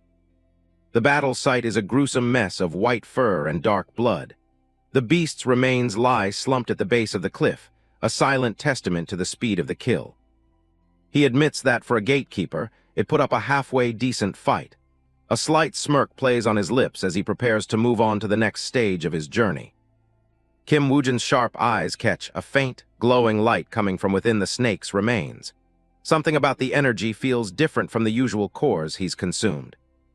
He tilts his head, his curiosity piqued by the unusual vibration in the air. Purple mist swirls around him as the energy from the kill begins to dissipate. The glow intensifies, revealing a rare blue monster core nestled in the gore. It's a prize he wasn't expecting to find so soon, and it smells of untapped potential. He stares at the core, wondering if this specific one will finally grant him the offensive edge he's been looking for. A strange, uneasy feeling flickers through his mind, but he quickly brushes it aside. He decides to ignore the warning signs and focus on the immediate gain. After all, a hunter can't afford to be superstitious when there's power on the line. The hunter reaches out and picks up the glowing blue core, the energy hum pulsing against his palm. Without a second thought, he crushes it, allowing the raw power to flow directly into his system. Without a second thought, he brutally shoved the Salmosa core into his mouth and swallowed it whole. He stood frozen, bracing himself as the terrifying energy surged through his veins, forcing his body to adapt to the new power. His eyes snap open, glowing with a fierce, red light as the absorption process reaches its peak. Blood drips from his mouth, a side effect of the violent internal transformation. A new ability manifests, the notification flickering in the corner of his vision. He's successfully integrated the monster's essence into his own being, and he can already feel the difference. He looks down at his hands, wondering if he's finally reached the point where he can tell which cores offer a true inheritance. After devouring so many, his arsenal of abilities is starting to become truly formidable. He can't help but be impressed by the sheer volume of power he's managed to hoard in such a short time. This is a massive haul, even by his ambitious standards. He wipes the blood from his chin, eager to test out his latest acquisition. He wonders what kind of strange ability he's unlocked this time, perhaps a new offensive strike or a poison attribute. Before he can even move, a sudden blinding light erupts right in front of him. His eyes widen in surprise as a massive explosion tears through the quiet of the ravine. The ground shakes as the blast engulfs the area, sending rock and debris flying in every direction.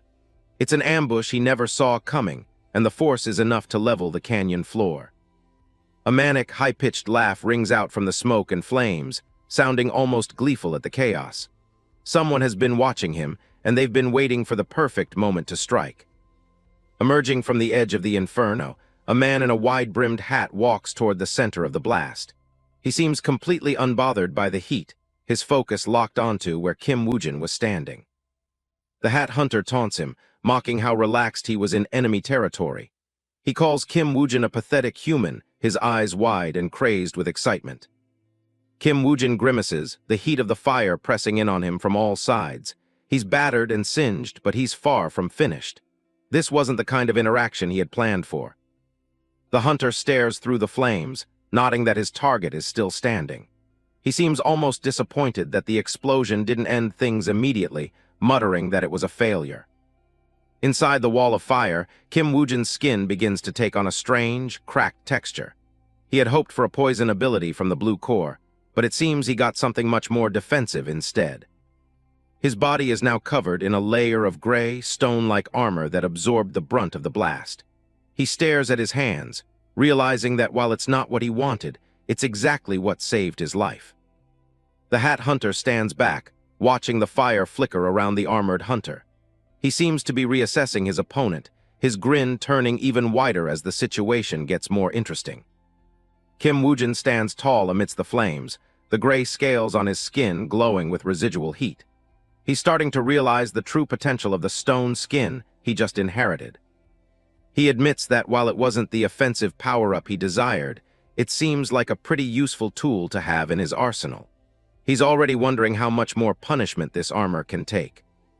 The notification confirms that the ability is worth looking into further. He's survived the first strike, but the hat hunter isn't done playing yet, and the real fight is only just beginning. A massive wall of fire erupts, turning the floor of the ravine into a hellish landscape. Despite the suddenness of the attack, the hunter's focus remains unbroken. Kim Woojin grips the hilt of his blade, his hands now encased in the gray, textured scales of his stone skin. He prepares to counter the ambush, his body already reacting to the heat. With a powerful swing, he carves through the smoke, the force of his blade pushing back the encroaching flames. The impact creates a shockwave that rattles the surrounding cliffs. Kim Woojin glares at his opponent through the haze, his expression hardening. He knows that the real test has only just begun. The hat hunter stares in disbelief, his eyes wide as he realizes his initial strike failed to finish the job. He never expected a human to block two of his most lethal attacks. The antagonist begins to piece together the identity of his prey, suspecting that this is the same crazy bastard known for consuming monster cores. He watches Kim Woojin leap through the air with predatory grace. A dark energy swirls around the hat hunter as he decides to stop holding back. He hunches over, his silhouette beginning to distort. 6 massive, spindly spider legs burst from the hat hunter's back, tearing through his clothing. He spreads his arms wide, fully embracing his monstrous inheritance. The two hunters clash in a blur of movement, blade meeting chitinous leg, with a shower of sparks. The sheer force of the impact vibrates through the ground. They repel each other, jumping back to create distance as they size each other up once more. The terrain between them is scorched and shattered from their brief exchange. Kim Woojin narrows his eyes at the grotesque transformation, recognizing the signature of a spider monster's core.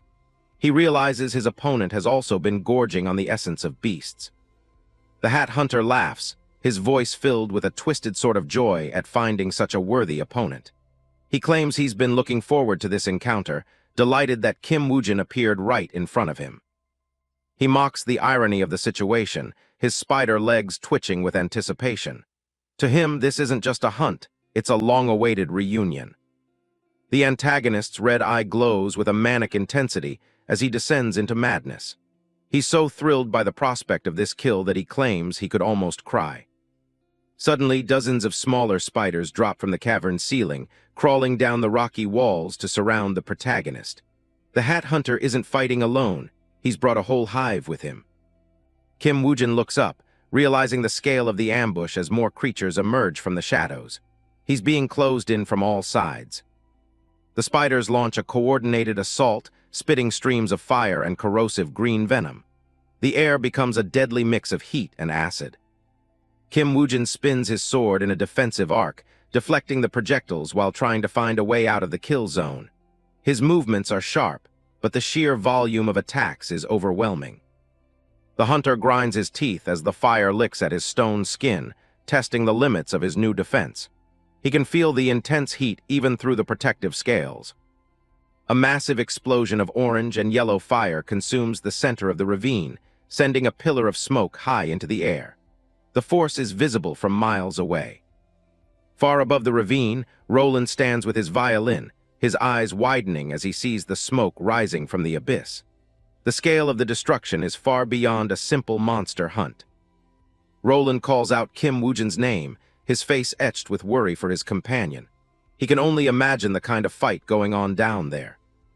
As the smoke and fire gradually clear, Kim Woojin crouches in a defensive stance at the center, both hands gripping his sword across his chest. Around him, the flames curl into roaring rings of fire, enveloping his smoke-shrouded body. The Hat Hunter watches with morbid fascination, impressed that anyone could survive such a direct hit. He begins to wonder if calling his opponent human is even accurate anymore. He notes that Kim Woojin has crossed a line that most hunters never even see. The protagonist has become something else entirely through his constant consumption of monster essence. Deep cracks have formed across the stone scales on Kim Woojin's arms, and small chunks of the armor fall away to reveal raw, singed flesh underneath. The defensive ability is failing under the pressure. Kim Woojin assesses the situation, realizing that the combination of gas and fire was a tactical masterstroke. He worries that even his stone skin might not be enough to withstand another blast like that. He realizes his opponent is a high-ranking dark priest, someone who knows exactly how to exploit an enemy's elemental weaknesses. This is no longer a fight based purely on raw physical power. Blood trickles from the corner of Kim Woojin's mouth, but his gaze remains sharp and lethal. He acknowledges that he underestimated the capabilities of his enemy. The Hat Hunter lunges forward with incredible speed, his spider legs pushing him across the rocky ground in an erratic, jerky motion. Kim Woojin barely has time to react. They clash again, the sound of metal hitting chitin echoing through the canyon. The antagonist uses his extra limbs to strike from multiple angles at once.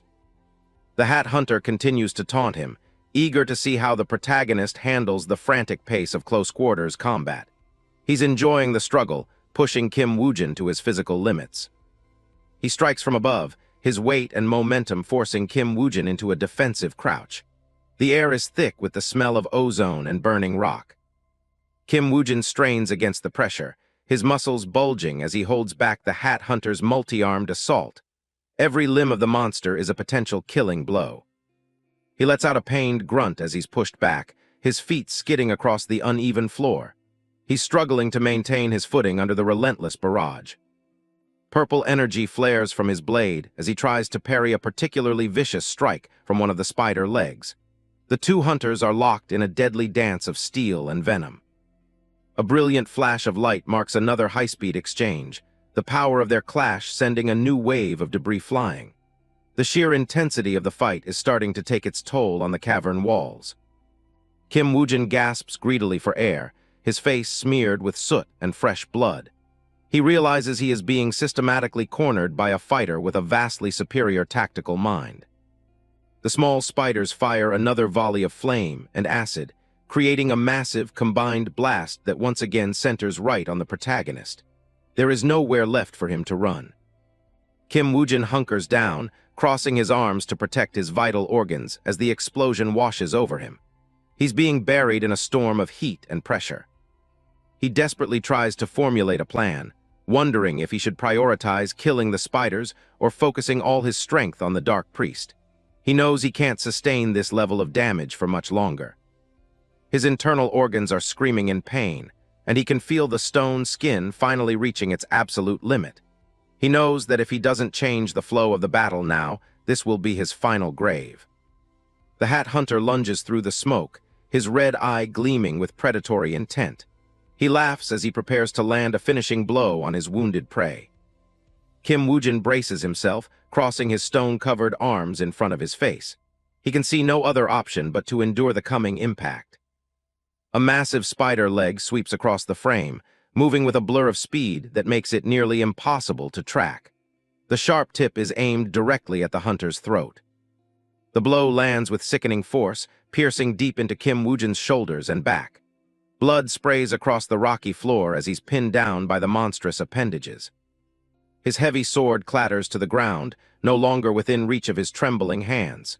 Kim Woojin's body is battered and bloody, his defenses finally broken. The Hat Hunter lets out a sharp, mocking cry of triumph as he stands over his defeated opponent. He savors the moment, his face twisted into a grotesque grin. He laughs uncontrollably, the sound echoing through the ravine as his spider legs hold Kim Woojin in place. The antagonist is delighted by the turn of events. The Hat Hunter looks down at his captive, his expression shifting to one of genuine curiosity. He finally understands why the others left the protagonist alone for so long. He acknowledges the skill and talent Kim Woojin has displayed, nodding that it would be a waste to simply kill someone with such potential. He sees a reflection of his own power in the fallen hunter. Kim Woojin coughs up blood, his head hanging low as he struggles to remain conscious. He is completely at the mercy of the man in the wide-brimmed hat. The Hat Hunter decides to make a special offer, his voice taking on a strangely calm and persuasive tone. He looks down at Kim Woojin, who has collapsed onto his knees in the dirt.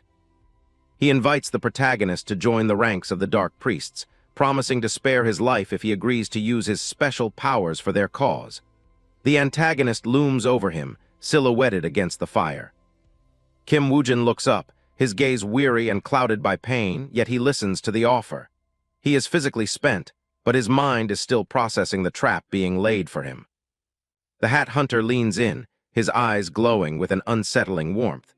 He tells Kim Woojin that he already knows how it feels to be special because of the unique skills he's acquired from monster cores.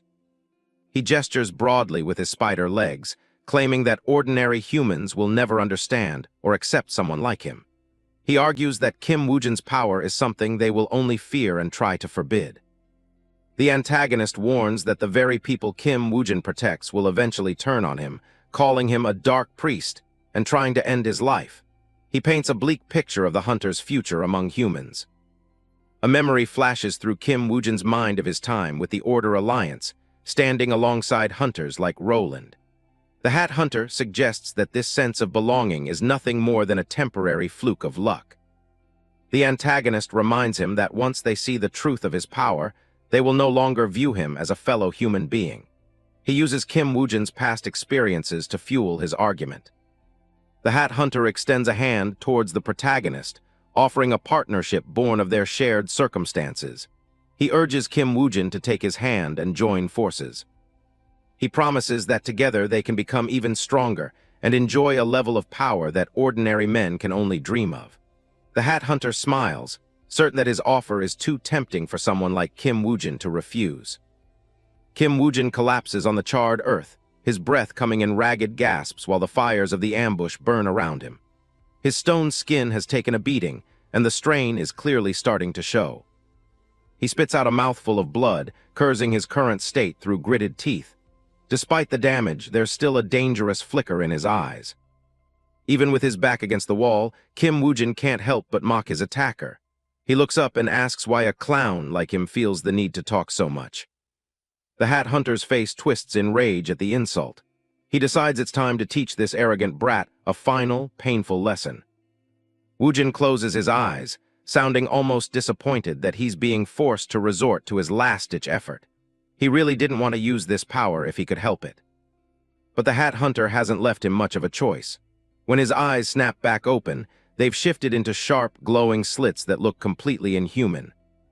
The crackling flames around him suddenly die down as the temperature in the abyss drops. A heavy, suffocating silence fills the area. A sudden gust of wind whips through the pit, carrying the scent of blood and ozone. The calm before the storm is officially over. The Hat Hunter pauses, his expression shifting from arrogance to confusion. He senses something massive shifting in the mana around them. A violent pillar of black and red energy erupts from Kim Woojin, shattering the stone floor. The shockwave tears through the abyss with raw, unchecked power. The Hat Hunter staggers back, desperately shielding his face from the intense heat and pressure. He can't believe the sheer scale of the energy being released. His eyes bulge in terror as he realizes what he's looking at. This isn't just a surge of power, it's a full-blown core rampage. Within the center of the storm, Kim Woojin's body begins to warp and change. The gray scales of his stone skin fuse into his muscles, becoming a permanent, monstrous armor.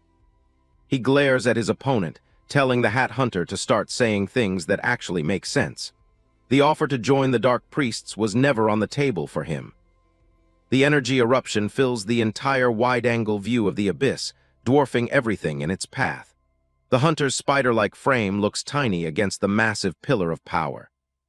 Transformed and towering with clawed hands and glowing crimson eyes, Kim Woojin delivers the coldest line of the fight. He asks the hunter, "How could a wolf ever serve a dog?" Kim Woojin stands tall, his back covered in gray, cracked scales, while red energy crackles through the air. The power radiating from him fills the cavern, marking the peak of his transformation. He turns his head slightly, his eyes glowing with an intense red light. He's finished listening to the enemy's talk, telling the hunter to at least say something that makes sense. A sudden explosion of red energy surges outward, filling the chasm with blinding light and jagged bolts of electricity. The force of the discharge shakes the entire underground structure. Woojin stands fully revealed, his skin armored in scales and his eyes burning with a predatory fire. He scoffs at the idea of submission, asking how a wolf could ever be expected to serve a dog. The Hat Hunter's eyes widen as he stares up at the terrifying creature Woojin has become. He can't hide his shock at the overwhelming power that was being concealed this entire time. Desperate to reclaim the advantage, the hunter commands his spider children to swarm forward and incinerate the intruder. Two of the monsters lunge in, charging up glowing orbs of elemental energy. Woojin doesn't move a muscle, his red eye narrowing as he focuses his power. He calls out the name of his ultimate technique, Heavenly Punishment. Massive pillars of crimson and black energy erupt from the floor, reaching toward the ceiling in a violent display of force. The sheer scale of the eruption dwarfs everything else in the cave. The spider minions are caught in the blast, their bodies being torn apart by the raw energy before they can even land an attack. There's no trace of them left after the initial impact. Bolts of red lightning strike down from above, turning the cavern into a landscape of fire and electricity. The floor begins to melt and crack under the intensity of the assault.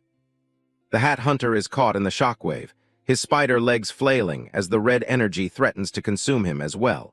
He's completely overwhelmed by the destructive force Woojin just unleashed. Bloodied and battered, the hunter realizes the massive gap in their strength. He can only wonder what kind of monster core Woojin could have eaten to possess this level of power. Through the dissipating red haze, Woojin's dark silhouette looms like an unstoppable force of nature. He isn't finished yet, and he begins to close the distance. Another shockwave slams into the Hat Hunter, sending him tumbling backward across the rocky floor. His spider limbs scramble for purchase, but the force of the blast is too much. Realizing survival is his only remaining option, the hunter's panic sets in. He knows he needs to get out of this cavern immediately before he's finished off. He turns to flee, but Woojin is already gone, moving faster than the eye can track. In an instant, the scaled hunter is standing right behind him, ready to strike. The Hat Hunter's face twists as he realizes his escape has been cut off. He didn't even see Woojin move, and now the predator is within arm's reach. Woojin's clawed hand snaps forward and latches onto the hunter's neck with crushing force. Red sparks jump between his fingers as he prepares to settle the score. With brutal efficiency, Woojin rips a spider leg clean off the man's back, spraying fresh blood all over the ground. He keeps a firm grip on the hunter, grinding him further into the dirt. There's no mercy in his gaze as he exerts absolute dominance over the man. Woojin proceeds to tear off the legs one by one, fresh blood coughing out from the Hat Hunter's mouth as he lets out a strangled roar. The onslaught is devastatingly ruthless, calculated to completely break the hunter's will to fight. Another powerful strike connects, sending more blood splashing against the cave walls. The hunter is barely conscious now, his 6 spider legs twitching uselessly in the air. A final slam sends the antagonist skidding across the floor, leaving a dark trail in his wake. He screams out in agony, his pride and body equally broken.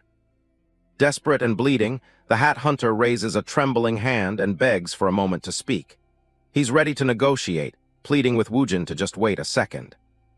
He tries to appeal to their shared nature, pointing out that they've both consumed monster cores to gain their strength. He suggests that talking things out would be far more beneficial for both of them. Woojin stands over him, silent and unimpressed by the desperate plea for cooperation. He finally speaks, telling the hunter that the only help he can offer is information. He demands to know everything about the other dark priests, his glowing eyes fixed on the man at his feet. This is the only leverage the hunter has left to keep himself alive. The Hat Hunter is incredulous, shouting about why Woojin is siding with humans when he uses the same dark powers as the priests. He doesn't understand why a monster would fight for the sheep. He warns Woojin that the humans will eventually abandon him once they see his true form. He can't wrap his head around why someone with this much power would choose to side with the weak. Woojin doesn't respond to the warning, his cold, reptilian eyes staring down at the hunter with absolute focus. The hunter's words mean nothing to him compared to the information he needs. Seeing no other choice, the hunter finally breaks and agrees to tell Woojin everything he wants to know. He starts to talk, looking for any way to stop the next blow from falling. But it's too late for talk. Woojin delivers one more punishing strike that sends the hunter flying back. He's finished listening to the man's desperate excuses. Woojin's profile is cold and stone-like as he looks down at his defeated foe. He reminds him that he only gave him one chance to talk, and that chance is now over. He unleashes a final, devastating discharge of red energy directly at the Hat Hunter. The cavern is lit up as the power of heavenly punishment is focused into a single lethal point. The hunter manages one last curse before the energy completely consumes him. He's vaporized in an instant, leaving nothing behind but ash and smoke. As the light fades, Woojin stands alone in the middle of the crater, his chest heaving. The battle is over, but the strain on his body is finally reaching its limit. The physical cost of the transformation sets in, and Woojin's scales begin to crack and peel away. They fall from his skin like shards of broken stone, exposing the raw flesh underneath. A thick stream of blood drips from his mouth as the internal strain takes its toll. His body is starting to fail him after being pushed so far past its breaking point. Now back in his human form, Woojin looks like a wreck, with blood streaming from his eyes and mouth. He can barely stay upright as the adrenaline leaves his system. He looks toward the light, his vision blurring and his breathing coming in ragged gasps. The scale of the destruction he caused is finally apparent in the quiet aftermath of the fight. His strength completely gone, Woojin collapses into the center of the massive crater he created. He hits the ground with a dull thud, his body finally giving out after the ordeal. Lying on the cold stone, he stares up at the cavern's ceiling with shallow, heavy breaths. He mutters to himself about how exhausting the battle was before his eyes finally drift shut. Kim Woojin's eyes are heavy and blood flows down his face as he struggles to stay conscious. He thinks about how using this ability even for a moment has taken a massive toll on his body. His vision blurs, focusing on the cracked stone of the crater floor as his strength fades. He knows he can't afford to fall asleep here, but his eyes are already closing. Roland and a knight reach the edge of the pit, peering down into the darkness. They spot a figure lying still at the bottom and immediately prepare to descend. Roland stares down with a look of concern, his mouth open as he calls out to the man below. He seems relieved to have found him before it was too late. Roland and the knights surround Woojin's battered body on the crater floor. He urgently orders his men to bring a stretcher over so they can move him safely. A close-up shows Roland looking down at his friend, sweat beading on his forehead. He whispers Woojin's name, checking for any signs of life. Roland looks up at the massive, monster-shaped indentation on the cave wall, where green blood is still dripping. He wonders just what kind of battle took place here while they were separated.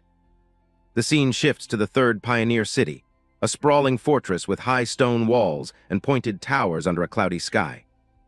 Bright sunlight streams through a large window, illuminating a quiet, well-furnished bedroom. A single bed sits in the center of the room, occupied by a sleeping figure. Kim Woojin lies under the covers, his eyes slowly fluttering open as the morning light hits his face. He looks exhausted, but the immediate danger has passed. He slowly pushes himself up into a sitting position, his silhouette framed by the bright window behind him. A soft groan escapes his lips as his body protests the movement. Woojin looks down at his hands and bandaged torso, his skin marked by numerous scars from the fight. He can hardly believe that he actually managed to survive that ordeal. A maid enters the room carrying a tray, her eyes widening in surprise as she sees the patient sitting up. She nearly drops what she's holding as she realizes he's finally awake. She immediately turns and runs back out into the hallway, shouting at the top of her lungs that the mercenary has woken up. Her footsteps echo against the stone walls as she spreads the news. Roland bursts through the door a moment later, his expression one of pure excitement.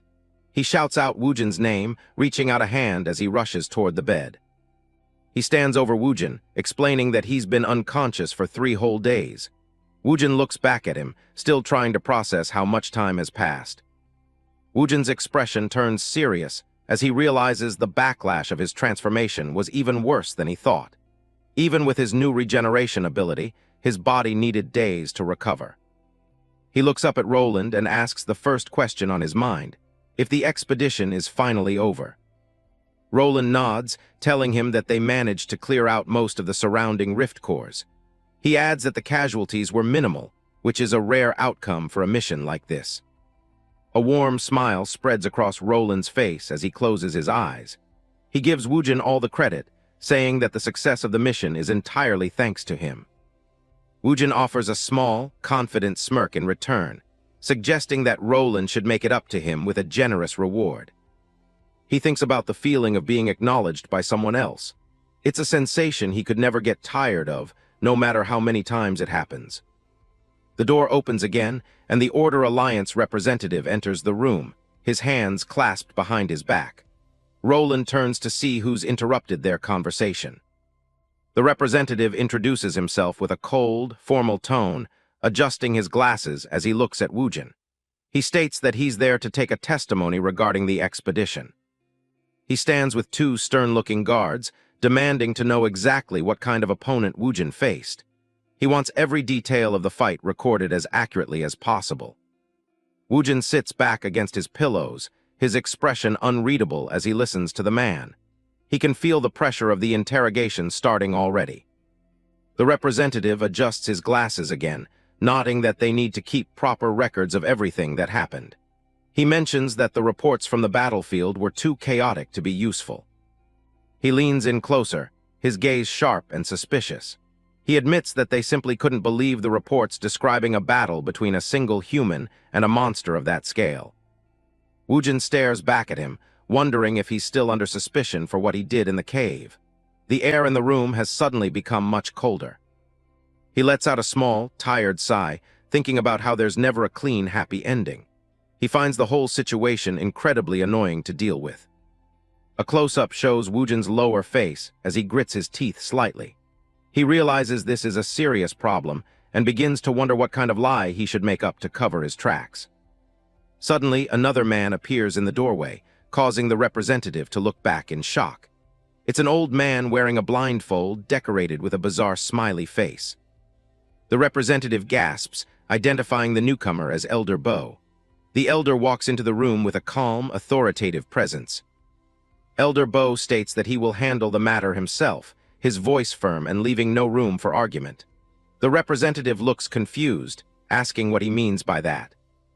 The elder's face is shown in close-up, the strange, smiley face on his blindfold contrasting with his serious tone. He repeats his command with more force. He told them to get out. The representative flinches, his face turning pale as he realizes he can't win this argument. He quickly stammers out an understanding and prepares to leave. Outside, the clouds drift slowly across the sky above the city walls. The tension in the infirmary begins to dissipate as the unwanted guests retreat. Through the large window, the elder can be seen sitting on a chair next to Woojin's bed. They are finally alone, and the atmosphere in the room has shifted. Woojin speaks up, thanking the elder for the intervention. He admits he was worried about being misunderstood since he had only just woken up. He watches the old man closely, thinking about how he's been unusually interested in him ever since their first meeting. He wonders what the elder's true intentions are. Elder Bo tells him not to worry, his expression softening as he speaks. He seems to be looking at Woojin despite the blindfold covering his eyes. He tells Woojin that he has decided to trust him, regardless of what form he takes. As he speaks, he reaches into his robe to retrieve something. Elder Bo reaches into his robe, pulling out an object that begins to emit a vibrant blue glow. Kim Woojin watches him from the hospital bed, his silhouette framed by the window as he leans forward in curiosity. Woojin's face is bathed in the blue light as he looks down in shock. He seems to recognize the peculiar energy radiating from the item in the elder's grasp. Elder Bo holds up a large, spherical monster core covered in numerous glowing blue eyes. Faint wisps of energy dance around the surface of the core, illuminating the room with a cold light. The elder explains that he took the core from the body of the dark priest that Woojin killed in the cave. He remains perfectly calm, his blindfold hiding any hint of his own thoughts. An extreme close-up of Woojin's blue eye shows the core's multiple eyes reflected clearly in his iris. He is speechless, realizing that the elder has just handed him a powerful and dangerous secret. Woojin takes the core in both hands, staring down at it with an intense focus. Elder Bo tells him that he secretly slipped it away because he had a feeling that Woojin might want it for some reason.